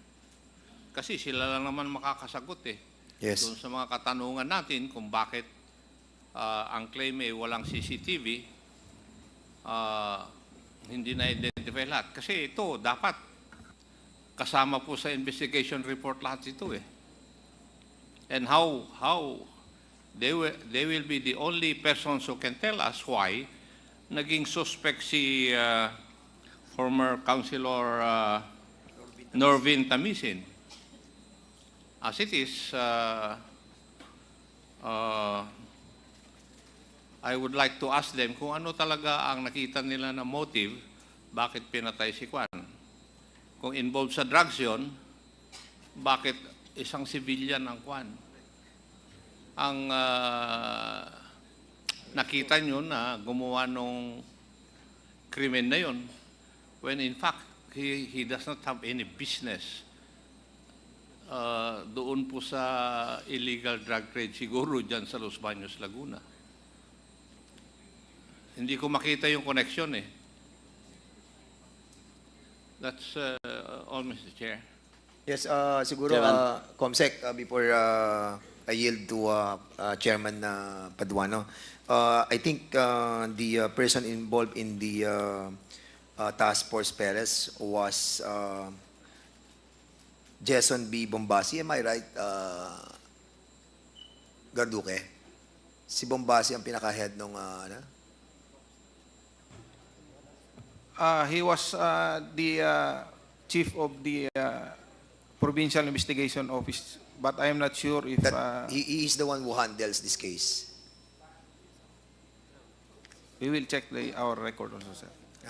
Comsec, can you kindly ask the, yung pinatatanong ni General Acop? Sige, go ahead, Chairman Paduano. Mr. Chairman, since Chairman Acop was moved to invite all those mentioned PNP personnel, I second the motion, Mr. Chairman, and that certain Gumbasin that was mentioned by Chairman Dan to be invited in the next hearing. And ito lang po yung tanong ko. Before I proceed with the question with regards to the evidence, no? Kasi, Colonel Gardoque, when you were asked by Chairman Dan Fernandez, ito that's on record. Sinabi mo kasi na part of the evidence are the CCTV. Tama? If my memory is No, right, you mentioned it. Yes, sir. Yes or no? Yes, sir. Oh, so ang tanong, bakit nakita mo ba kanina yung Presidente Chairman Dan Fernandez? Yes, sir. Oh, but yan ba yung video clips o video sa CCTV? Kasama, sir, sa... Are you sure? Kasama, sir, sa tinignan namin yan during the incident. And you also notice that one with AKA 4033 plate number that parked on the back of the municipal hall? Is it part of your investigation? Yes, sir. Kasama, Are you sir. sure of that? Yes, sir. Sigurado ka? Opo, sir. O did you, in your investigation, nakafocus ba kayo doon sa van na yon? Yes, sir. That is why in-involve namin, sir, yung sa SITG, yung anti-carnapping unit. O what's the result of that investigation with regards to that car? I cannot remember the result of the... How about the person that was focused during the presentation of that CCTV? Kasama rin yan, sir, actually sa napaila natin as Jando, yung taong nakita natin. And sa that, CCTV. that video was also presented during the court hearing? I believe, sir, kasama na nai-incorporate. No, I believe, I ask you, yes or no? Yes, sir. Sigurado ka? Sigurado ka? Hindi, tinatanong kita, are you sure of that? Sigurado ka? Maybe, sir, because that is Ano one maybe? of the... I'm just asking you if that CCTV that focused that certain person was also part of your evidence? Yes, sir.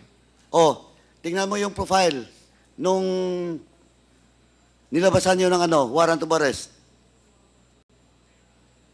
Is he the same person sa profile niya? No, sir. Oh. Oh, ba't kayo pumayag? Ba't naging akusado yung former councilor?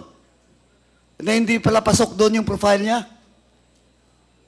Yung physical appearance niya hindi pareho doon sa subject person. Now, a while ago, sinasabi mo nga, that person was also the subject of your investigation as John Doe. Yes, sir. Oh. Why? That's the other suspect that we are trying to identify, sir. That's the other suspect that you want to identify. Yes, sir. Pero wala naman kayong mapakita sa CCTV na nandun si Konsyal.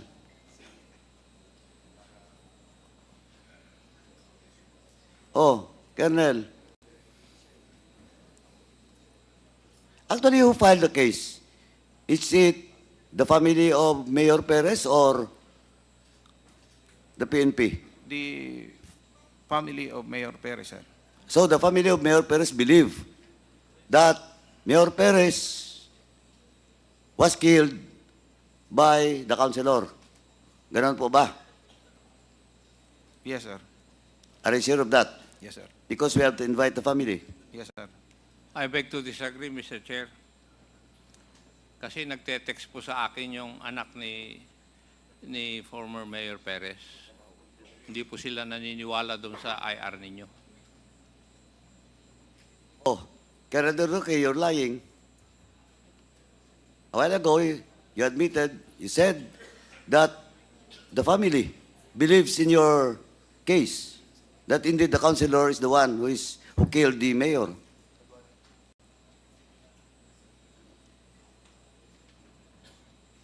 Oh, Colonel Garduque, you're lying. He was with us when we filed the case, sir. The son of Honorable Mayor Perez. Wala akong pakialam kung nandun siya. Ang tanong ko sa iyo, naniwala ba sila na hindi the councilor is the one who killed Mayor Perez? And you said, yes. Categorically. Hindi ko na hindi na nga ako nagtanong second.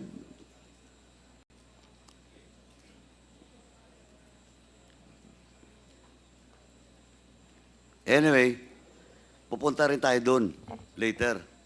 Now, Mr. Chair, let me ask Gigi Lasso, as in the statement of Chairman Akop, he mentioned that a narco-list official in the list was assassinated by a civilian. Konsyal pa. Do you confirm, DG Lasso, that the name of Mayor Perez was in the narco list? Your Honor, as soon as I heard about the name, I asked my office to check on it. Please give me some more time, Your Honor, and before the end of this hearing, I will have an answer to your question, Your Honor. Thank you. Pakikuha na rin po yung baka na naman after the assassination, saka naman nilagay yung pangalan.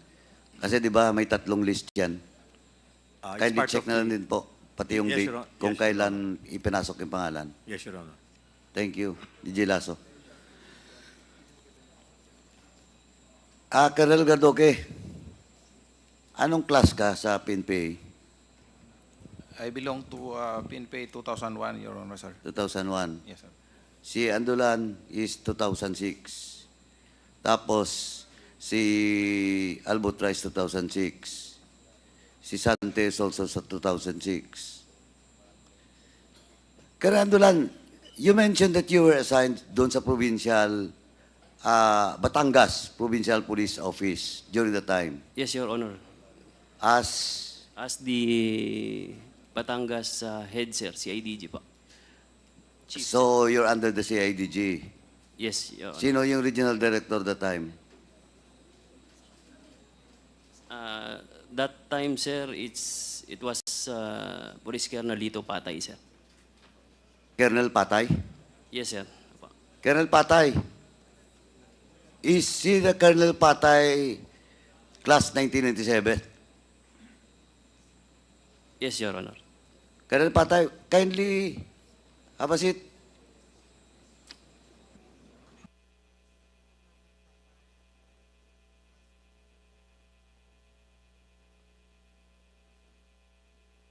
So, Colonel Patay, do you confirm that you are the head of the regional office of CIDG during the time when Mayor Perez was killed? Yes, Mr. Chair. So, that was your assignment after where? Previous to that, where is your assignment? Here, Quezon City? No, Mr. Chair, from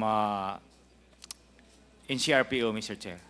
NCRPO, anong assignment sa NCRPO? Regional Logistics Research and Development Division. So, Mr. Chair. from Quezon City, which is Station 6, you were assigned NCRPO then? Not That, yet, that was when? not yet, Mr. Chair.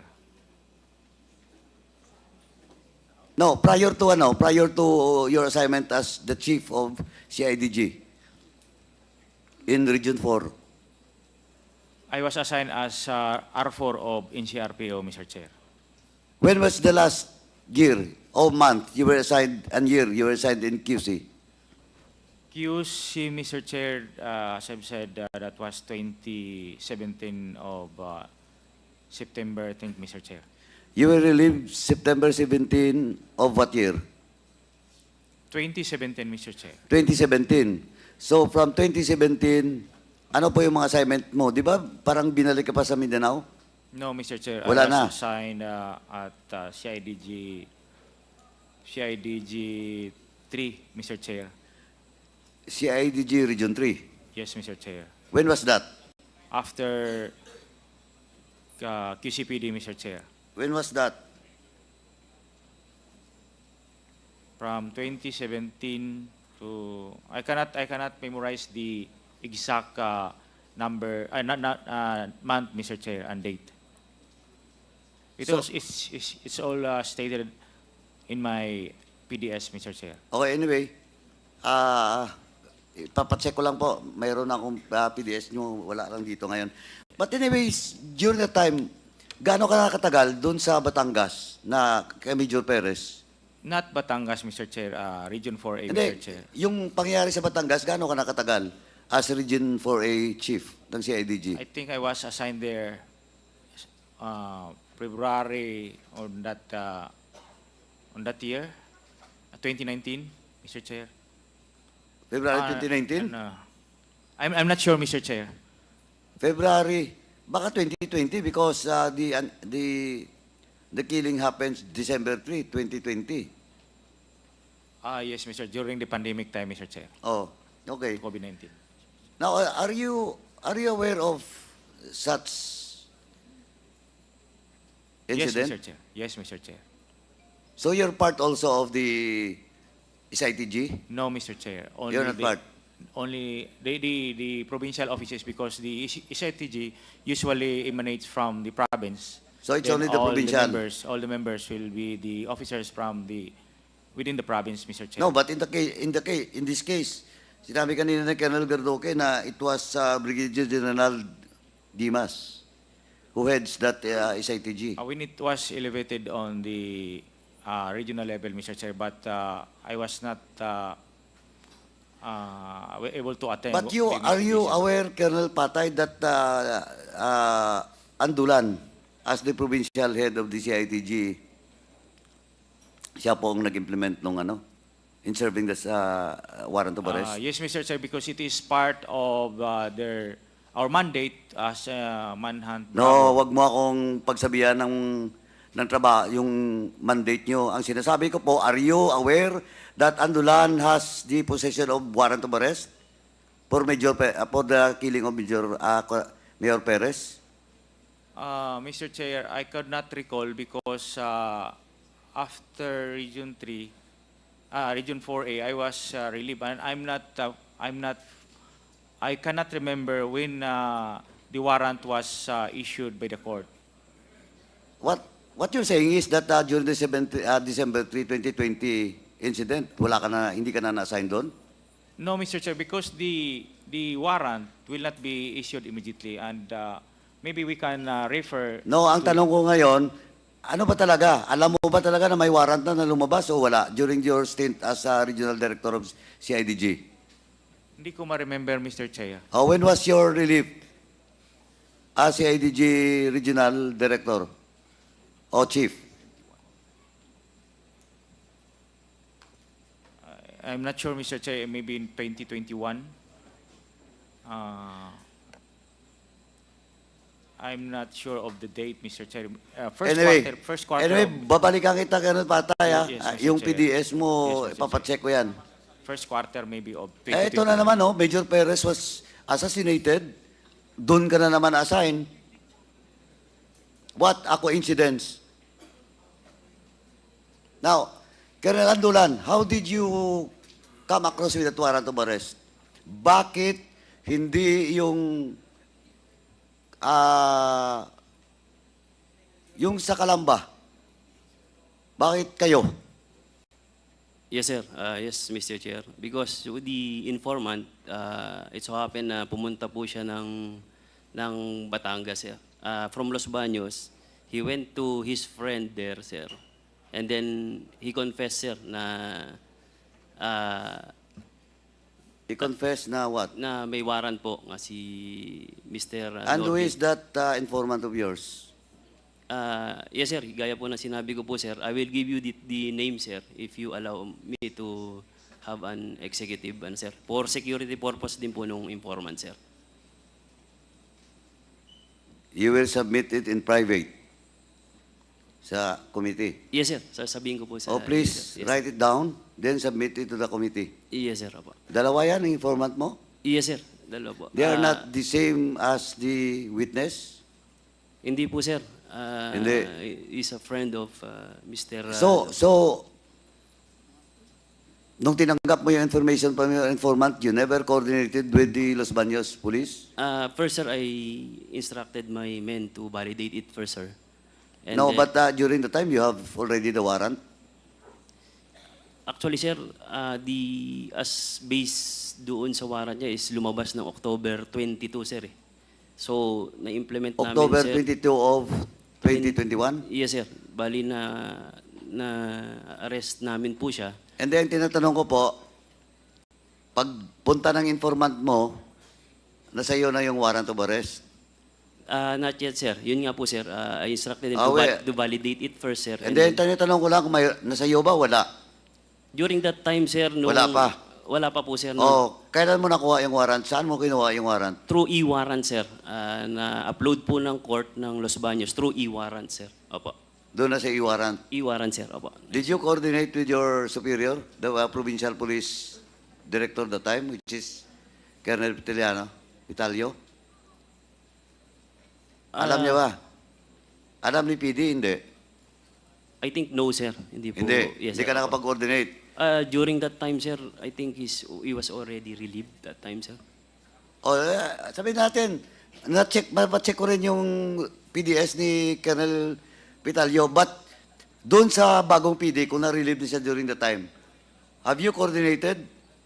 Doon po nga po sa COP, sir, ng Los Baños, sir. Nag-coordinate po ako, sir. Nag-coordinate ka? Yes, sir. And then... And that COP was Colonel Gardoque now? Hindi na po, sir. Sino yon? If I'm not mistaken, Lieutenant Colonel Jonglay po, yung COP noon that time, sir. Sino? Jonglay, sir. Lieutenant Colonel Jonglay po, sir. Opo. Lieutenant Colonel Jonglay. Opo, sir. Anong class ba siya? 2003, sir. 2003? Yes, sir. PNPA also? Yes, sir. Opo. Oh, Mr. Chairman, move to invite a certain Lieutenant Colonel Jonglay in the next hearing. Comsec, please take note. Pidea is now ready to answer your question. Singit lang ako, Kapraso. Sige, go ahead. Pidea, yes, Director General Lasso.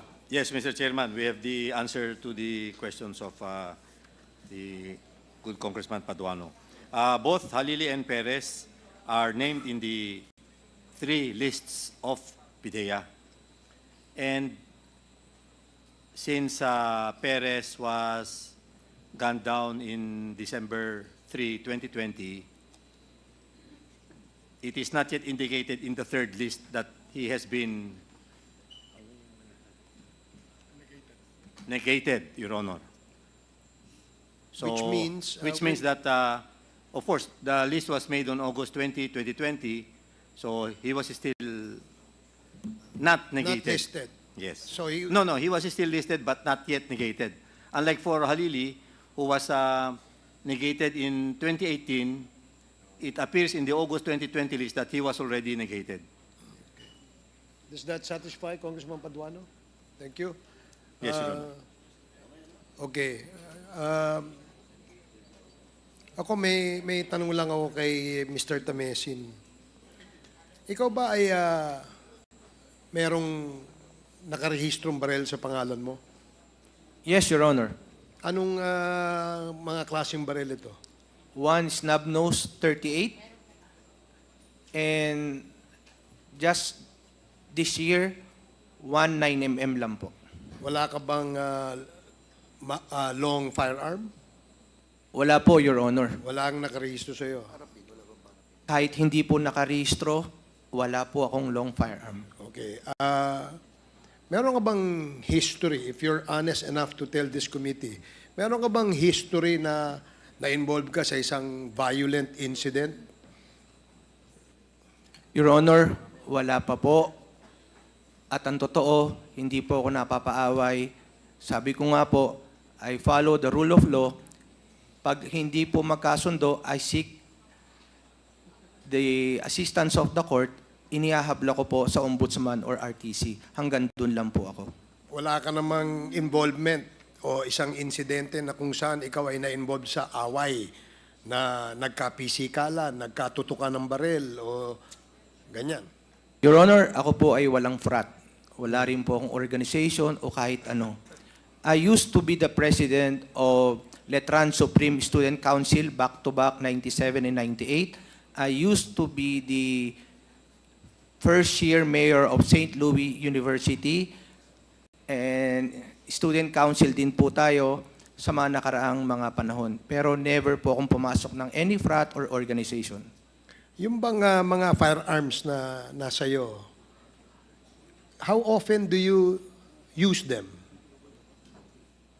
Hindi ko pa po siya nagagamit sa ibang bagay, maliban lang po kung minsan isang beses sa 2 buwan or 3 buwan, nagpa-firing lang po ako just to release stress, and yun po kasi yung aking hobby. So ang hobby mo ay firearms? Aside from swimming and basketball and community service, traveling, yun po, firearm po, practice po. Okay.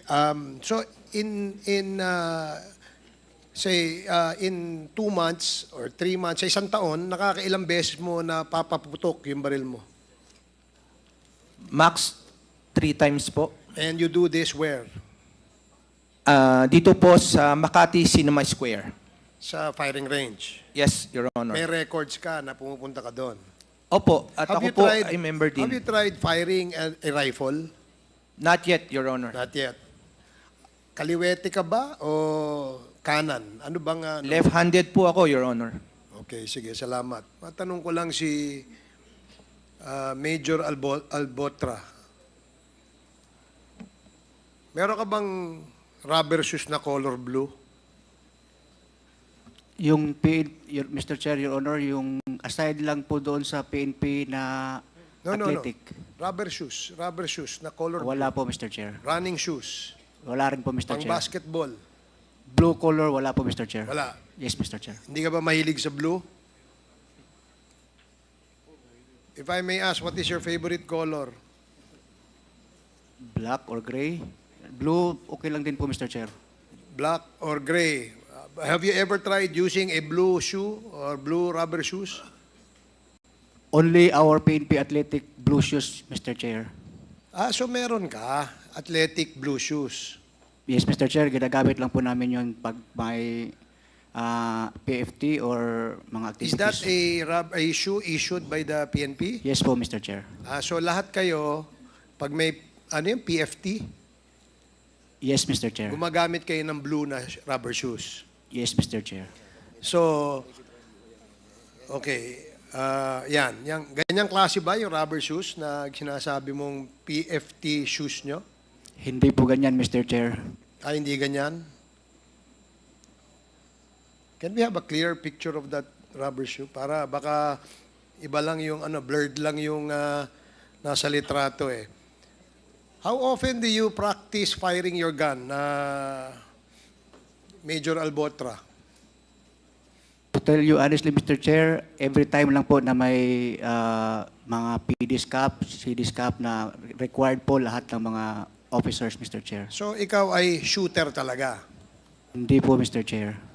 So from a scale of 1 to 10, yung 10 isang magaling na sharpshooter at saka 1 yung kumbaga beginner, nasaan ka? Kung yung level of skill mo sa firing your pistol, for instance, nasaang level ka?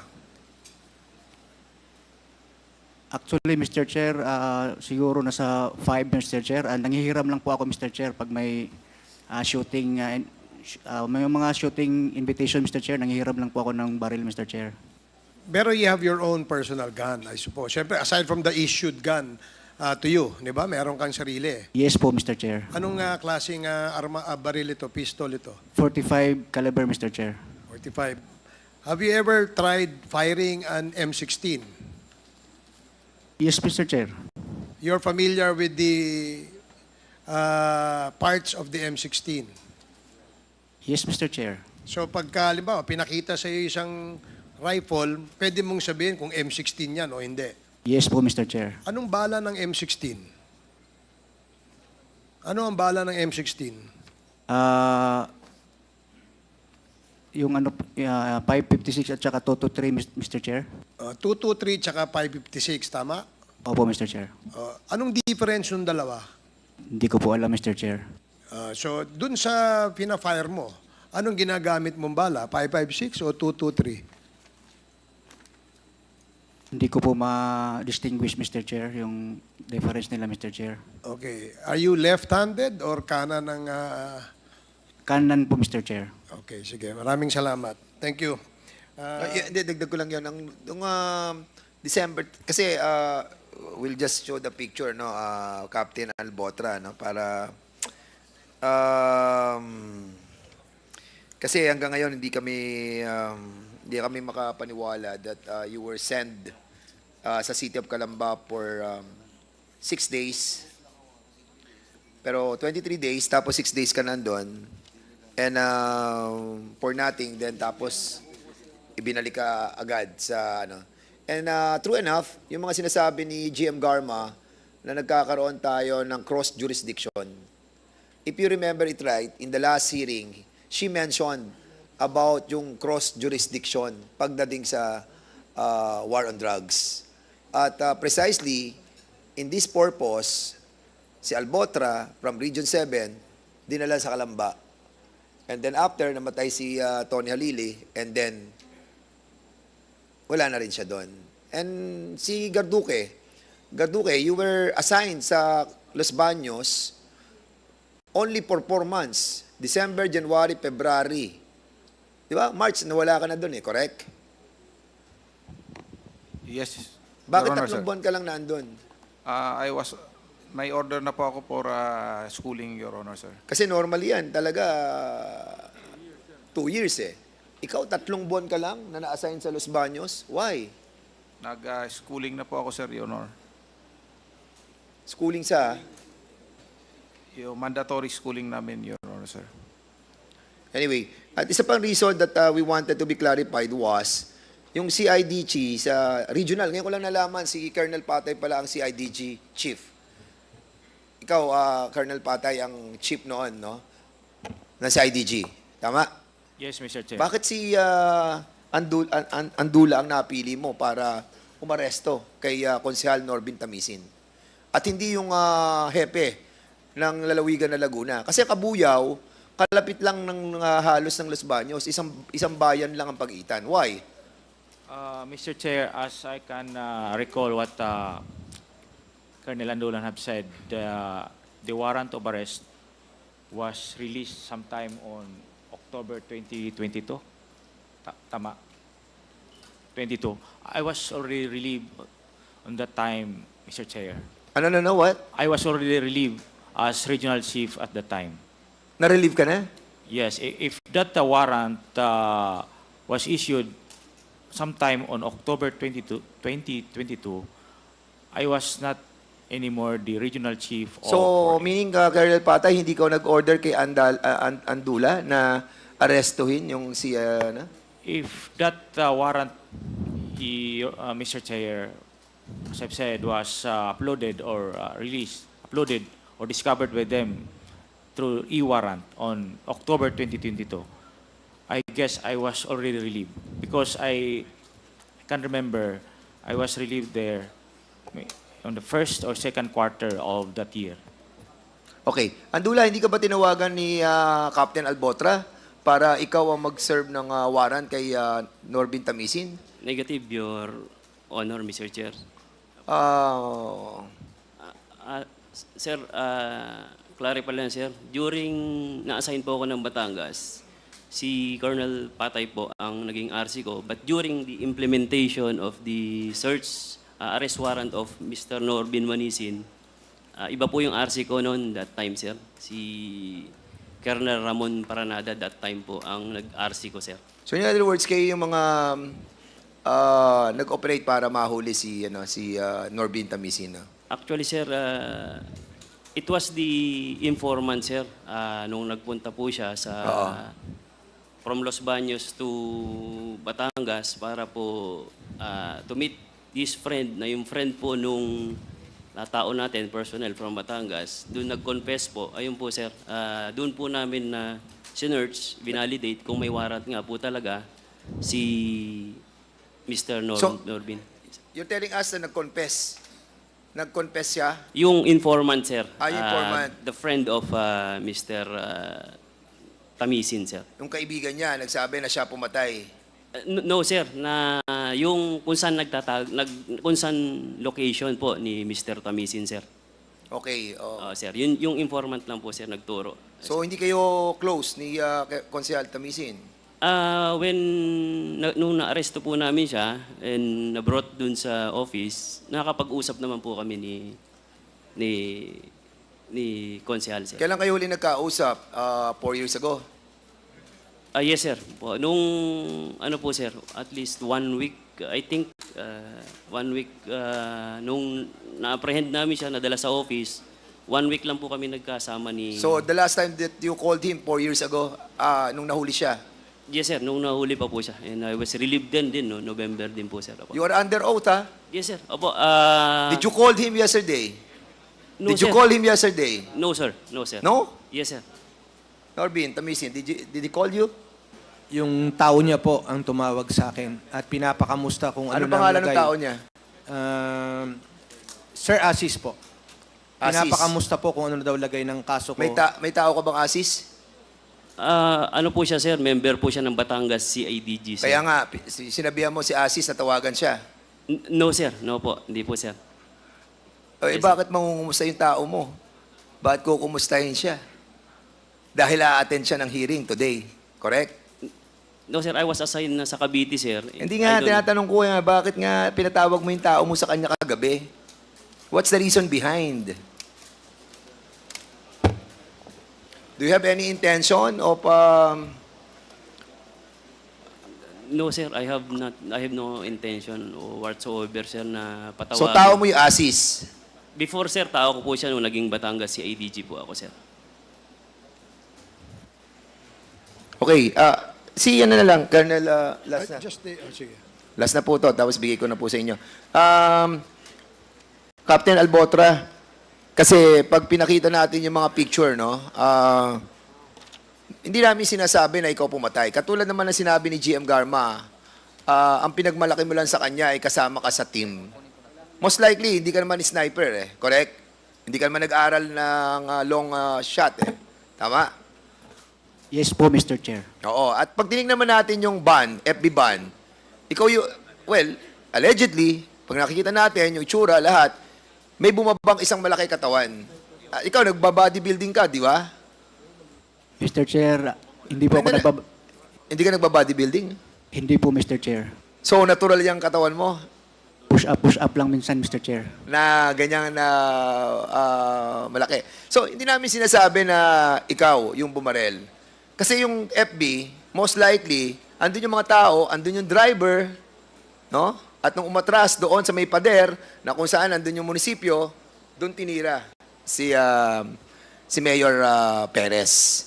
And doon din sa kay Tony Halili, may nakita din doon na malaki katawan, pareho ng relo mo, pareho ng build mo, pareho ng gupit mo. Di ba? But, of course, hindi natin ma-identify yung muka.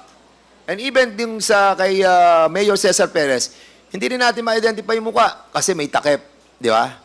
At actually, as a matter of fact, hindi pa natin na-enhance itong mga video na to because we just received it yesterday, you know. So now, most likely, kung tama yung assessment ni GM Garma, nakasama ka lang sa team at ikaw lang nag-organize, ikaw lang nag-intel, ikaw lang nag-operate nung operation, ay hindi ikaw ang gunman na bumira doon. At kung ito'y utos lamang sa inyo, no? Most likely, syempre, we can understand na ang inyong ginagawang trabaho is yung pong tinatawag po nating war on drugs. Di ba? We're not saying that you are all involved in the killing, the actual shooting of the mayors, but maybe part of the team as what GM Garma was saying, no? And as a matter of fact, yung pong sinasabi ni former senator about the reward system at sinasabi din ni GM Garma, most likely ito yung nakuha nila. But this is not all about money. This is all about the order coming from the higher ups, no? Now, ang tanong ko sa iyo, Captain Albotra, during the time that Mayor Cesar Perez was killed on December 3, 2020, ano ka nun at nasaan ka nun? Mr. Chair, ako po ay nasa Cebu. Actually, Mr. Chair, nakita ko po yung video kanina at 100% po ako na hindi po ako yun, Mr. Chair, kasi tayo po ang the best na nakakilala sa sarili natin. And nung binanggit niyo po yung picture, Mr. Chair, nag-send po sa akin yung kaibigan ko kung saan ako, Mr. Chair, and I can show it here, Mr. Chair, kung saan po ako sa Cebu City, Mr. Chair. Okay, so hindi ka lumipad ng Manila during that time? Pardon, Mr. Chair? Hindi ka lumipad, pumunta ng Maynila from Yes Cebu po, Mr. during Chair. that time? Yes po, Mr. Chair. Okay. How did you able to get a in accordance with your affidavit, nakakuha ka nakasecure ka ng 2018 na ticket? Yung booking reference mo sa Cebu Pacific na kino-confirm yung flight mo going back to Cebu nung June 29, 2018. Were you able to secure this from Cebu Pacific? Yan po ay saved email po, Mr. Chair. Luckily, nandun po sa email po, Mr. Chair, yung mga electronic tickets na po, Mr. Chair. Ito nung umalis ka nung June 29, 2018. June 29 po, yan po yung nagkuha po ako ng ticket and yung schedule ko po is June 30, Mr. Chair. June 30, Opo, nung Mr. bumalik Chair. ka. Opo, Mr. Chair. Di ba? Yes, Mr. Tama? Chair. Okay. So, the whole of December and November of 2020, you were in Cebu. Yes, Mr. Chair. Siguraduhin mo, during the whole time of November and the whole time of December, you were in Cebu. December 3. Prior to December 3, 2020, the whole of November and the whole of December, you were in Cebu. Yes or no? Yes, Mr. Chair. Cebu ka? Opo, Mr. Chair. Okay, thank you. Mr. Chairman, for the meantime, I yield to you, to the Chairman. Sige, thank you, Congressman Mr. Chairman. Hernandez.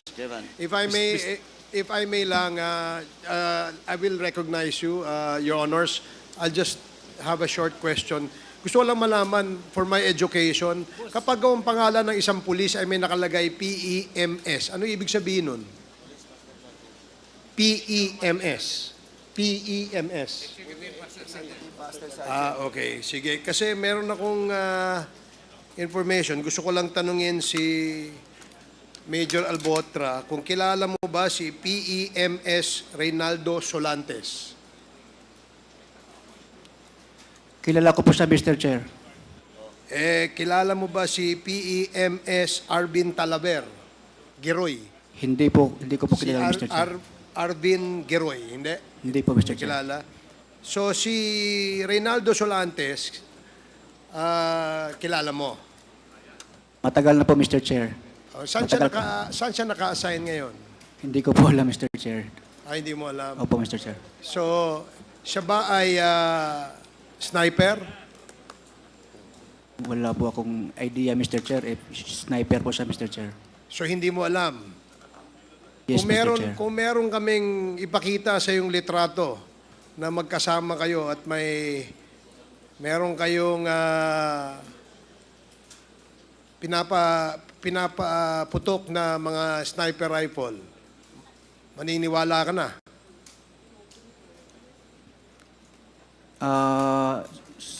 Siguro, Mr. Chair. Sige, I will show that to you later. Congressman Paduano?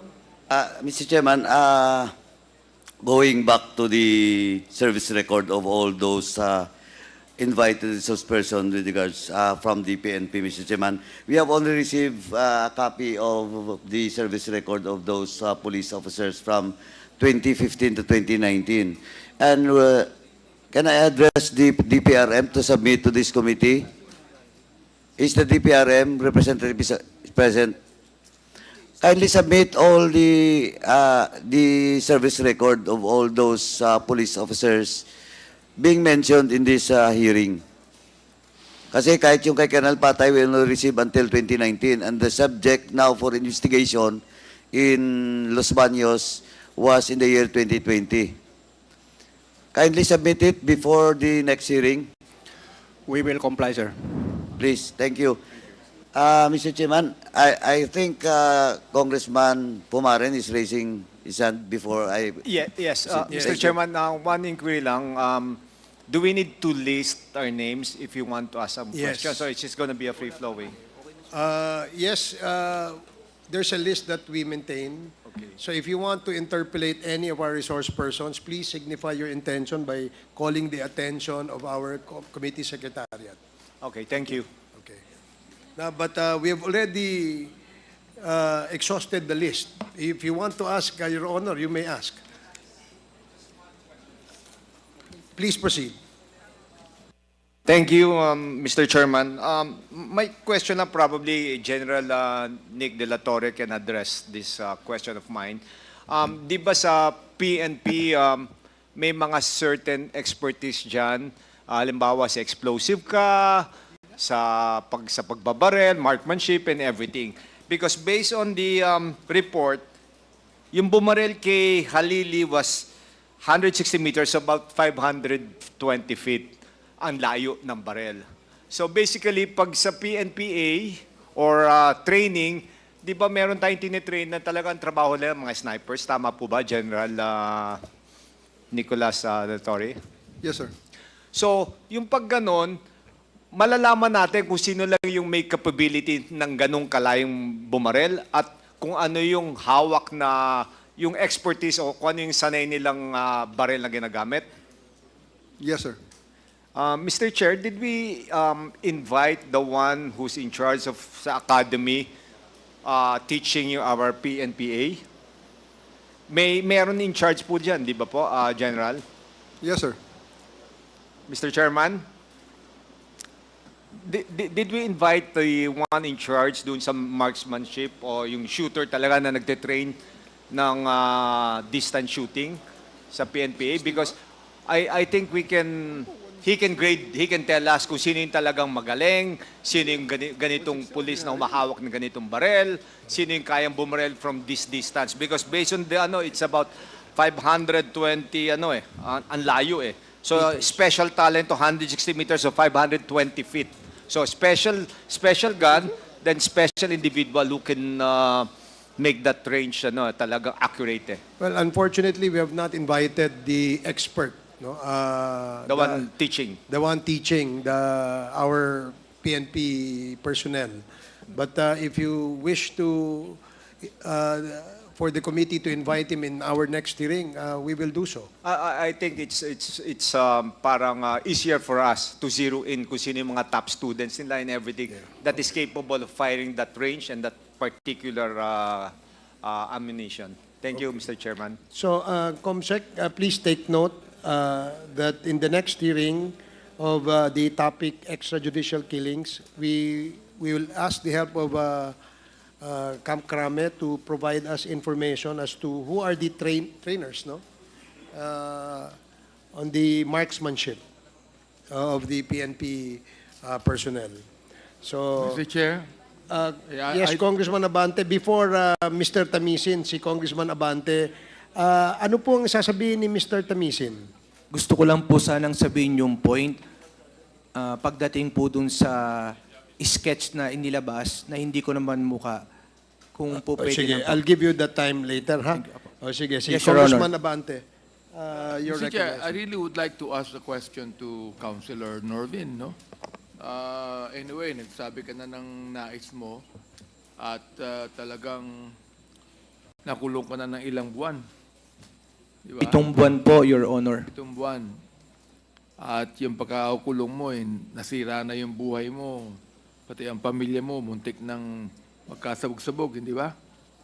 Opo, at nabubuli po yung mga anak ko. Palagay ko naman, meron kang pwedeng sabihin sa patayan na yan. Ang iniisip ko maigi, ano ba talaga ang batayan ng pagpatay na ganyan? O siguro meron kang alam na naniniwala ka ba na ang pumatay kay Mayor Perez ay pulis din na katulad ng pagkakapatay kay Mayor Halili? Sa tingin ko po, sa mga ginamit, sa pagkilos, at higit sa lahat, yung pagkukubli ng katotohanan ng mismong mga gumawa na Task Force Perez at opisyales o PNP Los Baños, Your Honor. O meron ka bang nalalamang mga pulis na maaaring sila ang may kagagawa ng pagkakapatay? Base lang po sa aking pagsasiliksik, nung nagsalita po si Madam Garma, Your Honor, ay tinignan ko po ang video ng lumalabas na lalaki sa Shell Tanawan at tinignan ko kung anong pagkakahawig doon sa lumabas na video naman po na aaligid sa Los Baños. At kung ituturo mo ngayon yan, may ituturo mo kung sino? Sa aking opinion po ay si Captain Albotra. Pakituro nyo nga po. Tumayo nga kayo, pakituro nyo kung siya. Nasa may dulo po ng aking kanan. Ayan. Yan po ang pinaghihinalaan yung pumatay kay Mayor Perez. Yun po yung nakikita ko base sa mga napanood ko at mga pinagbasihan ko po ng mga litrato, pagkilos at pagkakasabing po ni Madam Colonel Garma po, Ibig Your Honor. sabihin, ang pinakabatayan ninyo, Mr. Chair, ang pinakabatayan ninyo, yung binanggit ni Colonel Garma, yun ang pinakabatayan nyo. Yun po yung simula. Yun ang simula. Hanggang magsaliksik po tayo, ano pa, Your Honor. Ano pa ang ilang batayan ninyo? Tinignan ko po yung, kung titignan nyo yung mga body build, yung kanyang Meron shoulder. po kayong kopya ng mga ganon? Meron po. Okay. Palagay ko yung po bang pinakita ni Congressman Fernandez, yung po ba yung mga pictures na yan? Opo, pati na rin po yung mga klase ng relo, pati yung kanyang mga binte, Yan. pagsuot ng cap, paglakad, mga baraso. Ito ba to? Ito ba? Ito ba? Yan. Yes, Your Honor. Pero sinasabi po ni Kapitan na hindi siya ito. Right? Kapitan, hindi ikaw to, no? Yes po, Mr. Chair. Hindi po ako yan, Mr. Chair. Hindi ikaw ito. Opo, Mr. Chair. Okay. Wala kang ganitong relos? Wala? Hindi ko po makita, Mr. Chair. Ito. Page. Pakita mo nga. Tignan natin kung mayroon. Paige, can you... Yan, pakita mo. Yan, pakita mo. Yan. Ito. Kamukha mo to eh. O palagay ko, ginagaya mo lang si Alice Guo, meron kang double. Yan.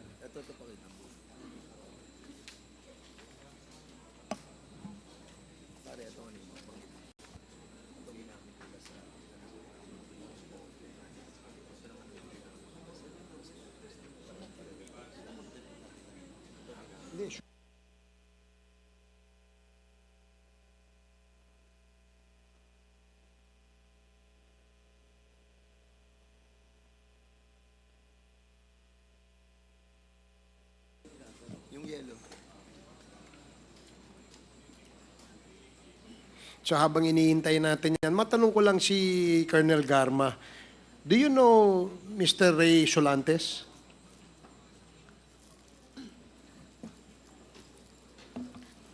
I always hear his name sa Region 7 when I was assigned there, Mr. Chair.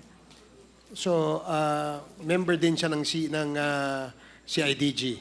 No, Mr. Chair. Sa Police Regional Office siya assigned. PRO 7. R2, yes, Mr. Okay, Chair. R2 siya. Okay, sige. Thank you. Thank you. So, si Mr. Captain Albotra, from Region 7, from Cebu City, nalipat ka sa Calamba, Laguna, tama?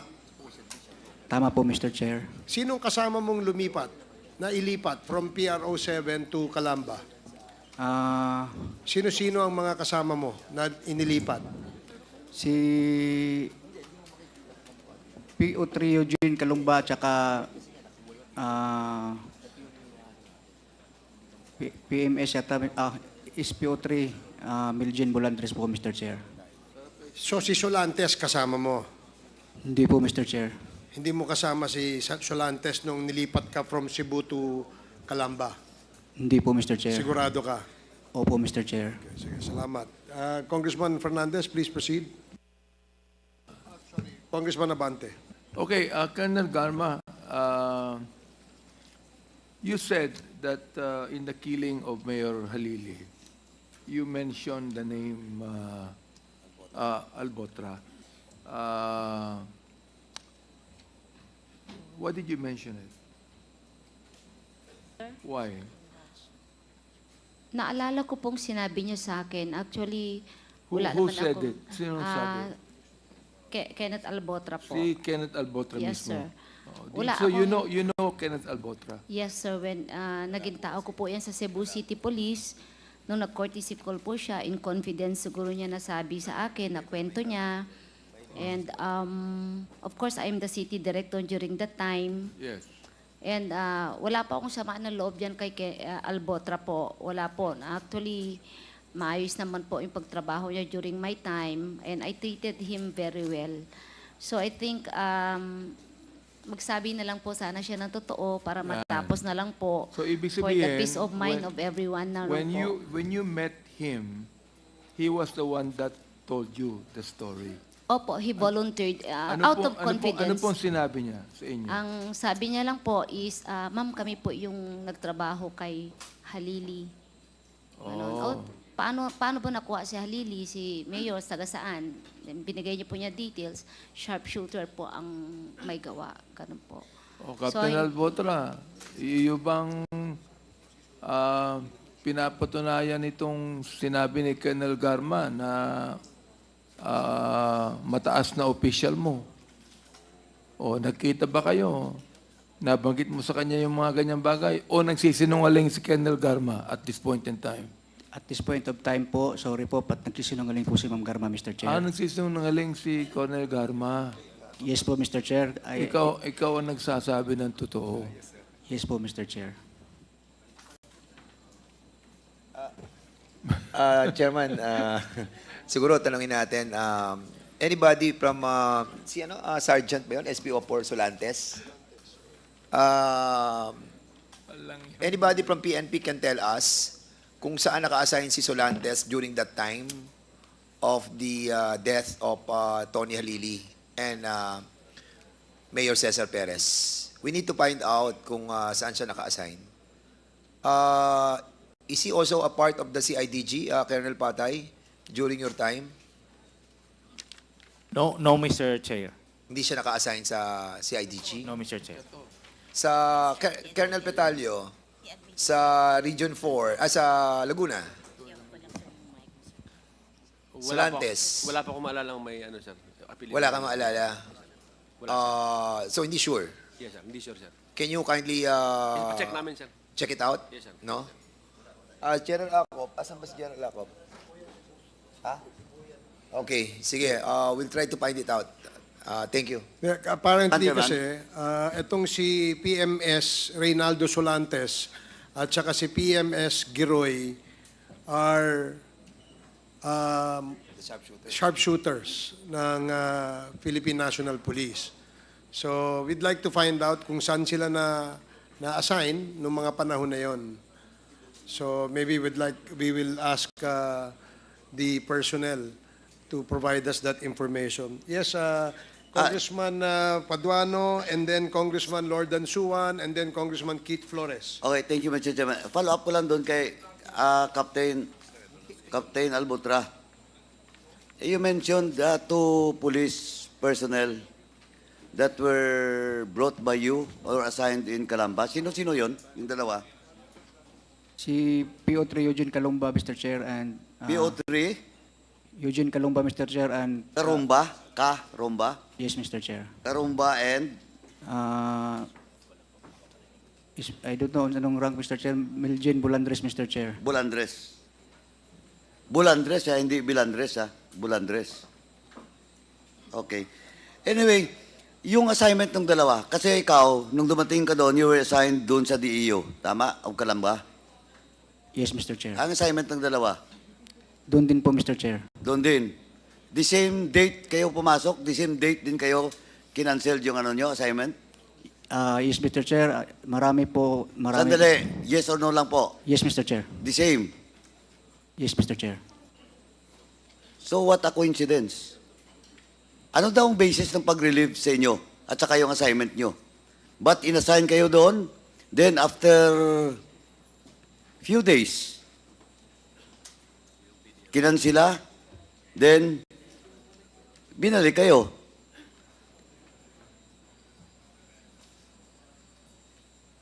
Oh. Opo, Mr. Chair. Hindi, anong opo? Tanong ko, bakit kinansila? Anong basis daw o reason? Si RD po ang... Who is that RD the time? General Ted Caranza po, Mr. Chair. Si Caranza is now the OIC Mayor of Yes. Silang Cavite. Yes, Mr. Chair. Now, who is the Chief of Police the time? That was then Lieutenant Colonel Ulsano, Mr. Chair. Lieutenant Colonel Ulsano. Luzano? Ulsano po. Ulsano? Anong klase yung Ulsano? Active ba ngayon yung Ulsano? Yes, Mr. Chair. Active pa? Saan naka-assign? No As far idea as you know. kung saan, Mr. Chair. Mr. Chairman, can we direct the PNP to facilitate the present assignment of Light Colonel Ulsano and to be invited in the next hearing? Kasi ito po yung Chief of Police nung nangyari yung Mayor Halili killing.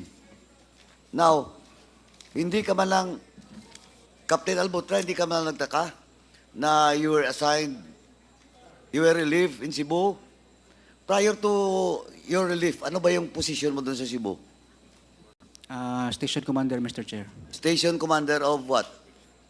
Station 1, Mr. Chair. Station 1. That's 2018. Yes, Mr. Chair. Gano'n ka katagal doon na Station 1 Commander? I think only 2 months, Mr. Chair, before po na-issuehan ng order, Mr. Chair. So, 2 months ka lang na Station 1 Commander, then nirelieve ka, and then assigned to Calamba, ganon? Then, kinansila ulit, binalik ka na naman sa Cebu? Opo, Mr. Chair. Yun po ang nangyari, Mr. O Chair. prior to Station 1, anong assignment mo? Sa Deputy Dumaguete Police Station po yata, Mr. Chair, sa Negros Oriental PPO, Mr. Chair.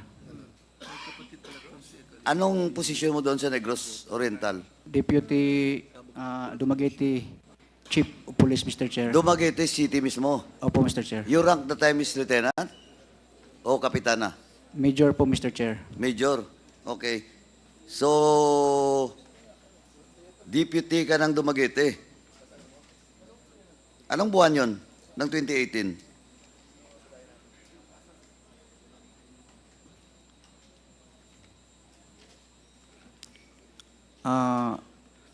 Di ko po siguro mga ano po yung Mr. Chair, mga February, January, mga ganun, Mr. Chair. December, January, February. So from Dumaguete, tama. binalik ka, dahil Region 7 yung Dumaguete, di ba? binalik ka sa region, then you were assigned as Station 1 Commander of Cebu City. From Dumaguete, Mr. Chair, assigned po ako sa Station 1 of Cebu City. Station 1 nga. Yes, Mr. Chair. As the commander of that station. Yes, Mr. Chair. Gaano ka katagal sa Dumaguete? Madali lang po, Mr. Chair. Madali ulit? Mga ilang buwan lang? Mga 4 months siguro, Mr. Chair. Naku po. Bakit yung assignment mo? Tingnan mo Oh, tingnan mo ang assignment mo. Parang pinadala ka lang doon, tapos may gagawin ka, then ililipat ka na, i-relieve ka, balik ka Station 1, 2 months ka Station 1, tatapon ka ulit sa Calamba, matter of days, pinakansila, binalik ka ulit sa Cebu. Yung sa Negros po, Mr. Chair, yung Dumaguete is, galing po ako ng Deputy Investigation, napunta akong Dumaguete, tapos nag-schooling po ako ng Investigation Officers Basic Course, Mr. Chair. 6 months. Parang, hindi naman umabot, Mr. Chair. Pero that time, saan ang assignment mo? Sa Dumaguete, Mr. Chair. Sa Dumaguete? Yes, After your schooling? Ayun, sa Station 1, Mr. Chair. Andali. So, naunang schooling, o nahuling schooling before assignment in Station 1? Nauna po, Mr. Chair. Nauna. So, after Dumaguete, as deputy ng Dumaguete Police Station, Police Office, nag-schooling ka? Nung schooling po ako, Mr. Chair, doon pa po yung unit ko sa Dumaguete. Oo nga, pero nag-schooling ka. Yes, Mr. Chair. So, hindi 4 months. Hindi po, Mr. Chair. Gano. Pero yung regular duty mo, 4 months lang. Tapos sa schooling ka. Yes, Mr. Chair. O tapos, 4 months, then you assigned at Station 1. After 2 months, you were assigned again sa Calamba. Sa Calamba. Then, after few days, binalik ka. Yes, Mr. Chair. Ganito po, matanong kita, bago ko balikan yung yung kay Ma'am Garma. So, nung sa Dumaguete ka, that was 2018, your rank is major. Opo, Mr. Chair. Ba't ka na-demote? Anong kaso mo? Na-cancel po yung promotion order ko po nung major, Mr. Chair, kasi po parang may problema po doon sa eligibility ko po, Mr. Chair. May problema sa eligibility mo? Yes, Mr. Chair. Ayun lang, wala kang kaso. Wala po, Mr. Chair. Wala, hindi po yung demotion, but cancellation po, Mr. Chair, ng order. So from 2018, supposedly, major ka na, because of that eligibility problem, hindi ka na-promote until now. Mr. Chair, supposed to be magpapapromote na po sana ako ng Lieutenant Colonel, but When was that? Paano ka ma-promote ng Lieutenant Colonel na nakansila nga yung pagka-major mo from captain? Pwede ba yun? Yun po yung dahilan, Mr. Chair, kasi saka lang po nila nalaman nung naghalungkat po ng order, Mr. Chair. Kaya nung nalaman nila, yun po, na-cancel po yung last promotion order ko po. Okay. So you were already promoted as major. Yes po, Mr. Chair. Kinancel because when you apply for promotion for light colonel, doon nakita. Yes, Mr. Na Chair. may problema kasi eligibility mo.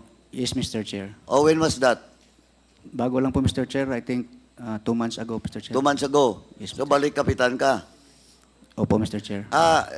Mr. Chairman, can we direct the DPRM to submit also the service record, and that includes the promotion and the cancellation of the reason for the cancellation of the promotion of Captain Albutra. Mr. Chair, Please. Yes, Congressman Akop. I'll just ask one clarificatory question. Ano yung sinasabi mong eligibility na wala ka, kaya hindi ka na-promote? Mr. Chair, yung ginamit ko po noon na eligibility was only police inspector, and sabi po ng DPRM, nung time na nagpapapromote ako is hindi na po daw valid yun, Mr. Chair. Napolcom, can you say something about that? Totoo ba yung sinasabi niya? Your Honor, hindi po ganun eh. Matagal nang na-establish namin na merong police eligibility para sa third class, fourth class, third class, second class, saka first class. Matagal na pong establish yun. Gusto rin namin malaman sa DPRM kung nagkaroon siya ng misrepresentation, kaya siya natanggal. Hindi na po bago yung eligibility. Dapat alam na niya yun. Your Honor, baka ho sa CIDG meron po silang impormasyon. Mr. Chair, gusto yata magsalita ni Gerald Torre. Yes, General Torre, you may, Mr. Chair, can I volunteer some information because we conducted an investigation regarding Mr. Albotra. The reason why his promotion was cancelled is he used an inspector eligibility when he got promoted to chief inspector, up to the inspector eligibility for major, and then when he applied for promotion to lieutenant colonel, it was found out that he is not even eligible for major, so he was demoted to captain. The most proximate reason is that until 1992, that inspector eligibility is valid for up to chief inspector and superintendent. And then after that, because during the time the exams were given for inspector, senior inspector, chief inspector, and superintendent, senior superintendent. After 1992, NAPOLCOM changed the ruling that the inspector exam taken after that date is valid until superintendent. So, dun most probably ang naging oversight nung unang promotion sa major, kaya siya nakalusot sa major, even using that inspector exam dahil siya ay 2006, sir, invalid na yun. Hanggang 1992 lang, sir. Mr. Chair, may I continue? That's misrepresentation, sir, definitely. May I continue my questioning, Please Mr. proceed. Chair, please? Colonel Garma,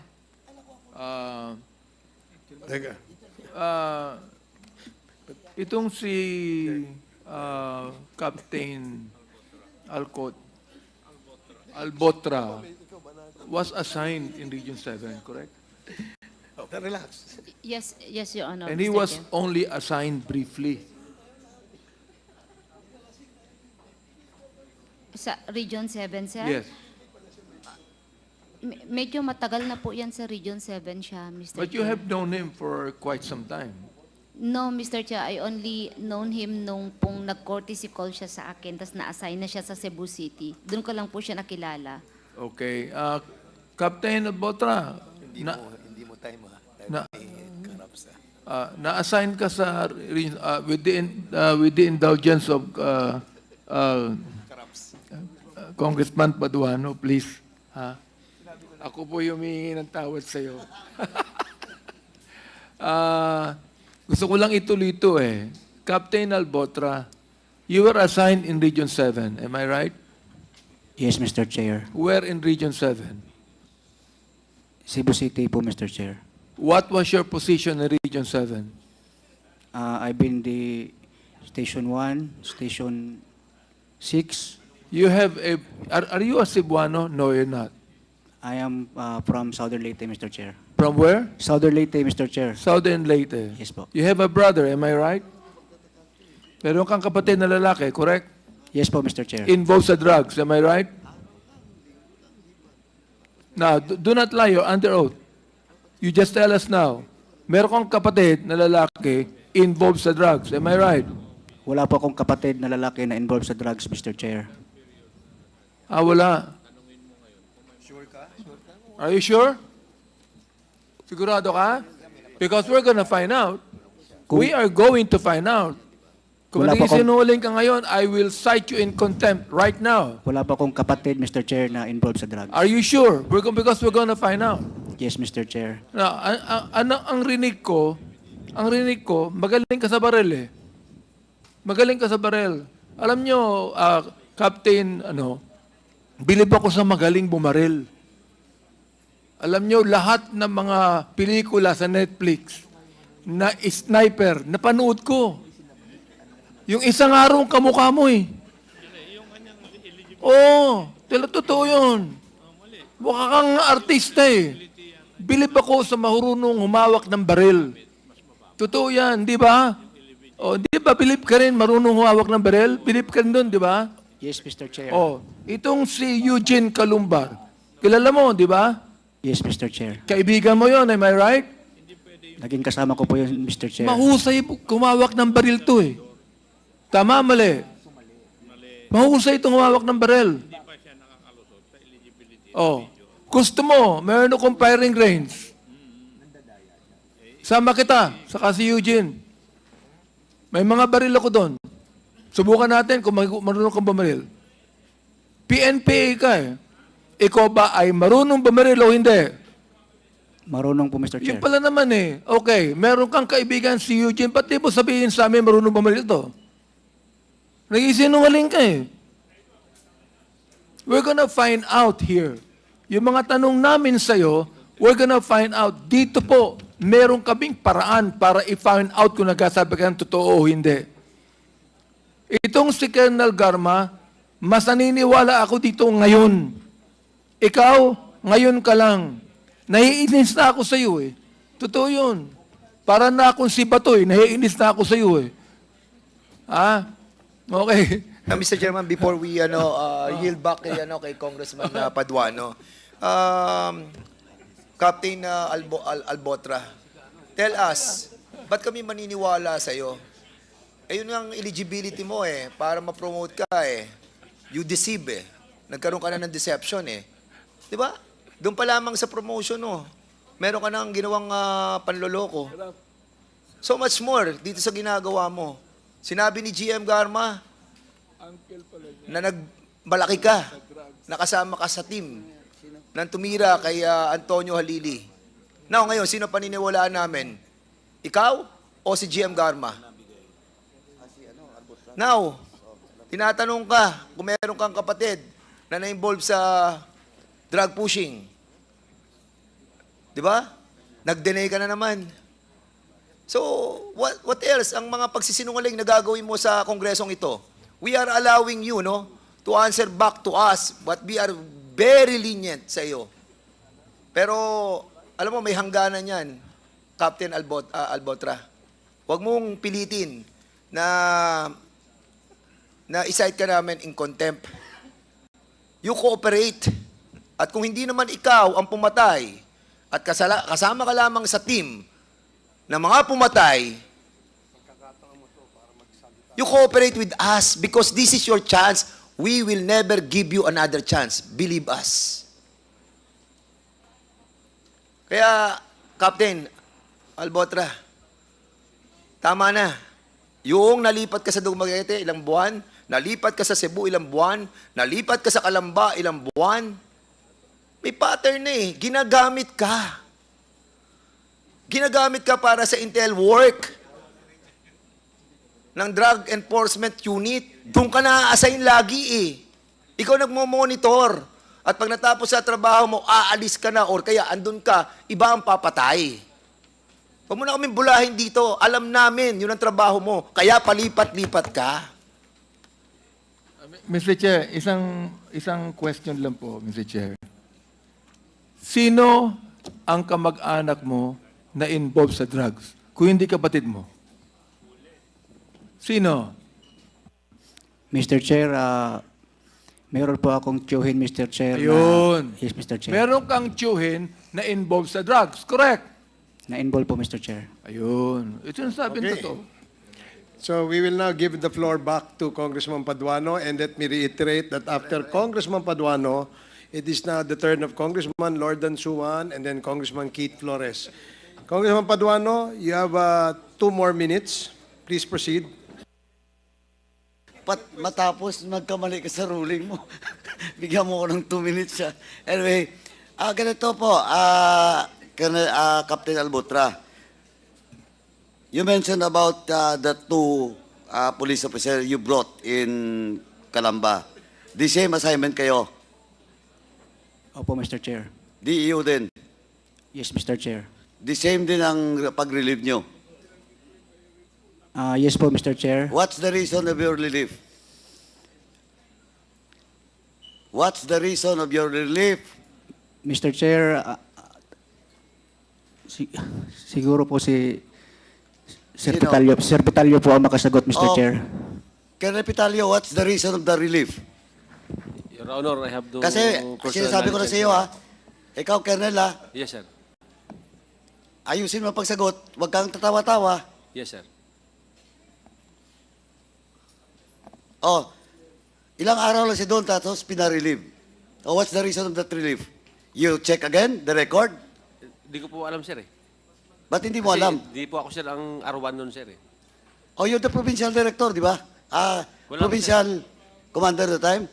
Wala pa, sir. Wala pa. Oh, ba't tinuturo mo si R.D. Pitalio? Sinungaling ka. Mr. Chair, if I may, Mr. Chair. Oh, My Chief of Police before, Mr. Chair, Colonel Olsano, meron po silang... merong ano? Merong usapan? Meron po silang parang di pagkakaintindihan ni Sir Pitalio that time, Mr. Chair. Oh, when was that? During the time, sandali po, Captain Albutra, during the time, Colonel Pitalio, where were you assigned that time?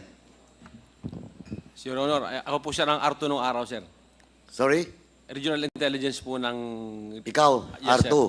Then, sir, at that time, sinasabi niya, sir, si Colonel Ulsano, ayan po ang Chief of Police ng Calamba. Oh, ngayon, may problema daw kayo, sabi ni Albutra. Yun, sir, alam, sir, kung ako po, sir, pinagbumura ko nun eh. Na? Dahil sir, at that time, sir, ayaw niyang masapawan nun, sir eh. Sino ngayaw masapawan? Yung Ulsano na yan, sir. O so? Yun na, sir, ang That sir. caused the relief. No, sir, I have no idea, sir, about the relief, sir. Oh, who caused the relief? Hindi ko po alam, sir eh. Hindi mo alam, nasa R1 ka. Ano, sir? R2, sir. R2. Pero, sir, di ko po Oh, alam, kahit sir, na. Hindi mo alam. Hindi ko po alam, sir. Oh, Captain Albutra, ito ngayon na kanina, yung statement from Ma'am Garma, dininay mo. Ito ngayon, you're pointing to Colonel Pitalio. Now, dininay niya. Wala siyang alam. O ikaw, ba't tinuturo mo kay si Colonel Pitalio? Yun po ang alam ko, Mr. Chair. Anong alam mo? Meron po silang hindi pagkakaunawaan, Mr. Chair, na naging sanhi po ng relief, Mr. Chair. Naging sanhi ng relief mo? Marami po, Mr. Chair, ang na-relieve, Mr. Chair, at that time. Hindi, pero ang question is, Yes, Mr. Chair, sa akin po. Kasama na rin po ako, Mr. Chair. in your case, ang tanong ko nga, bakit kayo na-relieve? Did you violate something? Or tapos na yung trabaho dun? Mr. Chair, Ikaw last na lang to, Albutra. Mr. Chair, May tatanong pa ako mamaya isa, last, ha? Last. Mr. Chair, if you look at my affidavit, Mr. Chair, No, I will not. Your affidavit, you're under oath. What you're telling now is under oath also. yes, Mr. Chair. Now, ang tanong ko, again, last na tanong, what's the cause of your relief? Hindi nga alam ni Colonel Pitalio eh. Ikaw, bakit na-relieve ka na? Nung pinatawag po kami ni R.D. Caranza, Mr. Chair, at that time, sinabi niya na po na marirelieve po kami, Mr. Chair. Yun po ang parang... Hindi in-explain sa'yo ni R.D. Caranza? Sinabi niya po, Mr. Chair, na yun po yung parang resulta po ng pagtatalo nila ni Sir Pitalio, Mr. Chair, tsaka ni Sir Olsano. Pagtatalo? Anong pakialam mo dun sa pagtatalo ng COP mo at tsaka ni Arto? Yun po ang... Unless may ginawa kayong operasyon o trabaho na binukulan nyo yung senior official nyo. Wala po, Mr. Chair. Ha? Wala po, Mr. Chair.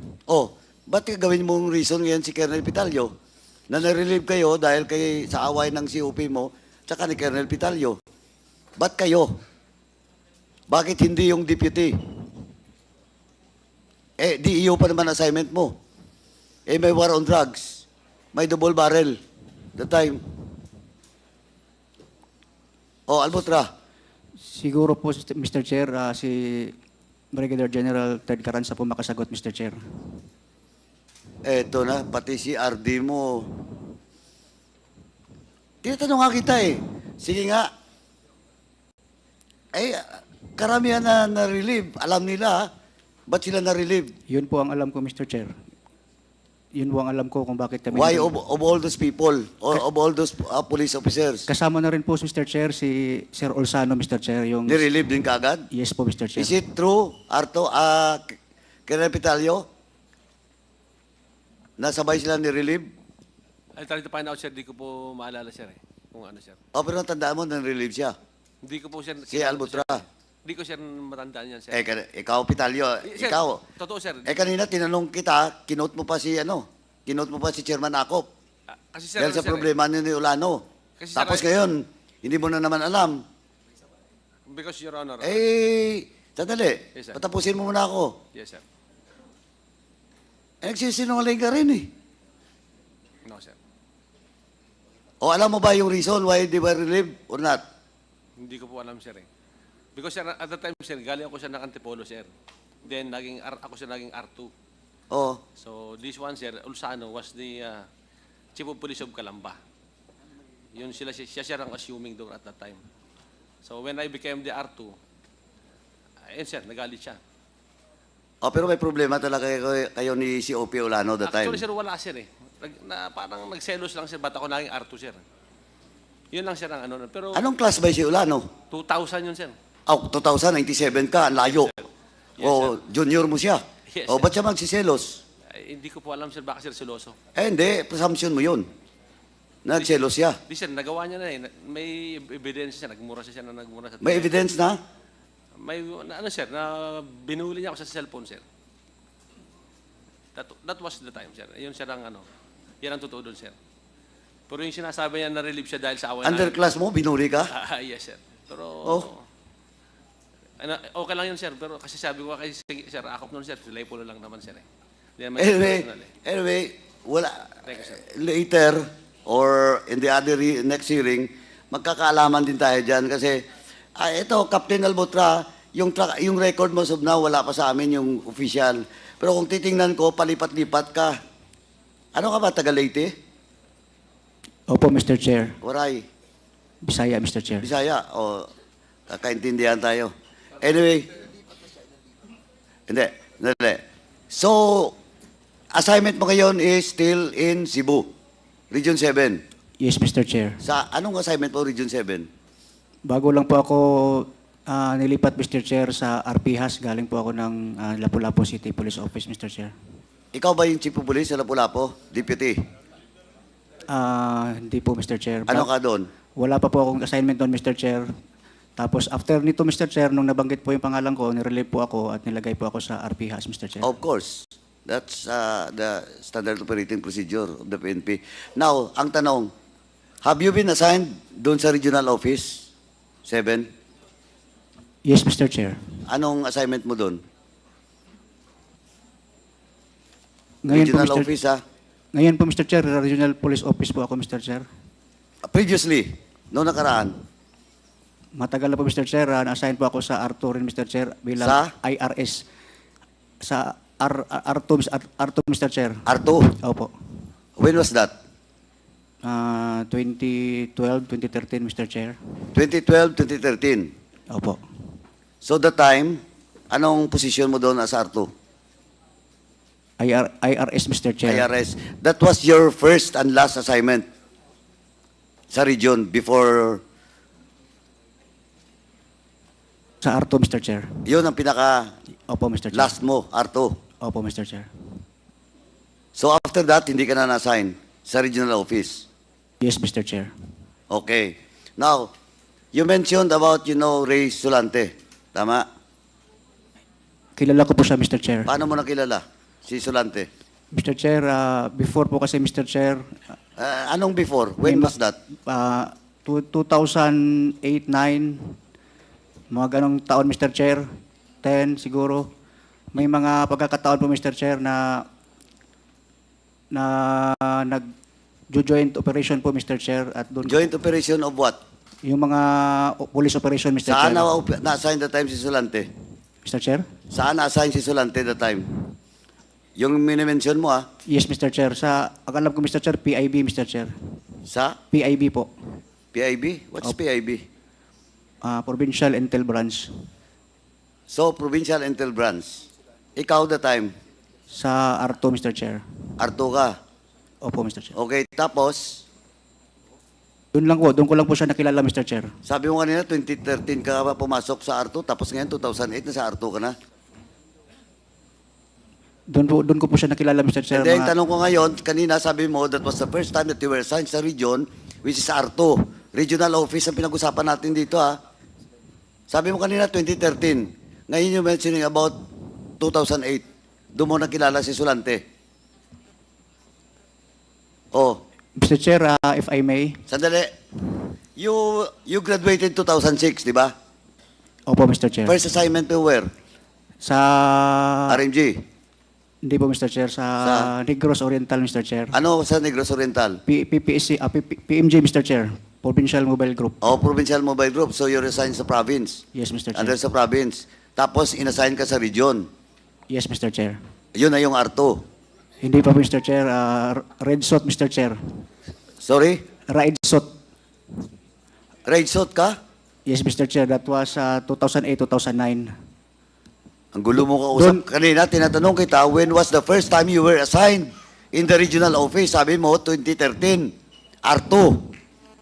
Ngayon, 2008 ka, inassign ka man na Red Sot. Yun po ang una, Mr. Chair. Red Sot. Doon ko po nakilala yun si Sulante, Mr. Chair. That time he was assigned doon sa province. PIB, Mr. Chair. Tapos, Yun lang po, Mr. Chair. nung R2 ka, Hindi ko na po siya nakita, Mr. Chair. Hindi na kami Mr. Chair, nagkasama, Mr. Chair, sa mga joint hindi mo na siya operations. nakita. Hindi po, Mr. Chair. Sigurado ka? Nung R2 ka? Yes, Mr. Chair. Eh, si Sulante was assigned, parang hindi na yan umalis doon sa regional office. During na nandun po ako, Mr. Chair, hindi ko po alam kung saan siya assign, Mr. Chair. Pero hindi na kayo nagkikita? Yes, Mr. Chair. Until when? Until when? Hindi ko na po maalala, Mr. Chair. Hindi nga, kailan kayong last nagkita? Nagkasama? Matagal na po, Mr. Chair. May mga 2008, 9, 10 siguro, Mr. Chair. 2010? Yes, Mr. Sabihin Chair. natin 2010. Opo. Eh kung may picture kami pakita na magkasama kayo sa range, Hindi ko po maalala, Mr. Chair. Kung hindi mo rin alam ngayon kung saan si Sulante? Hindi po, Mr. Chair. Ang alam ko po, Mr. Chair, nag-retire na po siya, Mr. Chair. Nag-retire nga. Alam namin nag-retire na. Oh, alam mo nga nag-retire na eh. Pero hindi mo alam kung saan siya ngayon. Yes, Mr. Chair. Sigurado ka? Opo, Mr. Chair. Hindi naman kami nagkasama ng unit niyan, Mr. Chair. Totoo yun. Opo, Mr. Chair. Tama ka, hindi kayo nagkasama ng unit. Kasi laging, kayo, special.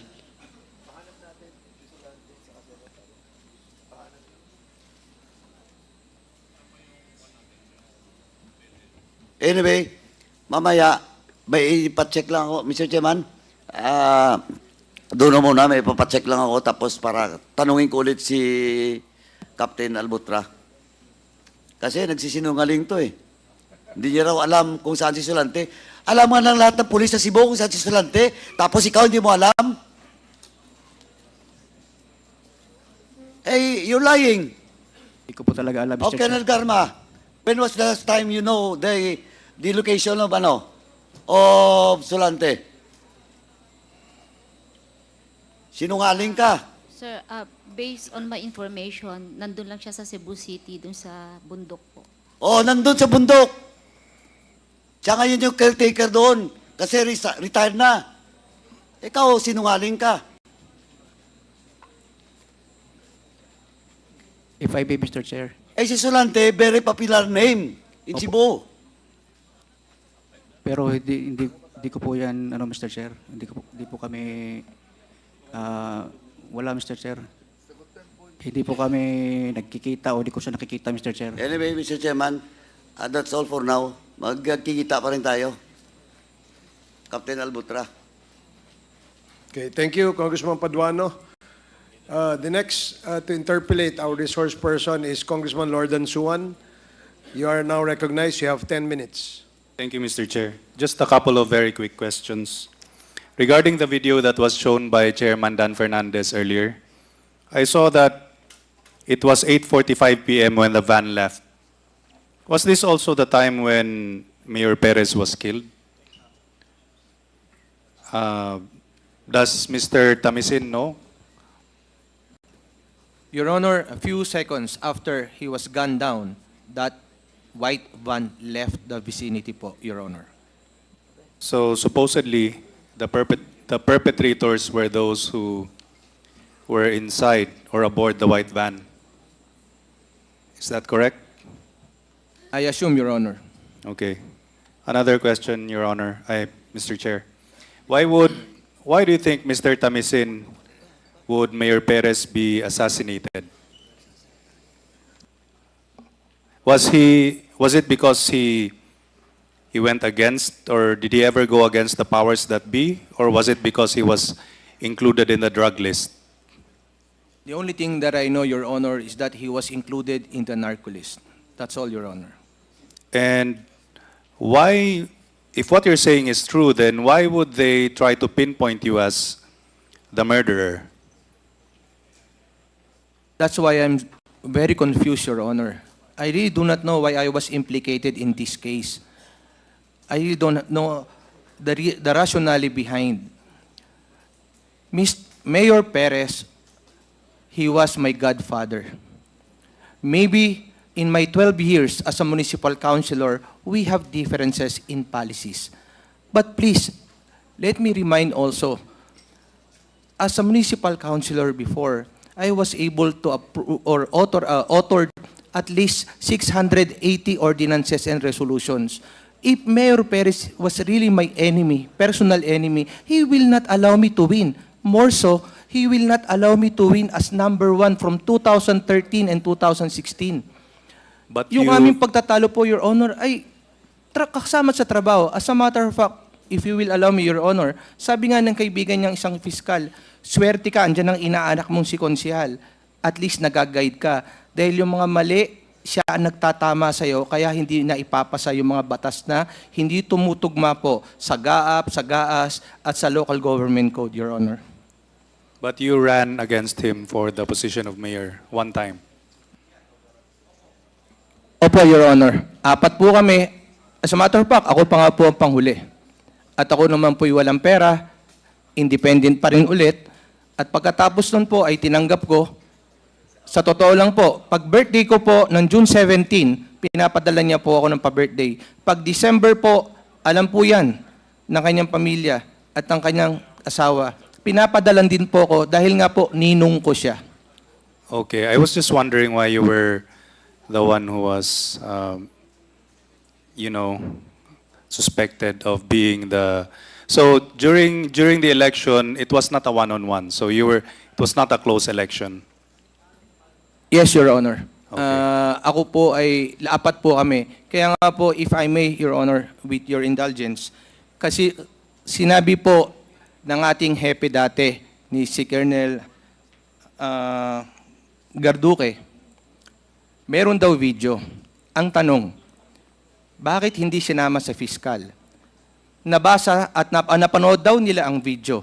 Hindi daw nakita ang pagkakilanlan.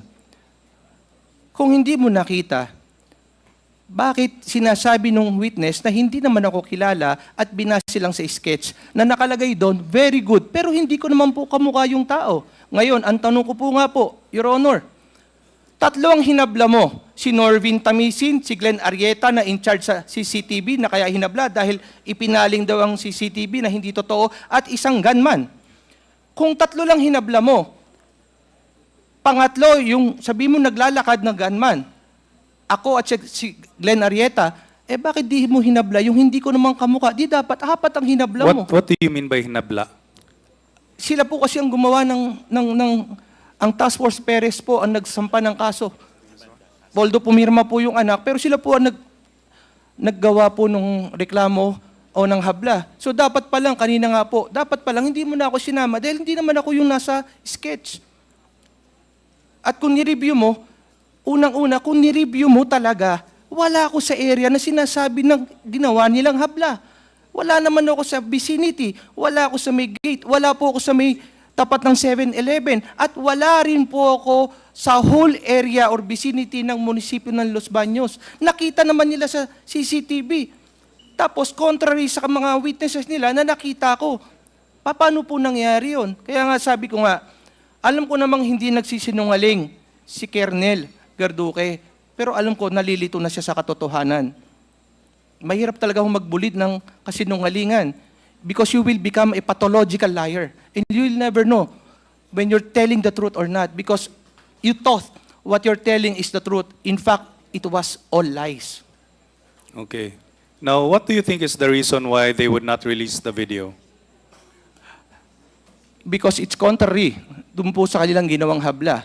Dahil nakalagay doon, nakita si Norvin Tamisi na andun, paglabas pa, kumaway pa daw ako doon sa van na pumatay, binaba ko yung mask ko, inalis ko pa yung face shield ko.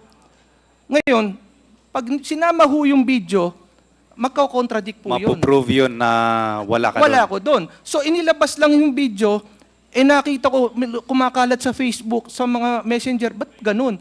Kaya nabigla ako, kaya nung lumabas sa korte, sa kanila inilabas. Dapat to, kasama na yun sa pagpapail. Ang intention lang po nila, one, in my own opinion, Your Honor, ma-file ang case. Second, hanapan ng fall guy katulad ko, at kung mahuli ako, itumba ako. Kaya dinala ako sa Batangas. Mr. Chair, we would like to ask the witness just to directly answer the question. Yes, Your Honor. Sorry. Okay, so you were not in the video at all? Yes, Your Honor. Okay. That's all, Your Honor. Thank you. Okay, thank you, Congressman Suwan. Last to interpolate on our witness is Congressman Keith Flores. You are recognized. You have 10 minutes. Thank you, Mr. Chair. Just a few questions, Mr. Chair.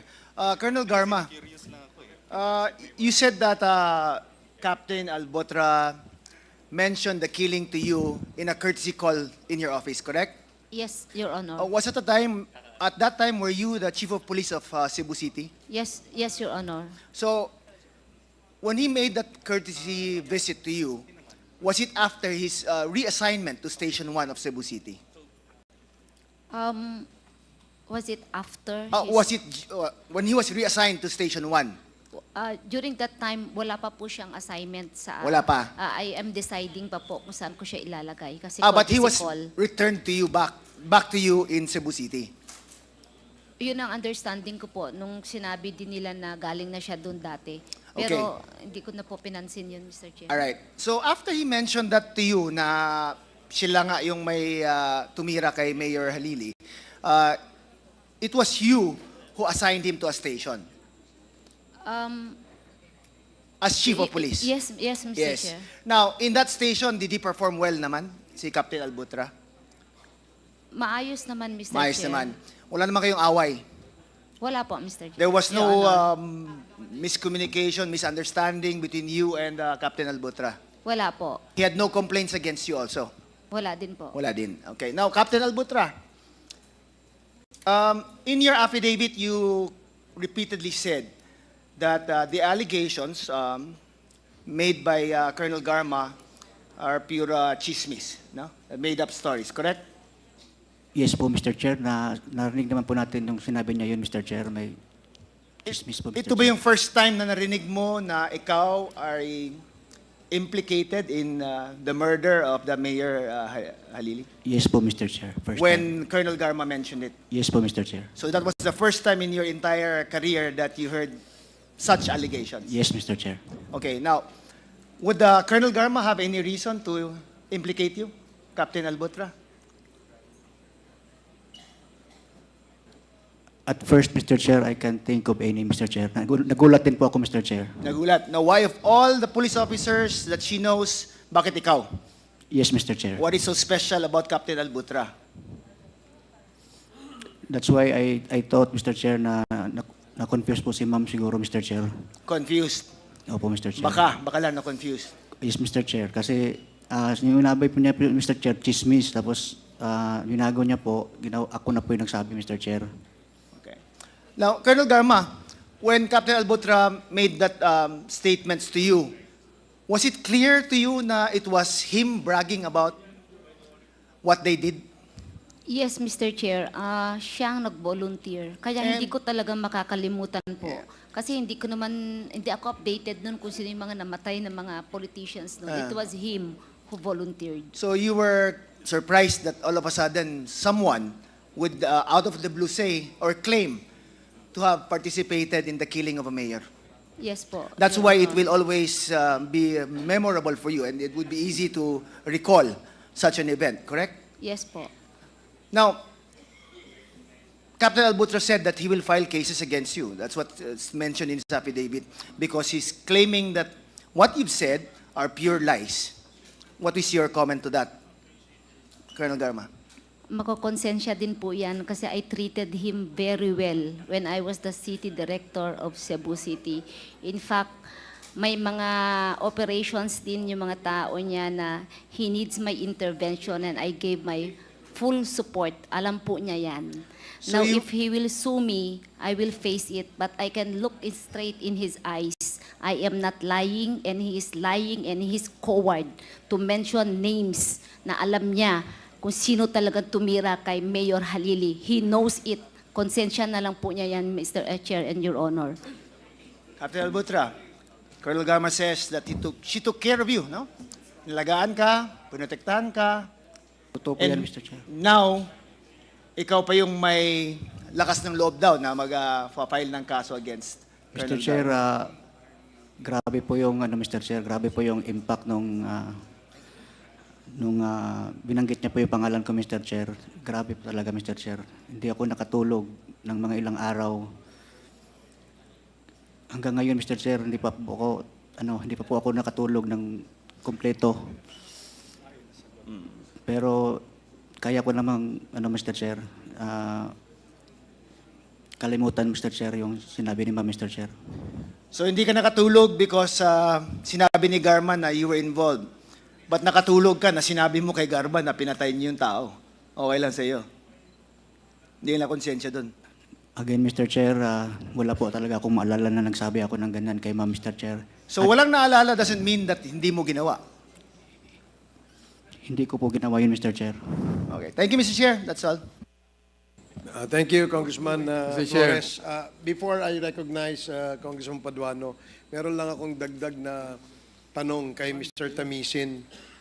Mr. Tamisin, kung ikaw ang in-implicate, ikaw ang kinasuhan, what could have been the motive? Ano ba yung motibo? Bakit ikaw? Ba't hindi ibang fall guy, quote unquote, no? Bakit ikaw? Hindi ko rin po alam, Your Honor eh. Kasi wala naman kami personal na away ni Mayor. Never naman kami nag-away. Totoo po, may differences lang po pagdating sa mga implementation ng policies. Pero sabi ko nga po kanina, Your Honor, ako may pinakamaraming batas na inapprove niya. At napaganda pa, dahil nagkaroon ng breastfeeding and children's corner sa munisipyo, nagkaroon pa kami ng award sa DILG because of that ordinance. Ibig ko pong sabihin, hindi ko po talaga alam kung bakit, sabi ko nga po ulit, Your Honor, wala na silang choice kasi ako lang ho yung mahina. Ako lang ho yung mahirap. Pero hindi nila alam, ilalabang ko to hanggang buhay ako. Bakit po? Kasi yung ibang pwede pagbintangan, hindi nila kaya. Okay. Nakalagay ba sa investigation report nyo kung ano ang motibo ng pagpatay kay Mayor Cesar Perez? Sino nag-conduct na investigation sa inyo?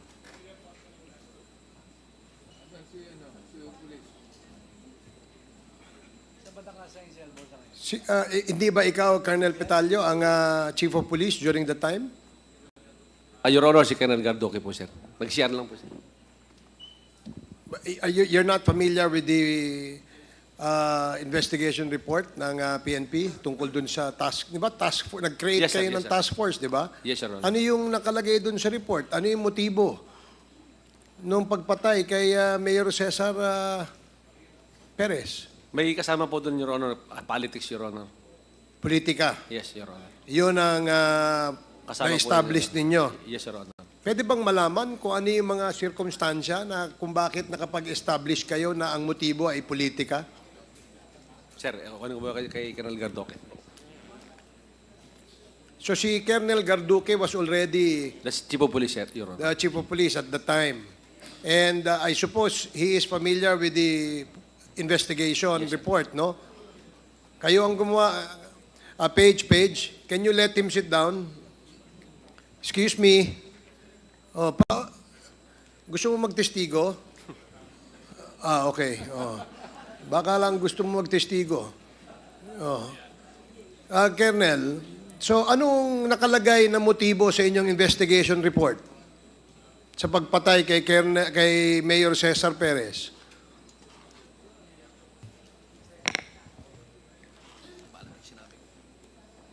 Ikaw ang chief of police, di ba? Yes, Your Honor, So sir. hindi mo alam. Are you part of the task force Halili? Task force Perez? Yes, I am part of What was the result of your investigation as far as the motive of the killing is concerned? Ano? It was, we found out, sir, that it was partly a politically motivated. Partly? Yes, sir. Can you qualify bakit partly? Anong sirkumstansya na nagbigay sa inyo ng idea na ang motibo ng pagpatay ni Mr. Tamisin ay politika? Anong instances? Anong sirkumstansya? Ikaw nang imbestiga, di ba? Yes, sir.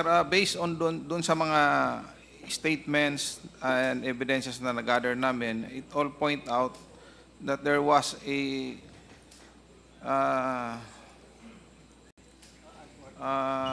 yung previous kasi na alitan nila as kuan. Tumakbo kasi si Sir Tamisen dati ng mayor. Hindi naman actually kuan yon. Part lang, sir, na kuan nakikita namin dahil magkalaban nga sila sa kuan noon. Did you know na inaanak siya ni Mayor Cesar Perez? No, sir. So wala kang idea. Wala. Kasi nakakapagtaka lang, Colonel, na ang suspect, no, a known politician in Calamba, Los Baños. Number 2, inaanak ng mayor na napaslang. Pangatlo, siya ay known to be in the community in Los Baños, not to be a violent person. Wala hong history ng violence sa kanya record. And yet, siya ang nakita ninyong suspect. Nakakapagtaka, no? Hindi ko alam paano nyo inimbestigahan, ano ang nagturo sa inyo na siya ang pumatay. Malaking question mark pa rin yan, no? At least sa akin, I don't know with my colleagues. Kasi yun ang aking pagkakaintindi dito sa kwentong ito. Now, did you know that Mayor Cesar Perez was in the drug list? I have not seen the list here, but we have heard. That So you have heard? Yes, sir. But bilang chief of police sa lugar, wala ka bang access sa drug list? Wala, sir, wala. Wala kang record sa area mo kung sino doon ang na-identify ng Madak, or whatever it is that identified the personalities within your jurisdiction to be involved in illegal drugs? What we have, sir, is the list from the Badak, but as far as the Badak is concerned, wala naman doon sa... So hindi kasama sa drug list ang dating mayor, the late mayor. Doon sa Los Baños, sir, I have not seen his name as part of the drug personalities within the Los Baños area. Okay, so i-confirm ko lang ulit dito kay DG Morolazo. DG, sabi nyo kanina, nasa listahan ng drug list si Mayor Cesar Perez. Is that correct? Your Honor, yes, Your Honor, in the Duterte list. So when the Duterte list, is this list provided to the chief of police of the different cities, municipalities in the country? Meron ho ba silang idea kung sino sa area nila ang involved sa droga? Your Honor, I would assume so because my Deputy Director General for Operations now used to be a regional director. Okay. And he has a copy of the drug list nationwide. And I think this was given to them so that this can be distributed to the stations under their jurisdictions, so that they will have people to follow or watch, Your Honor. Okay, thank you. So nakapagtaka, Colonel Garduque, no, na wala kang idea, wala kang listahan, hindi mo nakita yung listahan na sa a certain Cesar Perez that you know is the mayor of Calamba ay nasa Los Baños ay nasa listahan ng drug list. Yes, sir. Actually, maybe previously, sir, but on my time, I honestly, I have not seen his name doon sa Anong year ka na-appoint dyan sa Los Baños? 2020, sir, up to 2021 ng And March or February. the incident happened. So hindi ba SOP yan, Colonel Patay, na kapag ikaw ay na-assign sa isang bilang isang city director sa isang city, hindi ba dapat meron ka kagad listahan kung sino-sino ang mga nasa drug list within the jurisdiction of the command? Mr. Chair, during my time, we only base on the list in the station and those list from the buttocks, from the barangays, Mr. Chair. So there are two lists, the one from the buttocks and... That's the same, Mr. Chair. That's consolidated. So the buttocks Yes. list is the one provided to the city directors? I'm not aware of for the city director because I was not assigned as city director, Mr. Chair. Only in station, Mr. Chair. Weren't you assigned in Quezon City as the city director? Station commander lang, Mr. Station Chair. commander. Doon sa station mo, hindi ka binigyan ng listahan. Wala po, Mr. Chair. So, tama ba yung sinasabi ni Colonel Garduque na hindi lahat, gagaya mo, hindi mo nakita yung listahan kung sino ang nasa drug list? Ako hindi ko nakita, Mr. Chair. I cannot speak in behalf of others, Mr. Chair. Well, you know, base sa PIDEA, bilang isang pulisiya dito sa sinasabing drug list, lahat po ng ating membro ng PNP, lalo na yung mga commanders, whether district commander yan or district director yan, inform sila kung sino-sino yung mga involved sa droga sa area nila. Unless merong special crack team na ang trabaho lang, sila ang magtrabaho nung nasa drug list ng mga pangalan. So, it's really confusing to hear from you na mismo kayo alam nyo because sa area nyo ang daming namatay For instance, kay Colonel Patay, ang daming namatay sa area mo. Would you be honest enough to tell me kung how many deaths under investigation that happened in your station? Mr. Chair, I cannot give the exact numbers. As I've said, Mr. Chair, the PNP has already give the numbers, Mr. Chair, and I was not able to look at it or to verify the numbers, Mr. Chair. Okay, sige. Congressman Abante, you're now recognized. Before I ask the very people I'd like to ask, Colonel Patay, you're lying. In fact, when we had the committee hearing in the human rights, you even said that more than 100 people were killed when you were the station commander of Batasan. Mr. Chair, I was not the one telling that. Who said that? It was only the information was only given to this committee, Mr. We Chair. even invited your men, a certain major, and 4 other policemen. Andun ka, hindi ba? Inimbisigahan namin yan. Sinabi nila, nakapatay sila. Marami silang napatay. Oo. Marami silang binaril. Hindi nila alam kung sila nakapatay. Oo. Yes, Mr. Chair. Oh, and then they were under you. You were the one that gave the order. Colonel Patay naman. Alam mo kung ilan na namatay dun sa ano mo sa lugar mo Oh.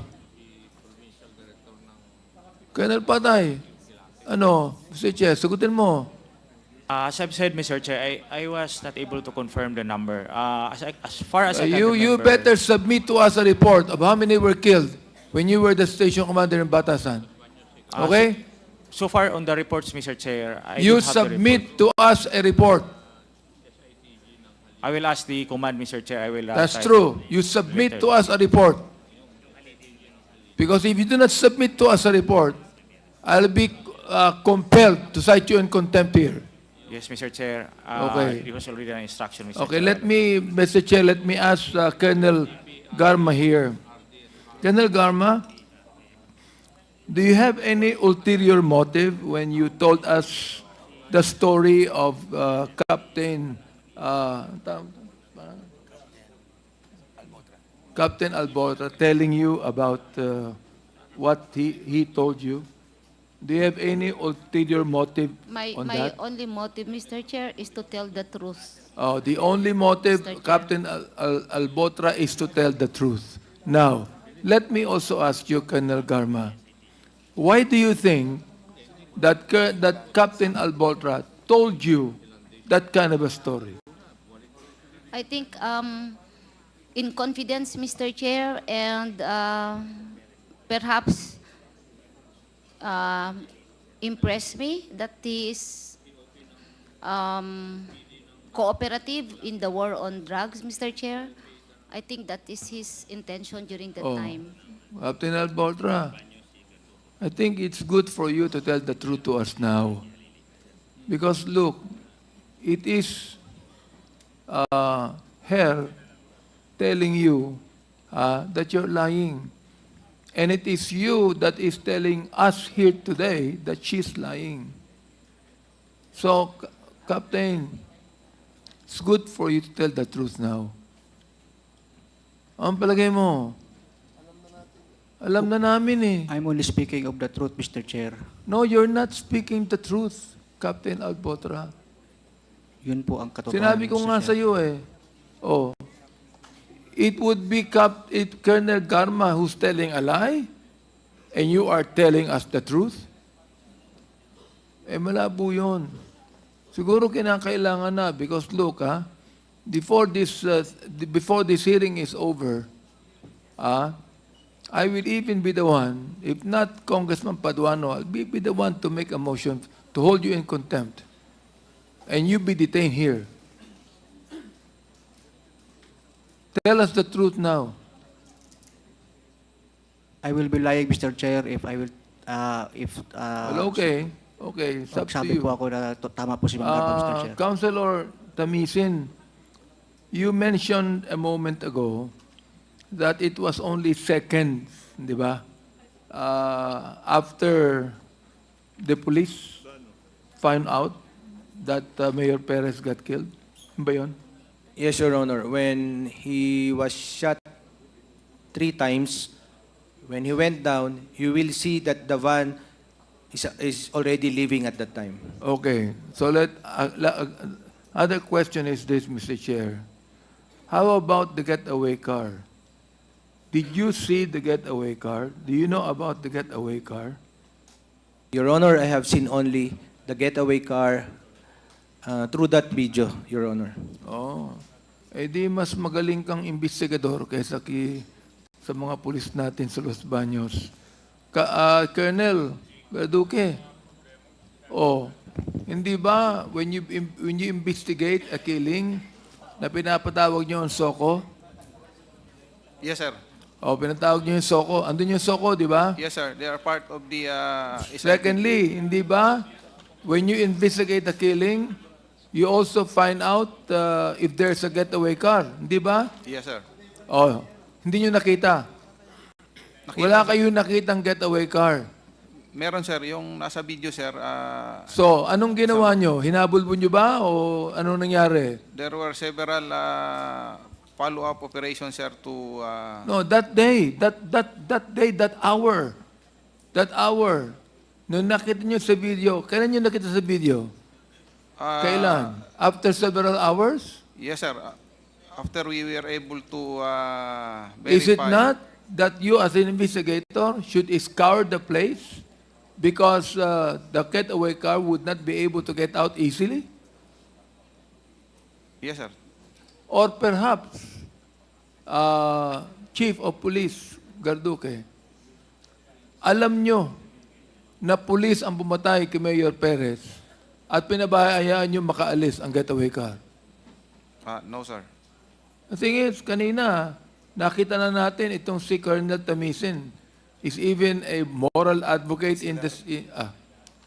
Councilor Damisenis, even a moral advocate right here in Los Baños, that he is a peaceful man. Inaanak ito ng mayor. Nakakapagtaka na merong political motivation dito. You were telling us that one of your reports says that part of that would be politically motivated? Is that the kind of observation and investigation you have in this killing, Colonel Garduque? Sir, it's a collective decision of the SITG during that time. Will you please submit to us your written report on the incident? Yes, sir. Will please Yes, sir. submit it to us, okay? Yes, sir. All right. Thank you, Mr. Chair. Chairman, Thank you, Congressman Abante. Congressman Chairman. Acop, you're recognized. Thank you, Mr. Chair. Pwede po bang i-move na imbitahin natin sa susunod na hearing yung DPRM para ibigay sa atin yung PDS lahat ng mga pulis na involved ngayon? The former provincial director of the province of Batangas when Mayor Halili was assassinated, I think it was Police Colonel E.Q. Quilates, the COP of Tanawan during that event. The same with Los Baños, and the members of the SITG created by the Region 4A to investigate the matter and to bring with them the respective investigation report. May I move also to invite the regional director during that time. I think he's now the mayor of Silang Cavite. Now, Colonel Patay. Yes, Mr. Chair. Kayo po ay tinanong ko na ito noon na na-reassign kayo from Mindanao to NCRPO. Tama? Yes, Mr. Chair. At meron din pa kayong mga kasamang non-commissioned officer. Yes, Mr. Chair. Sa lahat po ba ng assignment mo nung napunta ka rito sa NCR, kasama mo yung mga tao mo?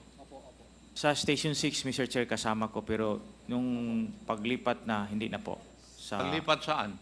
Sa Region 4A at saka sa Region 3, Mr. Chair. Sa Region 4A as CIDG Chief. Yes, Mr. Hindi Chair. mo na dala yung tao mo. Hindi na lahat, Mr. Saan Chair. mo sila iniwan? After Station 6, Mr. Chair, they were assigned to different units. Hindi sa CIDG? Not, Mr. Chair. Hindi sa CIDG? After, Mr. Chair, may nakasama ko sa CIDG sa Region 3. Yung iba po, Mr. Chair, sa PSPG at saka sa Maritime po. So, nakasama mo yung iba na galing sa Mindanao sa Region 3 CIDG. Yes, Kasi Mr. Chair. malalaman ko rin yun dahil... Yes, Mr. Chair. Huwag ka magsisinungaling. No, Mr. Chair. Yes. Malalaman ko rin yun eh. Alam ko kung paano. Yes, Mr. Chair. Yes. Captain Albotra, sinabi mo rin kanina, ma-transfer ka from Region 7 to Region 4A, may kasama kang mga non-commissioned officer. Yes, Mr. Chair. Naibalik din sila kasama mo. Opo, Mr. Chair. Kasi nakikita ko may pattern eh. May pattern. Na yung mga may mission, ay talagang by team sila o grupo na pinatransfer. Now, may I ask Napolcom, if you transfer personnel from one region to another, what is the policy? Your Honor, they're not supposed to bring their personnel in their former assignments. The officers to be assigned in the new station are supposed to lead and adapt to the new working environment. That is not supposed to be the case. We realize that even when they will be transferred, they would be intending to do something about it. That's why they are bringing in their people. Yeah, and if ever there's going to be a transfer, there's a protocol to be followed. The losing unit commander would agree to it, and the receiving unit commander would accept them. Hindi po ba tama yun? Yes, Your Honor. Considering that there are also officers who have a career, who have been staying in that particular station for quite a time, that is also due to be promoted. And if they would be overtaken by an assignment coming from elsewhere, that would be an issue to contend with. It is not at all a practice we are tolerating, Your Honor. But the PNP has not followed that. Yes, as you Your can Honor. see. Sadly, Your Honor, that has more being breached than followed, Your Honor. And if my hunch is correct, ito po ay direct order ng Chief PNP. For the issuance of orders. May tawag po sila ron eh. Hindi po ba? Nangyayari. From Mindanao to NCRPO, from Region 7 to Region 4A. Yes, Kasi meron silang purpose. Can you not see the pattern? They have been violating our rules and regulations kasi meron silang ipinapagawa sa mga opisyal at sa NCO na ito. You can see the pattern. Yes, Your Honor. And that could only happen from a higher echelon of authority. It cannot be done at the lower echelon. Kaya nga sabi ko, it's from the Chief PNP. Orderan lang niya yung DPRM eh. Nangyayari naman talaga yun. To issue orders. Hindi ba? Yes, Your Honor. That's very Yes. Now, ito wala pa akong kwan eh, kaya hindi ako nagtatanong masyado sa iyo, Captain Albotra, dahil kwan. Pero I can see na sa iyong mga assignments from 2018 to 2024, saan assignment ka pinakamatagal na nag-stay?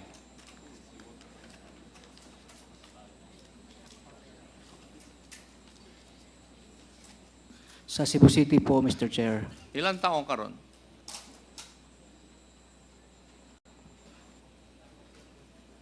Mga 3 years po yata, Mr. Chair. 3 years. Doon sa labas ng Cebu, ano ang pinakamatagal mong assignment?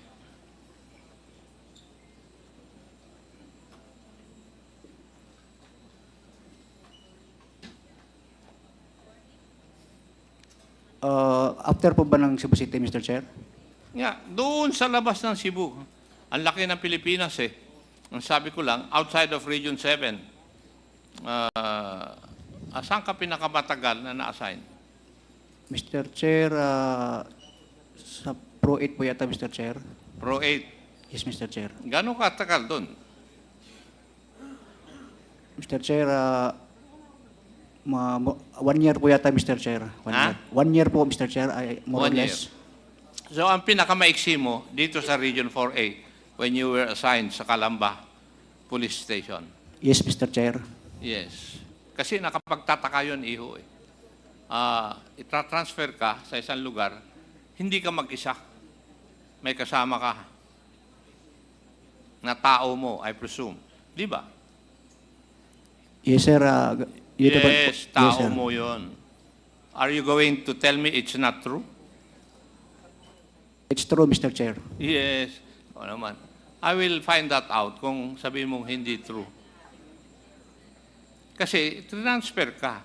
So paano nangyari yun na itina-transfer ka kasama mo yung mga tao mo? If I may answer, Mr. Chair. Tinatanong nga kita eh. Then, the COP of Calamba City, Mr. Chair, Lieutenant Colonel Ulsano, asked me kung pwede ba ako sumama sa kanya, Mr. Chair. Doon sa Calamba po. Hindi mo sinasagot eh. Pero yun mo, transfer ka from Region 7 to Region 4A. Hindi lang ikaw, pati yung tao mo. Normally, ang tinatransfer yung opisyal, naiiwan yung mga tao eh.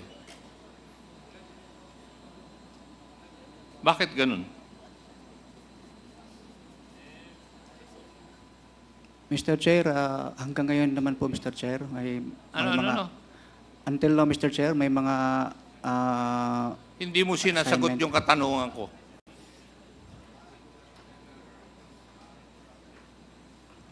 Pardon, Mr. Chair? Ang katanong ko sa iyo, bakit ikaw, hindi ba normally ang opisyal, pag tina-transfer from one position to another, especially outside the region, mag-isa lang siya. Maliban lang kung may gagawin sa lugar na yon. Or mayroong rason kung bakit kailangan niya, yung tao niya, nakasama niya. Yes po, Mr. Chair. Ha? May rason po, Mr. Chair. May rason. Yes, Mr. Chair. Ano kaya yung rason na yon? Bakit sinamahan ka ng 2 tao mo?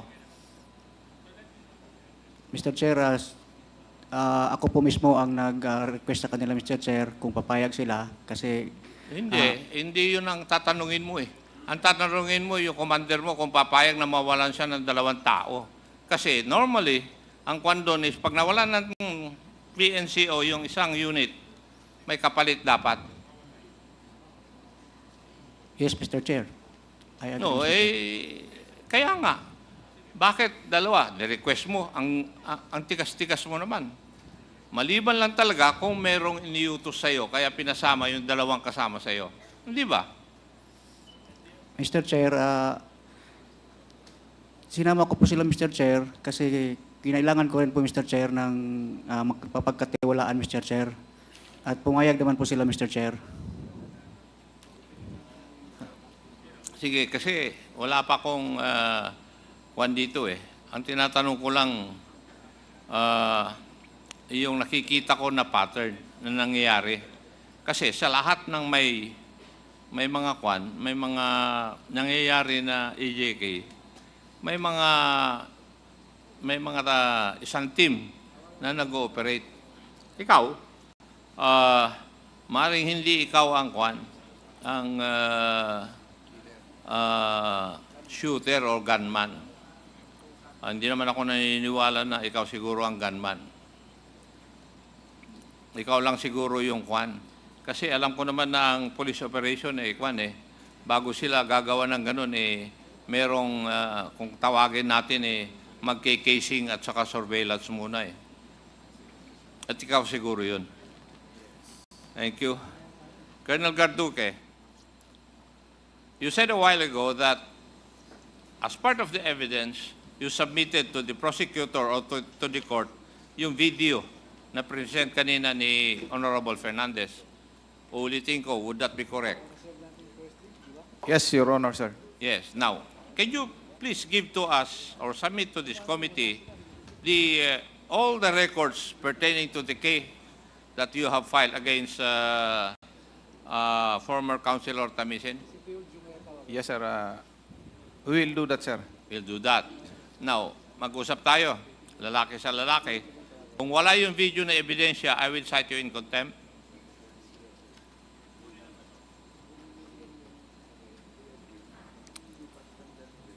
O bakit matagalan ka mag-isip? Yes, sir. Yes, sir.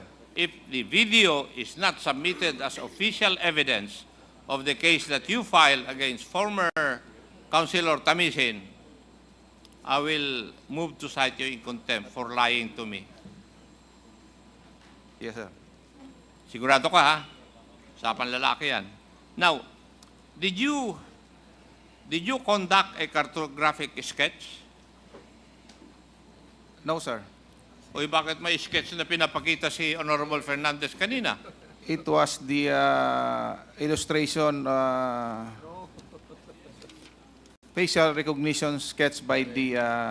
I know, kasi imbestigar ako dati, kaya nga alam ko na ang tawag doon, cartographic sketch by a cartographer. It was a computer illustration by Oo, the... kasi bago na ngayon. Opo, sir. Parating pa lang yung equipment na yon nung ako ang chief ng CIS. Yes, At ang mga sample ng mga ilong, mga mata, mga bunganga, ay galing po doon sa Bureau of Correction. Alam ko yun, iho. Kaya ito, cartographic sketch, hindi na yung cartographer ang gumagawa. Opo, sir. Kuwan na ito, computer na. Sasabihin lang kung anong klaseng kilay, anong klaseng mata, at saka anong klaseng bibig. Di ba? Tama po, sir. Oo. Ano naman, no? So, kung sino yung witness ninyo na nagbigay nito, nag-describe sa suspect? I could not remember na, sir, but I will check the record, sir, doon sa Yes, sa isinabmit susunod namin sa natin court. pagkikita, Opo, sir. masasabi mo na siguro sa akin. Yes, sir. Kasi siya ang nakakita sa suspect, di ba? Yes, sir. Tama, sir. Oh, kasi pwede naman yung gawa-gawa yun eh. And may I know, when you file the case, ilan po yung nagbigay ng sworn statements para i-point si kay former Councilor Tamisen as the suspect? Meron ba kayong witnesses na prinisinta? Meron, sir, kaya lang hindi ko pa masiguro kung ilan yun, sir. I will also check our data, sir, doon sa Kasama ka sa SITG eh. Eh kung ako ang opisyal mo, paano kita promote sa full kernel kung hindi mo alam yung trabaho mo? Sorry, sir, nakalimutan ko na rin kasi, sir. Pero I promise, sir, next meeting, i-ano namin yung...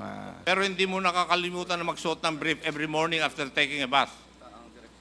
Yes, sir. Yes. Pero nakalimutan mo kung sino ang witness mo. Yes, sir. Nakalimutan ko na po, sir. So, you will provide that, yung mga witnesses. Now, you said a while ago na yung motive ay political. May I know the basis of that?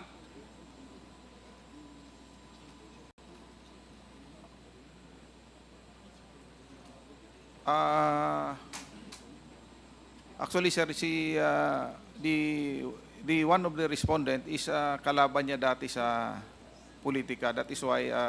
Sino? Pakiulit. Yung respondent doon sa kaso, sir, si Mr.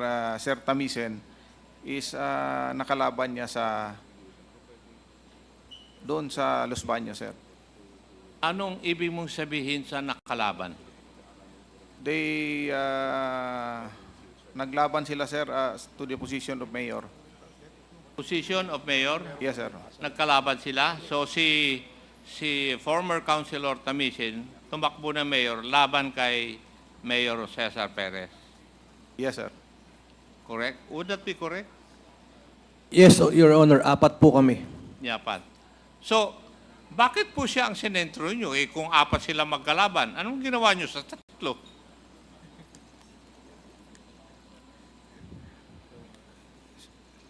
Hindi ko na ma-recall, sir, yung mga circumstances surrounding kung bakit na... Magkikita pa rin tayo, Yes, sir. Colonel. At Yes, baka sa susunod, iko-contempt ka ni Congressman Paduano. Kasi hindi nyo ma-explain sa akin eh. Matanong ko nga, anong baril ang ginamit?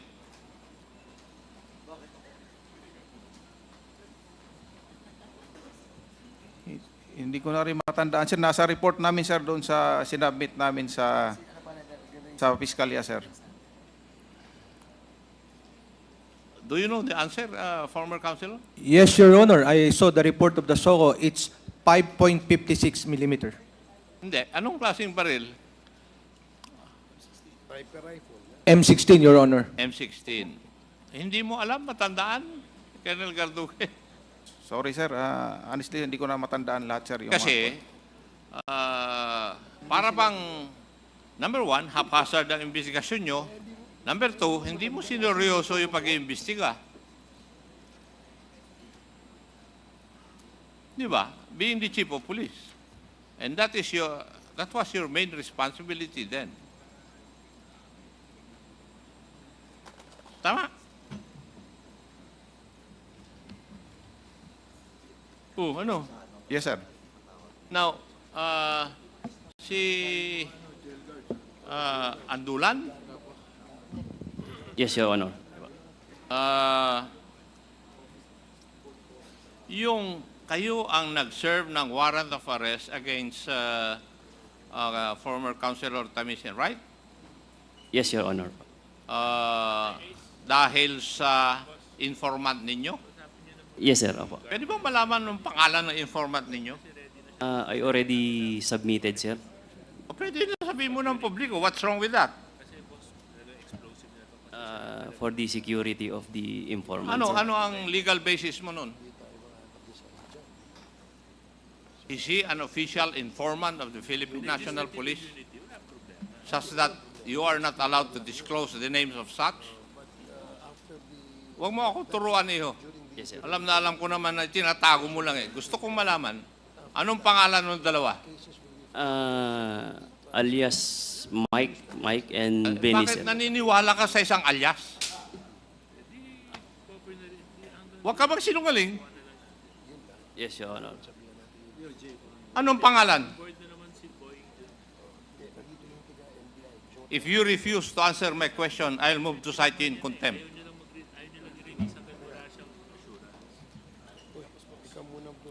The number one informant, sir, is Maiko Cruzim, Your Honor. Ano? Maiko Cruzim, Your Honor. Miko. Maiko, M-A-C-A-O po. M-A-C-A-O. Macau? M-A-C-A-O? Yes, sir. Maiko.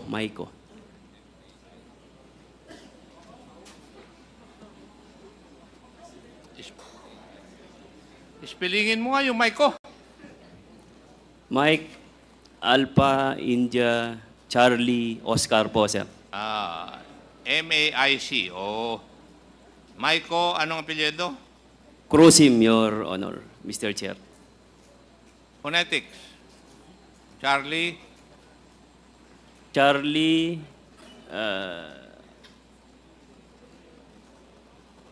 Oh, hindi mo rin alam yung kwan mo. Kung Cruzim, sakali- sir, Cruzim. Ha? Cruzim, sir. Romeo. Yes, sir. Charlie, Romeo, Uniform, Sierra, India, Mike, sir. Cruzim. At sino yung isa? His friend from Batangas, sir, Venice de la Cruz. Ano? Venice de la Cruz, Venice. Your Honor, Mr. Chair. Lalaki o babae? Lalaki po. Babae, Mr. Chair, Your Honors. And this one, this lady is from Batangas. Yes, sir. Yung Maiko po is from Los Baños. Yeah. Konsyal, kilala nyo ba yung kwan? Maiko Crossing? Yes, she's from Los Baños po, si Maiko, pero yung De La Cruz po, hindi ko po kilala. Yes. Hindi kayo magkaaway ni Maiko Crossing? Hindi naman po. Hindi. Kasi, ang next na tanong ko, bakit niya alam kung saan po kayo? Si Maiko Cruzim po ay ex ko po. Ex-girlfriend ko po. Babae rin to, Maiko? Apo. Yes, sir. Babae Ex-girlfriend po niya yan. po, Mr. Chair. Ex Your na Honor. girlfriend mo. Di ba may asawa ka? Wala na po. Nag-asawa na po ang asawa ko sa Ano, US po. hiwalay kayo? May asawa na po siya. Pilot. I'm sorry. So, dalawang babae ang informante mo. Hindi ko maintindihan bakit tinanong ka kanina, hindi mo sinagot. Di ba? Yes, sir. O dahil ayaw mong sabihin dahil dalawang babae pala. No, Mr. Chair. No. I will submit naman po. Now, next na tanong, yung tinanong din nila, kasi ang warrant of arrest is addressed to all law enforcers, tama? Yes, Your Honor, Mr. Chair. Ngayon, alam mo na yung krimen ay nangyari sa Los Baños. Yes, Your Honor, Mr. Chair. Oh.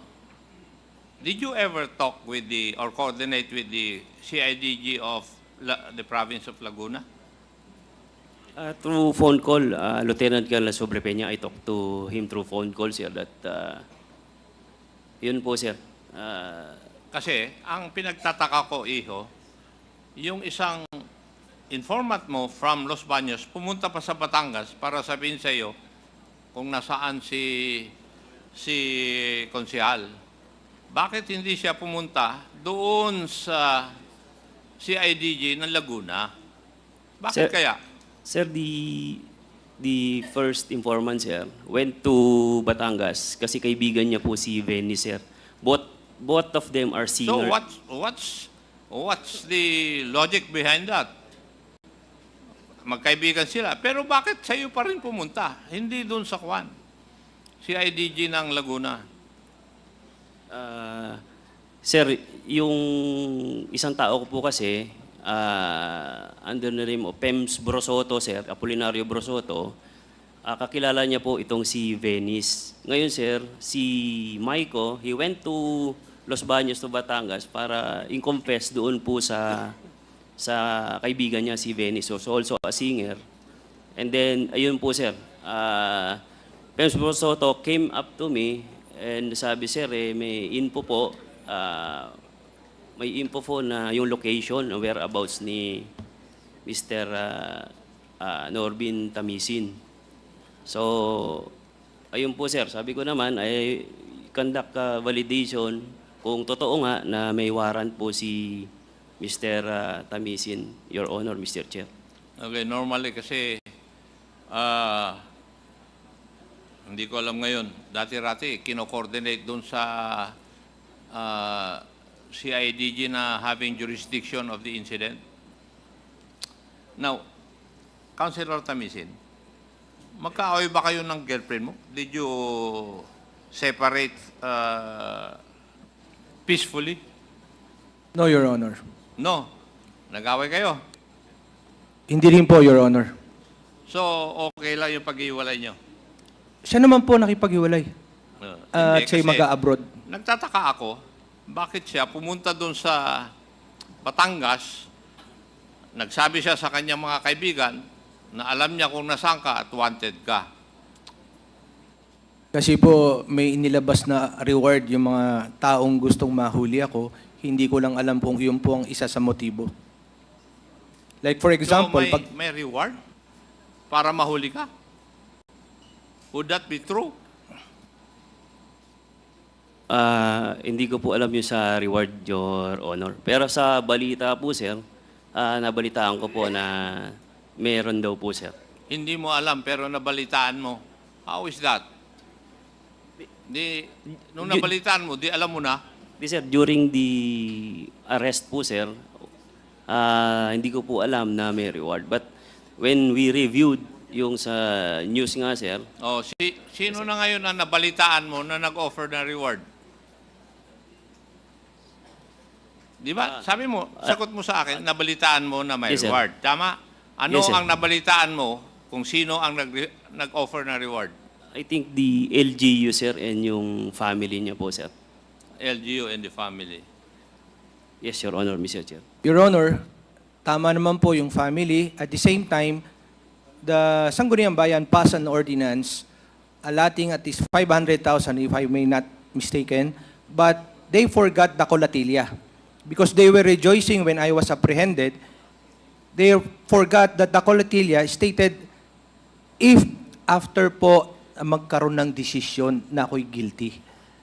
Kaya they were very happy when I was apprehended, but naging malungkot sila nung makuha yung kopya ng ordinansa na may colatilla pala na dapat may desisyon na ako po ay guilty. Kaya hindi po niya nakuha yung sa LGU. Thank you, Mr. Chair. I will ask my other questions when the other officers are present in the next hearing. Marami pong salamat. Thank you, Congressman Mr. Acop. Chair. Next to interpolate is Congresswoman Jinky Luistro. You are recognized. You have 10 minutes. Few questions for Major Albotra. Major, in your affidavit, you gave a complete account of your whereabouts by the date, by the time. Can you please enlighten us? What is your intention in giving the complete account of your whereabouts? Mr. Chair, Madam, kasi po Mr. Chair, wala pong ibang maaring dahilan kung bakit lumabas po yung chismis na yun, kundi yung short assignment ko po sa Calamba, Laguna, na nalify nga po, Madam. Kaya po, hinalungkat ko po kung saan ako ng mga times na yon. Based po doon sa plane ticket ko at saka yung normal na proseso po ng pulis na nagko-courtesy call until such time po na may order and kung doon ko po na ano madam yung mga tickets ko po doon ko po na recover ma'am. Major, you also mentioned about your plane tickets. Why do you have to include your flight bookings in your intention to give the complete account of your whereabouts? Ano pong intention nyo? Bakit nilalatag nyo itong mga whereabouts nyo during those time, including your plane tickets? Mr. Chair, Your Honor, I'm just showing the committee, Mr. Chair, and prove that wala po akong kinalaman, Mr. Chair, sa pagkamatay ni Mayor Halili, Mr. Chair. Would it be correct to say, Major Albotra, that you are trying to give an impression na wala ka doon sa lugar when I am referring to the killing of Mayor Tony Halili? Would it be correct to say that it is your intention to give an impression na wala ka doon nung pinatay si Mayor Halili? Opo, Mr. Chair. That is your intention in presenting all these documents. To show, Mr. Chair, na ang pagka-assign ko po doon, Mr. Chair, is dumaan po sa proseso, Mr. Chair, until such time po na nalify po yung order ko at na umuwi na po ako, Mr. Chair, balik sa Cebu, Mr. Chair. Major Albotra, are you aware of the defense of alibi? What do you understand about alibi? Yun pong sabihin mo po na wala ka dyan, Mr. Chair. And that is your intention in giving this complete account.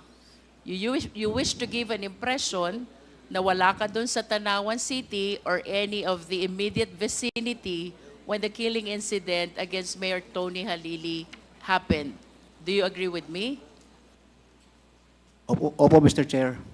But you have to understand, Major Albotra, that alibi, to become admissible, it must be physically impossible for you to be in that place or in any of its immediate vicinity. Do you think that after presenting your complete whereabouts, including the plane ticket, you have established already that physical impossibility to be there in Tanawan City? Yes, Mr. Chair. Please understand, Major Albotra, that what you presented is just a plane ticket. It only shows that you are booked on that date, on that plane, on that flight. But it does not in any way prove at all that you really took that flight and you were in Cebu during that date. Mr. Chair, I think pwede naman po siguro ma-verify natin, Mr. Chair, sa airlines, Mr. Chair, if indeed the tickets were boarded, Mr. Chair. Yes. Since you have started presenting this plane ticket, you might as well present also the manifesto of that flight and show to us that you're included among the passengers who took that flight. But nevertheless, Major Albotra, even assuming for the sake of discussion na ikaw nga ay nasa Cebu, kunyari lang, assuming lang, it does not in any way absolve you from your possible involvement in the killing incident. The way Mayor Tony Halili was murdered requires careful preparation, grand design, which presupposes a number, if not huge number, of personalities involved. Hindi po ito kaya ng isang tao lang, ng dalawang tao lang, or perhaps kahit 3 tao lamang. In other words, I am certain that there is a theory of conspiracy in the killing of Mayor Tony Halili. Having said that, Major Albotra, I wish to tell you na kahit mapatunayan mong nasa Cebu ka, meron tayong mga tinatawag na principal by inducement, principal by indispensable cooperation, who, even without their physical presence, may be equally liable to the crime because of the theory of conspiracy. Do you understand, Major? Yes, Mr. Chair. I wish to manifest as well the very spontaneous testimony of Colonel Garma about you, mentioning to him, to her, and even trying to boast upon the fact that you are part of the killing incident against Mayor Tony Halili. The testimony is very spontaneous. It is very natural. And we do not see any reason why we should not believe that testimony of Colonel Garma. Unless, Major Albotra, you will be able to prove motive against Colonel Garma, we may be inclined to reconsider this position. Can you please try to think harder? May galit po ba sa inyo si Colonel Garma? Ano po ba ang posibleng dahilan kung bakit kayo i-implicate ni Colonel Garma amid your claim of absolute innocence? Mr. Chair, I can only think of two reasons, Mr. Chair. Unang-una po, masyado na pong confused at mabigat na po ang dinadaanan ni ma'am. Kaya gusto niya na po sigurong ipasa ang burden, Mr. Chair. Pangalawa, yung Barayuga murder case po, Mr. Chair, baka naiipit na po si ma'am. Kaya po, gusto niya na siguro pong i-divert ang atensyon ng Quadcom na ito, Mr. Chair. At saka, si Lieutenant Colonel Santi Mendoza po, Mr. Chair, siya po ay classmate ko. Baka po nagalit na rin si ma'am sa class namin, Mr. Chair. You have to realize, Major Albotra, that the testimony that was given by Colonel Garma started with the President down to the police operatives. Yours is not even a pinch of that totality. At kagaya po ng tinanong kanina ng ibang members ng Quad, why of all the police officers in the entire country, why you, if she indeed is not telling the truth? Can I answer, Mr. Chair? Yes. Sa totoo lang, Mr. Chair, hindi ko po talaga alam, Mr. Chair. Yun lang pong reason na yun ang naisip ko. Pero kung you try to background me po doon sa Cebu, Mr. Chair, wala pong maniniwala, Mr. Chair, na ako ay ganong klaseng tao. Hindi po ako mayabang. Tahimik nga lang po ako, Mr. Chair. Yun lang po, Mr. Chair. Now, Major, I wish to invite your attention to paragraph 12 of your affidavit. Sabi mo dito, even my subsequent career promotion and assignments debunks any notion of being rewarded or incentivized due to any allegations of killings. Do you know for a fact that the reward system exists? Yes or no? Mr. Chair, Yes or no? partly yes po, Mr. Chair, partly no. Partly yes. Enlighten us, which part of the reward system are you aware of? Mr. Chair, what I am trying to elaborate here, Mr. Chair, ako po ay tapon-tapon din, Mr. Chair, sa aking assignments. Yung promotion ko, kita nyo naman, Mr. Chair, hanggang ngayon, hindi pa ako napopromote. And kung totoo, Mr. Chair, na talagang party ako nung pagpatay kay Mayor Halili, siguro po maganda po yung assignment ko, Mr. Chair. Hindi po ako binalik doon sa Cebu, Mr. Chair. Tapos, yes, Mr. Chair. So when you speak about reward system, you are pertaining only to promotion and assignment? Is that what you mean? Opo, Mr. Chair. Then you could have used the word promotion and assignment and not reward. Why did you use the term reward? What do you understand about the reward system of the war on drugs? I have no personal knowledge on that, Mr. Chair. I did not partake on that. If you do not have a personal knowledge, this representation would not mind if that is a hearsay. What do you understand about the reward system? Because certainly, this is not about promotion. This is not about a choice of assignment.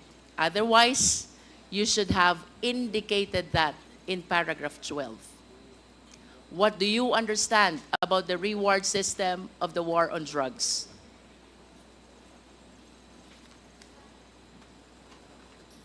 Your Honor, Mr. Chair, yun po ang aking ibig sabihin po, Mr. Chair, when I write here in my affidavit, the word reward, Mr. Chair, and Did you read your affidavit before you signed? yes, Mr. Chair, Your Honor. Sino po ang gumawa ng affidavit nyo? Yung lawyer ko po, Mr. Chair, in my presence, siya po ang Mr. Chair.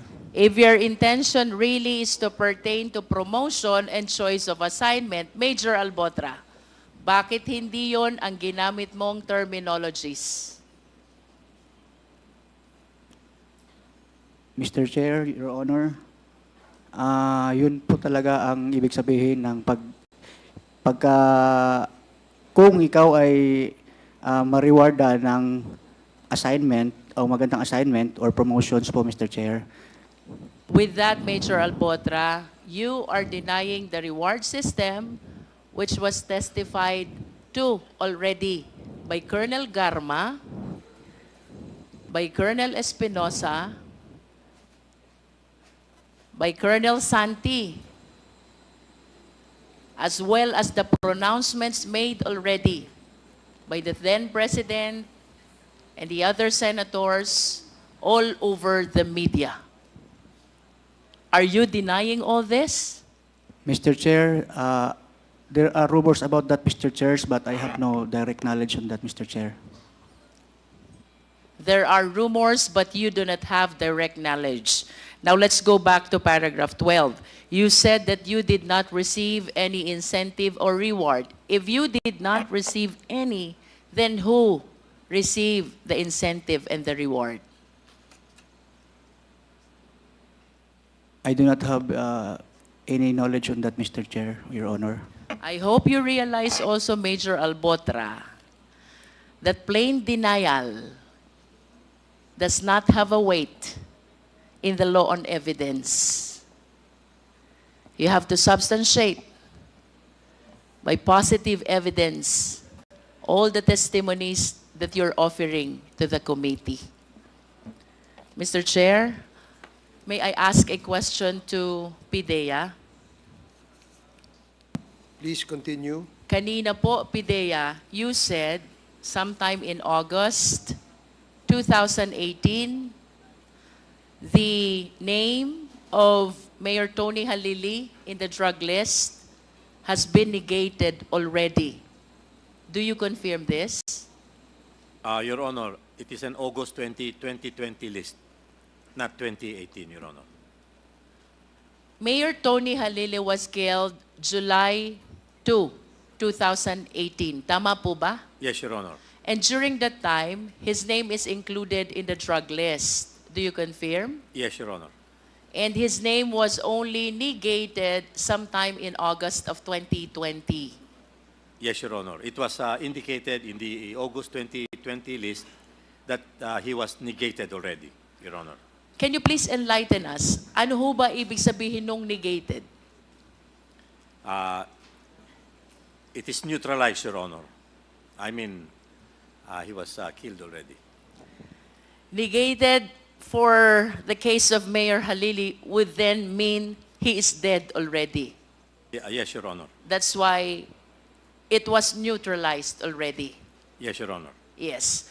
Part of the testimony of Colonel Garma, it was Colonel Leonardo who has the last say in the inclusion, classification of the high-value target, and the exclusion of the drug personalities in the drug list.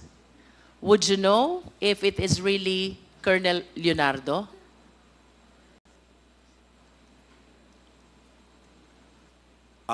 Your Honor, we have no indication that Colonel Leonardo had any clear participation in the making of these lists. I understand that you were appointed in the PIDEA only during the present administration. Tama po ba? Yes, Your Honor.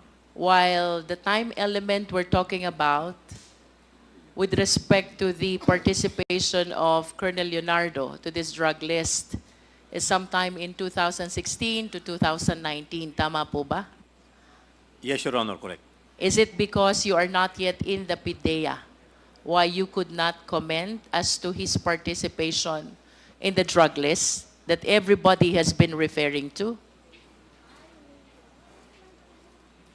Your Honor, we have a copy of these lists, but we do not have a, how do you call it, a conviction, or we are not sure if Colonel Leonardo had any participation in the coming up of these lists. Since you were appointed in the PIDEA, Director General, would you know if this drug list has ever been validated? Yes, Your Honor. There is a process on how it is validated, and this goes up to the executive secretary for it to be, for its validation. When I say validation, it entails whether a name should be deleted, whether a name should be placed on suspense file, or a name is supposed to be retained. And there was a procedure that was agreed upon in 2019 on how this list is going to be validated. And so this is the process that we are following, Your Honor. And to be very honest about it, we have only validated 1,502 of the total of 6,042 names. So, to this date, PIDEA, the total number of names is still 6,000 plus. Yes, Your Honor, 6,042. And that out of that 6,000 plus, the ones validated is only 1,000 plus. Yes, Your Honor. So how do you appreciate the genuineness of the remaining 5,000 still in the drug list? There is a process, Your Honor. It's a very long process, and which starts in the barangay level, and it goes up to the regional level, and from the regional level, it goes to a remedied committee, Your Honor. This remedied committee is made up of 4 members: the Chief of Staff, the Chief of the Philippine National Police, the Secretary of Interior and Local Government, and the Director General of PIDEA. The Secretariat of this committee is PIDEA, Your Honor. And what happens is that we study the names, again, starting from the barangay, then from the barangay it goes to municipal and city level, then up to the provincial, involving all units, especially law enforcement agencies, to determine whether this name should be retained, delisted, or to be placed on suspense file. And we recommend this, and this remedied committee, which is chaired by the Secretary of Interior and Local Government, submits this list to the Office of the Executive Secretary for a decision to be made whether the recommendations will be granted or not, or approved or not, Your Honor. But sometimes, let's just say, for example, in the regional level, there are certain, it takes the regional director, for example, of the PNP, the regional director of the DILG, mostly regional directors, Your Honor. But as I gathered, there were instances in the past that it was very hard to convene all of these people together to sign the results of their validation, and so it was taking a long time. And that's the reason why we were only able to validate 1,502 of the 6,000 plus names, Your Honor. Given that answer, Pidea, ginagamit pa po ba ng mga law enforcement agencies yung drug list, given the fact that the remaining 5,000 remain unvalidated?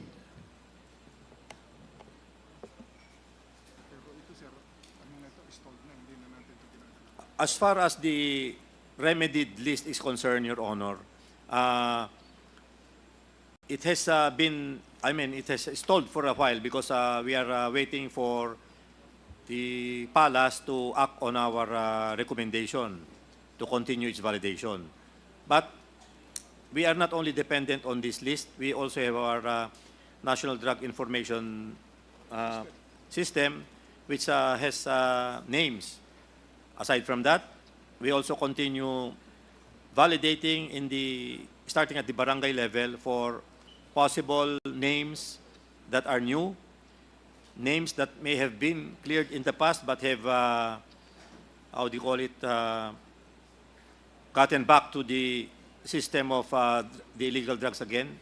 So it's a continuing process, Your Honor. And again, this list goes up to the national level, and this is the watch list that we use in going after personalities in the different locations in the country, Your Honor. In other words, Pidea, even when we have this drug list unvalidated, the 5,000 of them, you come up with your own validation in cases where you receive reports about involvement in drug operation. You come up with a separate and entirely new validation. Tama po ba yung understanding ko? Yes, Your Honor. It's a continuing process, and this list is a active list, we may call it, Your Honor. Mr. Chair, I wish to continue my interpellation with Colonel Garma. Meantime, I will yield to the other members. Okay, thank you, Congresswoman Luistro. Congressman Paduano, you're now recognized. Thank you, Mr. Chair. Follow-up lang to kay Captain Albutra. You mentioned about two police personnel that you brought to Calamba. Sino nga yung dalawa? Mr. Chair, PO3 Eugene Calumba and PO3 Eugene Calumba, Mr. Eugene Chair. Calumba And SPO2 Miljen Bulandres, Mr. Chair. SPO2 Miljen Bulandres po, Mr. Chair. Bulandres. Yes, Active Mr. pa ba sila sa duty ngayon? Si Eugene Calumba po, Mr. Chair, ay namatay na po siya, Mr. Chair. Namatay? Opo, Mr. Chair. What cause of his death? Siya po ay namatay, Mr. Chair, sa Cebu City, Mr. Chair. Cause? Ang tinatanong ko, ano yung Nabaril po siya, Mr. Chair. binaril? Opo, Mr. Chair. Kailan yon? Hindi ko na po maalala, Mr. Chair, yung date, Mr. Chair. Hindi mo na malaman? Sige nga. Yung Bulandres. After po nung namatay po si Eugene, Mr. Chair, mga ilang araw po, nagpa-relieve na rin po siya, Mr. Chair. Hindi ko na po alam kung saan siya, Mr. Chair.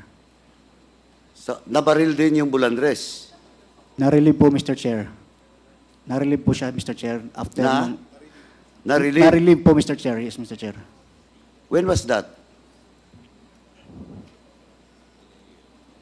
2018, Mr. Chair. 20? Sometime on 2018 po, Mr. Chair. 2018. Yes, Mr. Chair. Pagbalik niyo sa Cebu, anong assignment niya? Sa Police Station 1, Mr. Chair. Under sa'yo. Opo, Mr. Chair. So, nung nabaril yung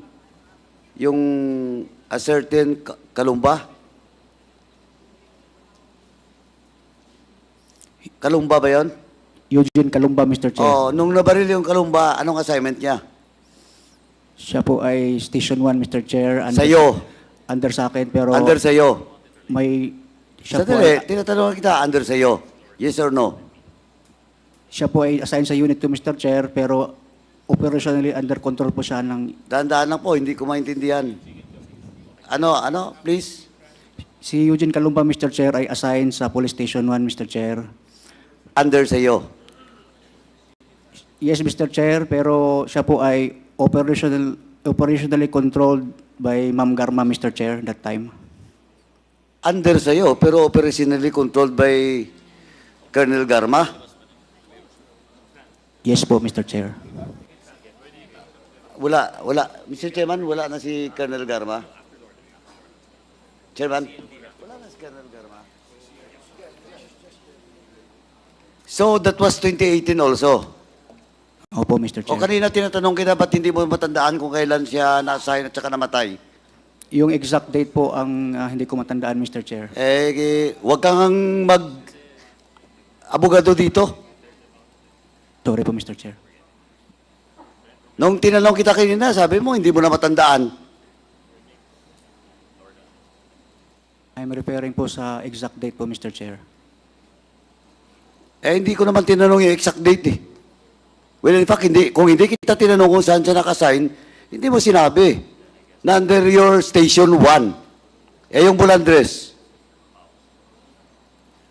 During the time, Mr. Chair, nung nangyari po yun kay Eugene... Sandali, tapusin mo na. After nung Kalamba, saan siya na-assign? Sa Cebu City rin po, Mr. Chair. Police Station 1, Mr. Chair. Station 1 din, sa'yo din, di ba? Opo, Mr. Chair. From Kalamba, binitbit mo pabalik sa Cebu. Nung nullified po yung order namin, Mr. Chair. Kaya nga, Opo, Mr. bitbit mo. O tapos, Tapos nag-courtesy call po kami kay Ma'am Garma. hindi ko tinatanong yung courtesy call. Ang tinatanong ko yung assignment ng Bulandres. So namatay yung Kalamba under your watch sa station mo. Tapos anong nangyari kay Bulandres? Na-relieve na rin po siya, Mr. Chair. Why? Hindi ko po alam, Mr. Chair. Station 1 commander ka, hindi mo alam na nirelieve siya? You're lying. Hindi ko po maalala, Mr. Chair, kung bakit siya Nako, na-relieve. huwag tayo maglokohan dito ha. Bata mo yung dalawa, bit-bit mo pa Kalamba, at then bumalik ka sa Cebu, tapos mo hindi mo alam. Why they were relieved? Ang alam ko po, Mr. Chair, na-assign, bumalik po siya sa Negros, Mr. Chair. Ang tanong nga, bakit siya nirelieve? I have no idea, Mr. Saan siya Chair. inassign? Sa Negros Oriental? No idea po, Mr. Chair. Mr. Chairman, itong si Albutra, kanina pa to eh. Napakasinungaling to, kung hindi mo makorner, hindi sasagot ng tama. Ngayon, bata mo yung dalawa, tapos hindi mo alam. Yung investigation with regards to the death of Kalumba, ba't siya pinatay? Hindi mo rin alam. Mr. Chair, during that time po, siya po ay... Hindi, tanong ko, anong motive? Ang kwento po nun, Mr. Chair... Anong motive? Pulis ka, hindi mo alam? Bata mo, hindi mo alam? Hindi mo man lang chinek kung anong motive? I have no direct idea talaga, Mr. Chair. Mr. Chairman, now I move to cite in contempt Captain Albutra for lying in this committee in violation of Section 11, Paragraph C of our rules. So move, Mr. Chairman. There is a motion to cite in contempt Major Albotra for violating Section 11, Paragraph C of the rules of procedure governing inquiries in aid of legislation. And it was duly seconded. Are there any objections? Hearing none, the motion is approved. Comsec, please take note that Major Albotra is now cited in contempt by the Quad Committee. Chairman, Please proceed. Just a rejoinder. Alam mo, Captain Albutra, I have warned you kanina pa. Hindi ko pa mabuo yung story. Dahil taga Cebu ka eh. Pero you were assigned to Dumaguete, kaya mapacheck ko rin yung record mo. Pati yung dalawa mong tao. Nagsisinungaling ka eh. Babalikan ko pa rin yung Kalamba on the next hearing. Kung hindi kita makorne, alam mo, akala mo dito, hindi kami nag-imbestiga. Akala mo dito, hindi namin alam kung paano kukunin yung mga information. Oh, you are not shouted in contempt. I will not ask you anymore. In the next hearing, you better cooperate. Next, Mr. Chairman, doon na muna ako kay Captain Albutra. Ang dami pa kong alam sa iyo. May sunod-sunod pa. In the next hearing, magkakaalaman tayo. Mr. Chairman, I would just like to ask, no? Kasi napag-usapan na rin yung Albutra. Second motion. Mr. Chairman, since Chairman Ako is not around, I will move to detain Captain Albutra in the premises of the House until the committee report will be adopted in the plenary. So move, Mr. Chairman. There is a motion, as stated, duly seconded. Hearing no objection, the motion is approved.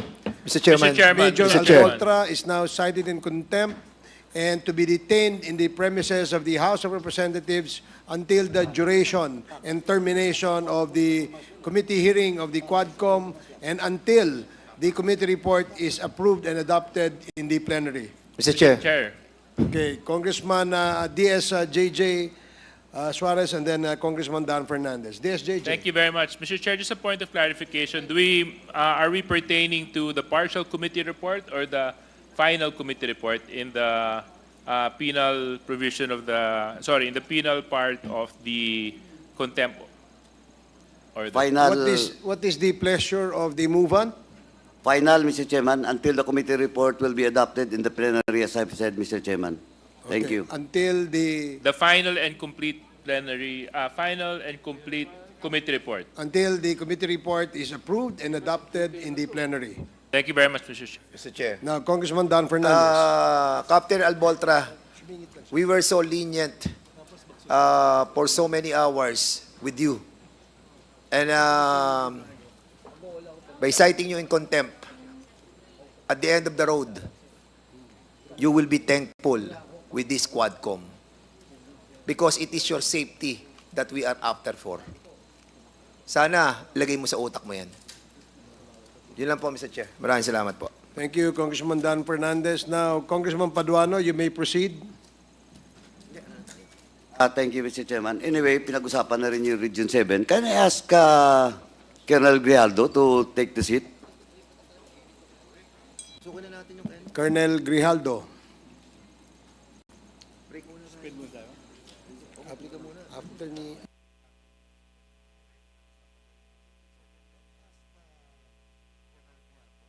Colonel, pangunahan lang kita.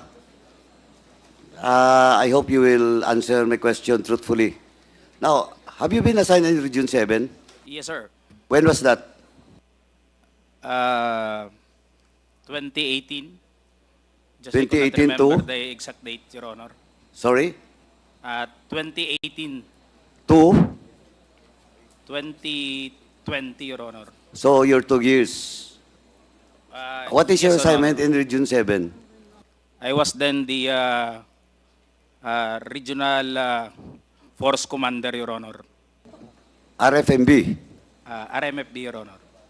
yung mobile. Yes, Your Honor. So, 2018. Are you familiar with Operation Sauron? Yes, Your Honor. So can you, in brief, can you educate this committee about Operation Sauron? Just I could not, we're just augmenting the operation, Your Honor. Again, tinanong kita kanina, are you familiar with the Operation Sauron? Sabi mo, you're familiar. It is Tinanong kita, please educate us in brief. Ang sagot mo sa amin, you're just augmenting. Ano ba talaga? Alam mo ba yung Sauron o hindi? yung ano sir, yung order nyo sir, sa Oron sir is a regional activity, Your Honor. Correct. Being implemented by, mainly by, what unit? All unit, Your Honor. All unit ng region. Yes, Your Honor. Sa region, anong pinakamaraming units? Personnel? Di ba yung sa'yo? Tama? Yes, Your Honor. Oh.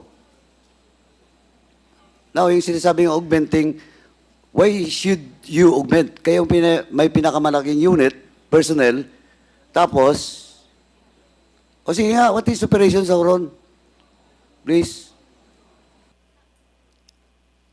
We're only part of the... Ang tanong ko nga, sinagot mo kanina, alam mo. In brief, please educate us what is Operation Sauron. It is a internal security operation, Your Honor. Internal security operation not related to drugs. No, Your Honor. Are you sure of that? Yes, Your Honor. Are you familiar with the death of the mayor of Ayungon? I could not recall, Your Honor. Did that recall? Yes, Your Honor. Sigurado ka? Yes, Your Honor. Hindi ka ba kinasuhan doon? Mayor of Ayungon, town in Negros Oriental. No, Your Honor. So hindi ka pamilyar? No, Your Honor. You were there since 2018 to 2020. Nag-implement po kayo ng Operation Sauron.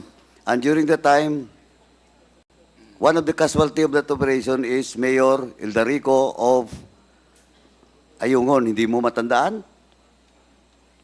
Hindi mo alam? Hindi ko na ma-recall, Your Honor, yung insidente na kasama yung mayor ng Ayungon yung Your Honor. Hindi mo na ma-recall. Okay, I will give you time, Colonel Grijaldo, to recall what really happens during the Operation Sauron. Not today, but maybe in the next hearing. Sabi ko nga sa iyo, please cooperate and tell the truth. Yes, Your Honor.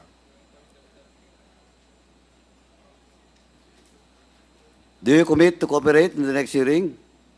Yes, Your Honor. Okay. So, Mr. Chairman, as of now, that's all for Colonel Grijaldo unless mamaya, pag may mga tanong po related kay Colonel Grijaldo, itatanong na lang po natin sa kanya.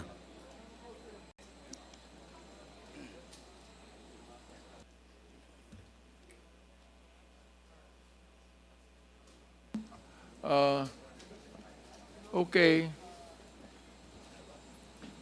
Who is the next interpolator? Mr. Chair, if I may be recognized. Go ahead, Attorney Geldo. May I just inform the Quad Committee that under the circular that was signed by then PNP Chief Bato de la Rosa, MC Memorandum Circular 16-2016, it contains the terms negate and neutralize, which were, as explained by General Gigi Lasso of PIDEA, which really mean to kill. And that is something that we have been emphasizing from the beginning, that it was that circular that operationalized the war on drugs and gave the imprimatur to the PNP to kill by using those words, negate and neutralize. That's all, Mr. Chair. Thank you, Attorney Jokno. The manifestation is noted. The parliamentary status is that the Congresswoman Jinky Luisra has the floor and interpolating our resource person. However, since Colonel Garma is not present at the moment, we will now proceed with the interpellation of Congressman Paduano to Colonel Hector Grijaldo. Congressman Paduano, please proceed. Mr. Chairman, I'll just ask with regards to Operation Sauron to address to Colonel Grijaldo on the next hearing. And on record, he committed that he will cooperate in the next hearing with regards to it.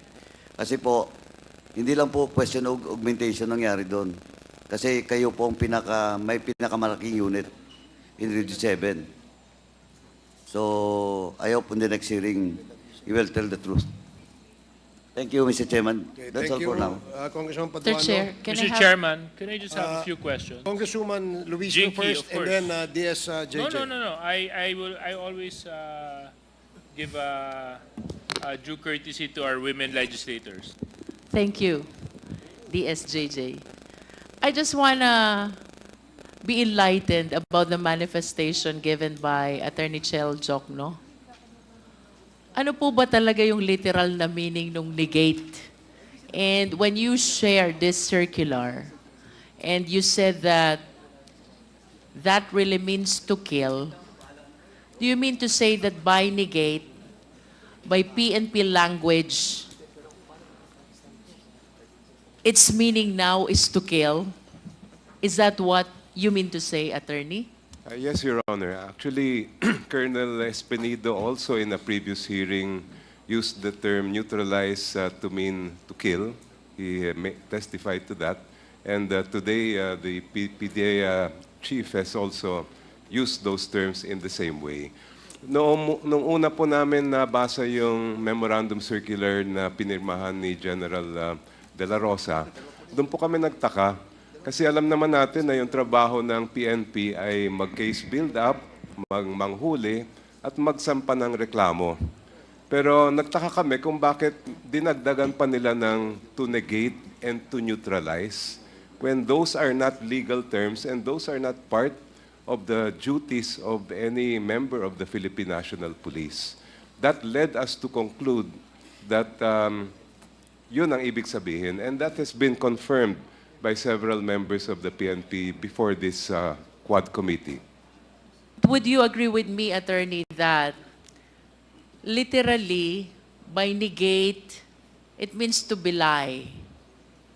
By neutralize, it means to remove the danger. That's the literal meaning. Yes, Your Honor. In ordinary parlance, that is the meaning. But I think if you were to ask the members of the Philippine National Police and those involved in law enforcement in our country, ang pagkaintindi na po nila ng neutralize at negate ay ganun din sa nabanggit ni PDEA General Gigi Lasso.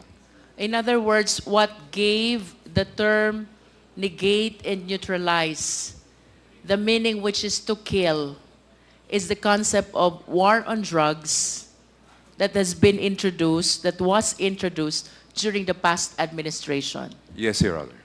Thank you, Mr. Chair. Thank you, Congresswoman Luistro. Just for clarification, Attorney Jokno, so when you say negate, this is in the PNP parlance, meaning eliminate, extricate, kill. Yun po ba ang ibig sabihin nun? Yes, Your Honor, especially in the context of the circular issued by then Chief De La Rosa in the war on drugs. In the absence of a specific word, say kill, would that be interpreted as kill as well? That is our conclusion because if they meant to apprehend or to charge or to conduct case build-up, madali lang po sabihin yun eh. Hindi na kailangan sabihin na mag-negate o mag-neutralize. But isn't negate imply that parang neutralize in a way that to stop its operation, you neutralize, you stop it. Is that the way it is? It should be understood? Sa atin po mga ordinaryong mamamayan, ganun po yung pagkaintindi natin. But I recall Colonel Espinido in a previous hearing before this committee also said that to neutralize means to kill or to eliminate. Okay, thank you po. Let me ask naman the opinion of Colonel Grijaldo. Does negate mean kill in the PNP parlance? It is being used, sir, as to negate or to stop or to, I mean, sir, na parang na ano na, sir, na ano na yung ano niya, na-negate na siya. Kunyari, sir, nasa listahan na negated na yung operation niya, sir. Yun yung So, ginagamit sa PNP. to stop, but does that mean in the PNP lingo, does that also mean to kill? No, sir. No. Si Colonel Patay, ganun din po ba ang iyong Yes, Your opinion? Honor, that doesn't mean that negation is killing. That's stopping his or her activities. Thank you. Si Colonel Castillo, ano po ang inyong opinion? Sir, ganun din po. Ganun din. Ganun po. Si Colonel Petalio, Ganon din, sir. Ganon din po. si Colonel Garduque, Yes, sir. The same, sir. si what's his name? Colonel Yes, sir. Andula. Yes, sir. Same po, sir. Your Honor. So you all agree, or you are all in agreement that the word negate, as stated in that memorandum, does not mean to kill. Yun ang inyong pagkakasabi, hindi ba? So, how do you now, example, no? How do you now negate a high-value target, a drug lord? Paano yun? Alam nyo manglalaban yun. Hindi magpapahuli ng buhay yun. It's just a thought na I'd like to expound eventually. So, at this point, Mr. I'd like to Chair. thank... yes, DSJJ? I think I was the one after Congresswoman G. Yeah, I'm sorry, I completely forgot. Yes, DSJJ, you're now Yeah, recognized. just a few questions lang dito kay Captain Albotra. Captain Albotra. Kailan kayong bumalik ng ng Cebu? Cebu ba ang binalikan yung probinsya pagkatapos yung ma-assign dito sa Region 4A? Opo, sir. Your Honor, Mr. Chair. So gaano katagal kayong naglingkod dito sa Region 4A? Yung duration po ng order, sir, was from June 4 to 27, sir. June 4 up to? June 27, 2018 po, sir. So ilang buwan yun? Less than a month lang po, sir. Less than a month? Yes, sir. So less than a month lang yung operations mo dito sa Region 4? Actually, sir, the actual operation, sir, is only 6 days, sir. 6 days lang? Yes po, sir, kasi nag-courtesy call pa po ako, sir, ng region, PPO.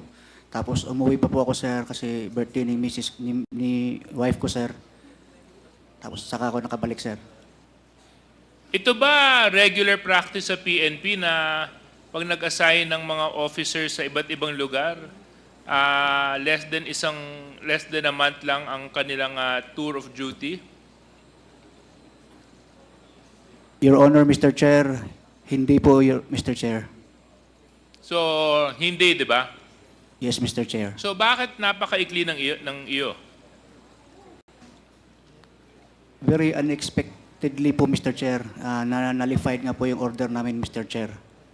Tapos, sa tagal ng career mo, ilang beses ka na nabigyan ng ganitong order na na-assign, tapos sa maikling panahon lang, naibalik ka rin sa pinanggalingan mo?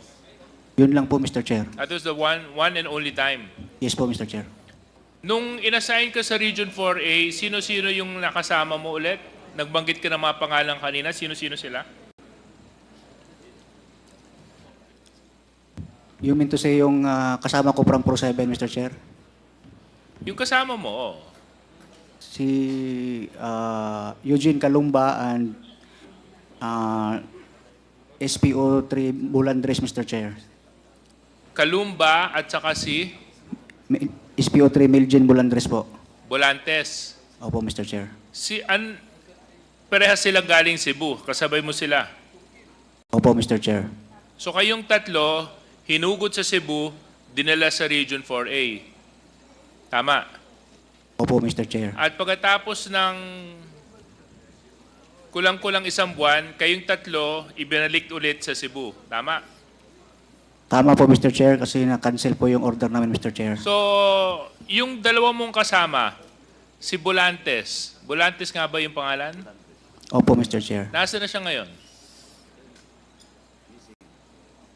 Nung na-relieve po siya, Mr. Chair, from Station 1, hindi ko na po alam, Mr. Chair, kung saan na pong unit siya na-assign, Mr. Chair.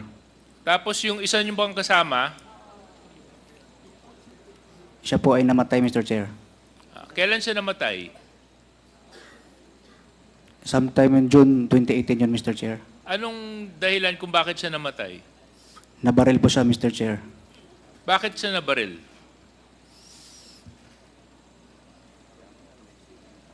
Siya po, Mr. Chair, ay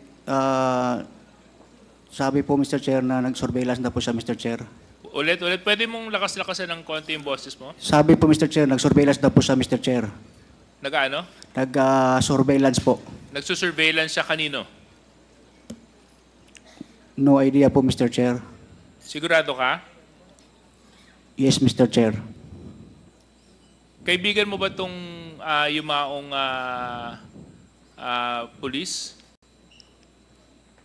Nagkasama po kami, Mr. Chair, So, before. kaibigan kayo? Pwede po, Mr. Chair. So, magkaibigan kayo, magkasama kayo, kasi lang hindi mo kilala kung sino yung sino-surveillance niya, ganon? Yes, Mr. Chair. Okay. Kasi meron ako nabasang isang article tungkol sa pagkamatay ng isang opisyal, isang pulis. At may kinalaman to. Ito ba si Eugene Calumba? Ito ba yung binabanggit mo? Opo, Mr. Chair. Siya po. So binabanggit mo na may sinusurveillance siya, kaya siya binaril. Correct? Tama ba yung kwento mo? Sabi mo may sinusurveillance siya, di ba kanina? Mr. Chair, yan po ang sinabi sa akin ni Ma'am Garma, Mr. Chair. Sino nagsabi sa'yo? Si Ma'am Garma po, Mr. Chair. Miss Garma, nabanggit po kasi yung pangalan ninyo. Would you want to shed light into yes, this? Sir. I think, Mr. Chair, nung nangyari po yun, Mr. Chair, I was in Guam. Nag-attend po ako ng 1 week na seminar in compliance po dun sa PhD ko. And then when I returned, tapos na po yung ganong pangyayari. And I just relied on reports na lang po. If I could confirm it to Yes, of course. Albota, correct, right? Tama po, Ma'am. Wala po kayo sa Cebu, Ma'am. Yeah. So, nung nangyari po yun, sir, may OIC po. And yung nadatnan kong report, it appeared to be na nag-surveillance and napansin nung subject na sinusurveillance daw siya. So, nagkaroon po ng putukan or something. Kaya nabaril yung Calumba. Yes, sir. Okay. So, yun po ang report na nung dumating po ako. Okay. So, nabutan ko na po yun. Tapos na po yung ganung pangyayari, Mr. Chair. So, do you confirm this, Captain Albotra? Your Honor, Mr. Chair, yes, Mr. Chair, wala po si Ma'am kasi sa Viber po siya tumawag sa akin, Mr. Chair, that time. Yeah, that's my only point, Mr. Chair. I just wanted to get the story straight kasi kung mapapansin natin dun sa video kanina, similar din, no? Merong sino-surveillance, tinitingnan muna yung munisipyo, tapos eventually nakita natin na nung lumabas yung mayor ng Los Baños, pinutukan ng 3 beses, patay. So unfortunately, dito naman, may nagsusurveillance, kaso lang mukhang napansin nung bodyguard yata ng isang opisyal ng Cebu City, councilman yata, kung hindi ako nagkakamali, na sinosurveillance, tapos saka nabaril yung kasamahan ni Captain Albotra. So I just wanted to put that on record, Mr. Chair. Thank you very much. Thank you, Congressman Mr. Suarez. Just a reminder, no, meron pa ho tayong dalawa pa hong resource persons na pinatawag sa ngayon. Ito ho yung mga jail guards na nandoon sa Albuera, Leyte. At saka yung mga kapatid ni Kerwin Espinosa ay nandito rin. They flew in from Albuera as well. At saka nandito rin po ang dalawang resource persons natin na si Colonel Edilberto Leonardo at saka si Colonel Ruina Garma. So we will now proceed. I'd like to thank Mr. Tamisin. Mr. Chair, Yes. just want to make a manifestation, please. Okay, Congressman Abante, you're recognized for your manifestation. Attorney Chel Jokno said that the word neutralize means to kill, no? Then when our chairman asked our police officers if that would be the right word, they said no. Colonel Giraldo, Colonel Patay, Colonel sino yung pangatlo? Castillo. All of them said no. Now, I refer to the dictionary on the word neutralize. Hindi ko alam kung itong mga colonel, dictionary na ito. Palagay ko, alam nyo naman ang ibig sabihin niya. Ito nakalagay, oh. To kill. Neutralize means to kill, destroy, to put to death deliberately, assassinate, execute, liquidate, murder, rub out, slay, terminate, take out. So, Mr. Chair, I do not know where our colonels who are graduates of the Philippine National Police Academy got their meaning on the word neutralize. Thank you, Mr. Chair. Thank you for the manifestation, Congressman Abante. So, gaya po ng sinabi ko kanina, salamat po sa ating resource person, si Mr. Tamisin. At sana po sa susunod na mga pagdinig at kung nangangailangan ng iyong presensya, I hope you will make yourself available. As of this time, you are excused. If you wish to stay, you can stay to be an observer in this committee hearing. Now, we will proceed with our next resource person. We'd like to ask Comsec, please call Colonel Edilberto Leonardo and Colonel Garma is already present. So, 1 minute suspension.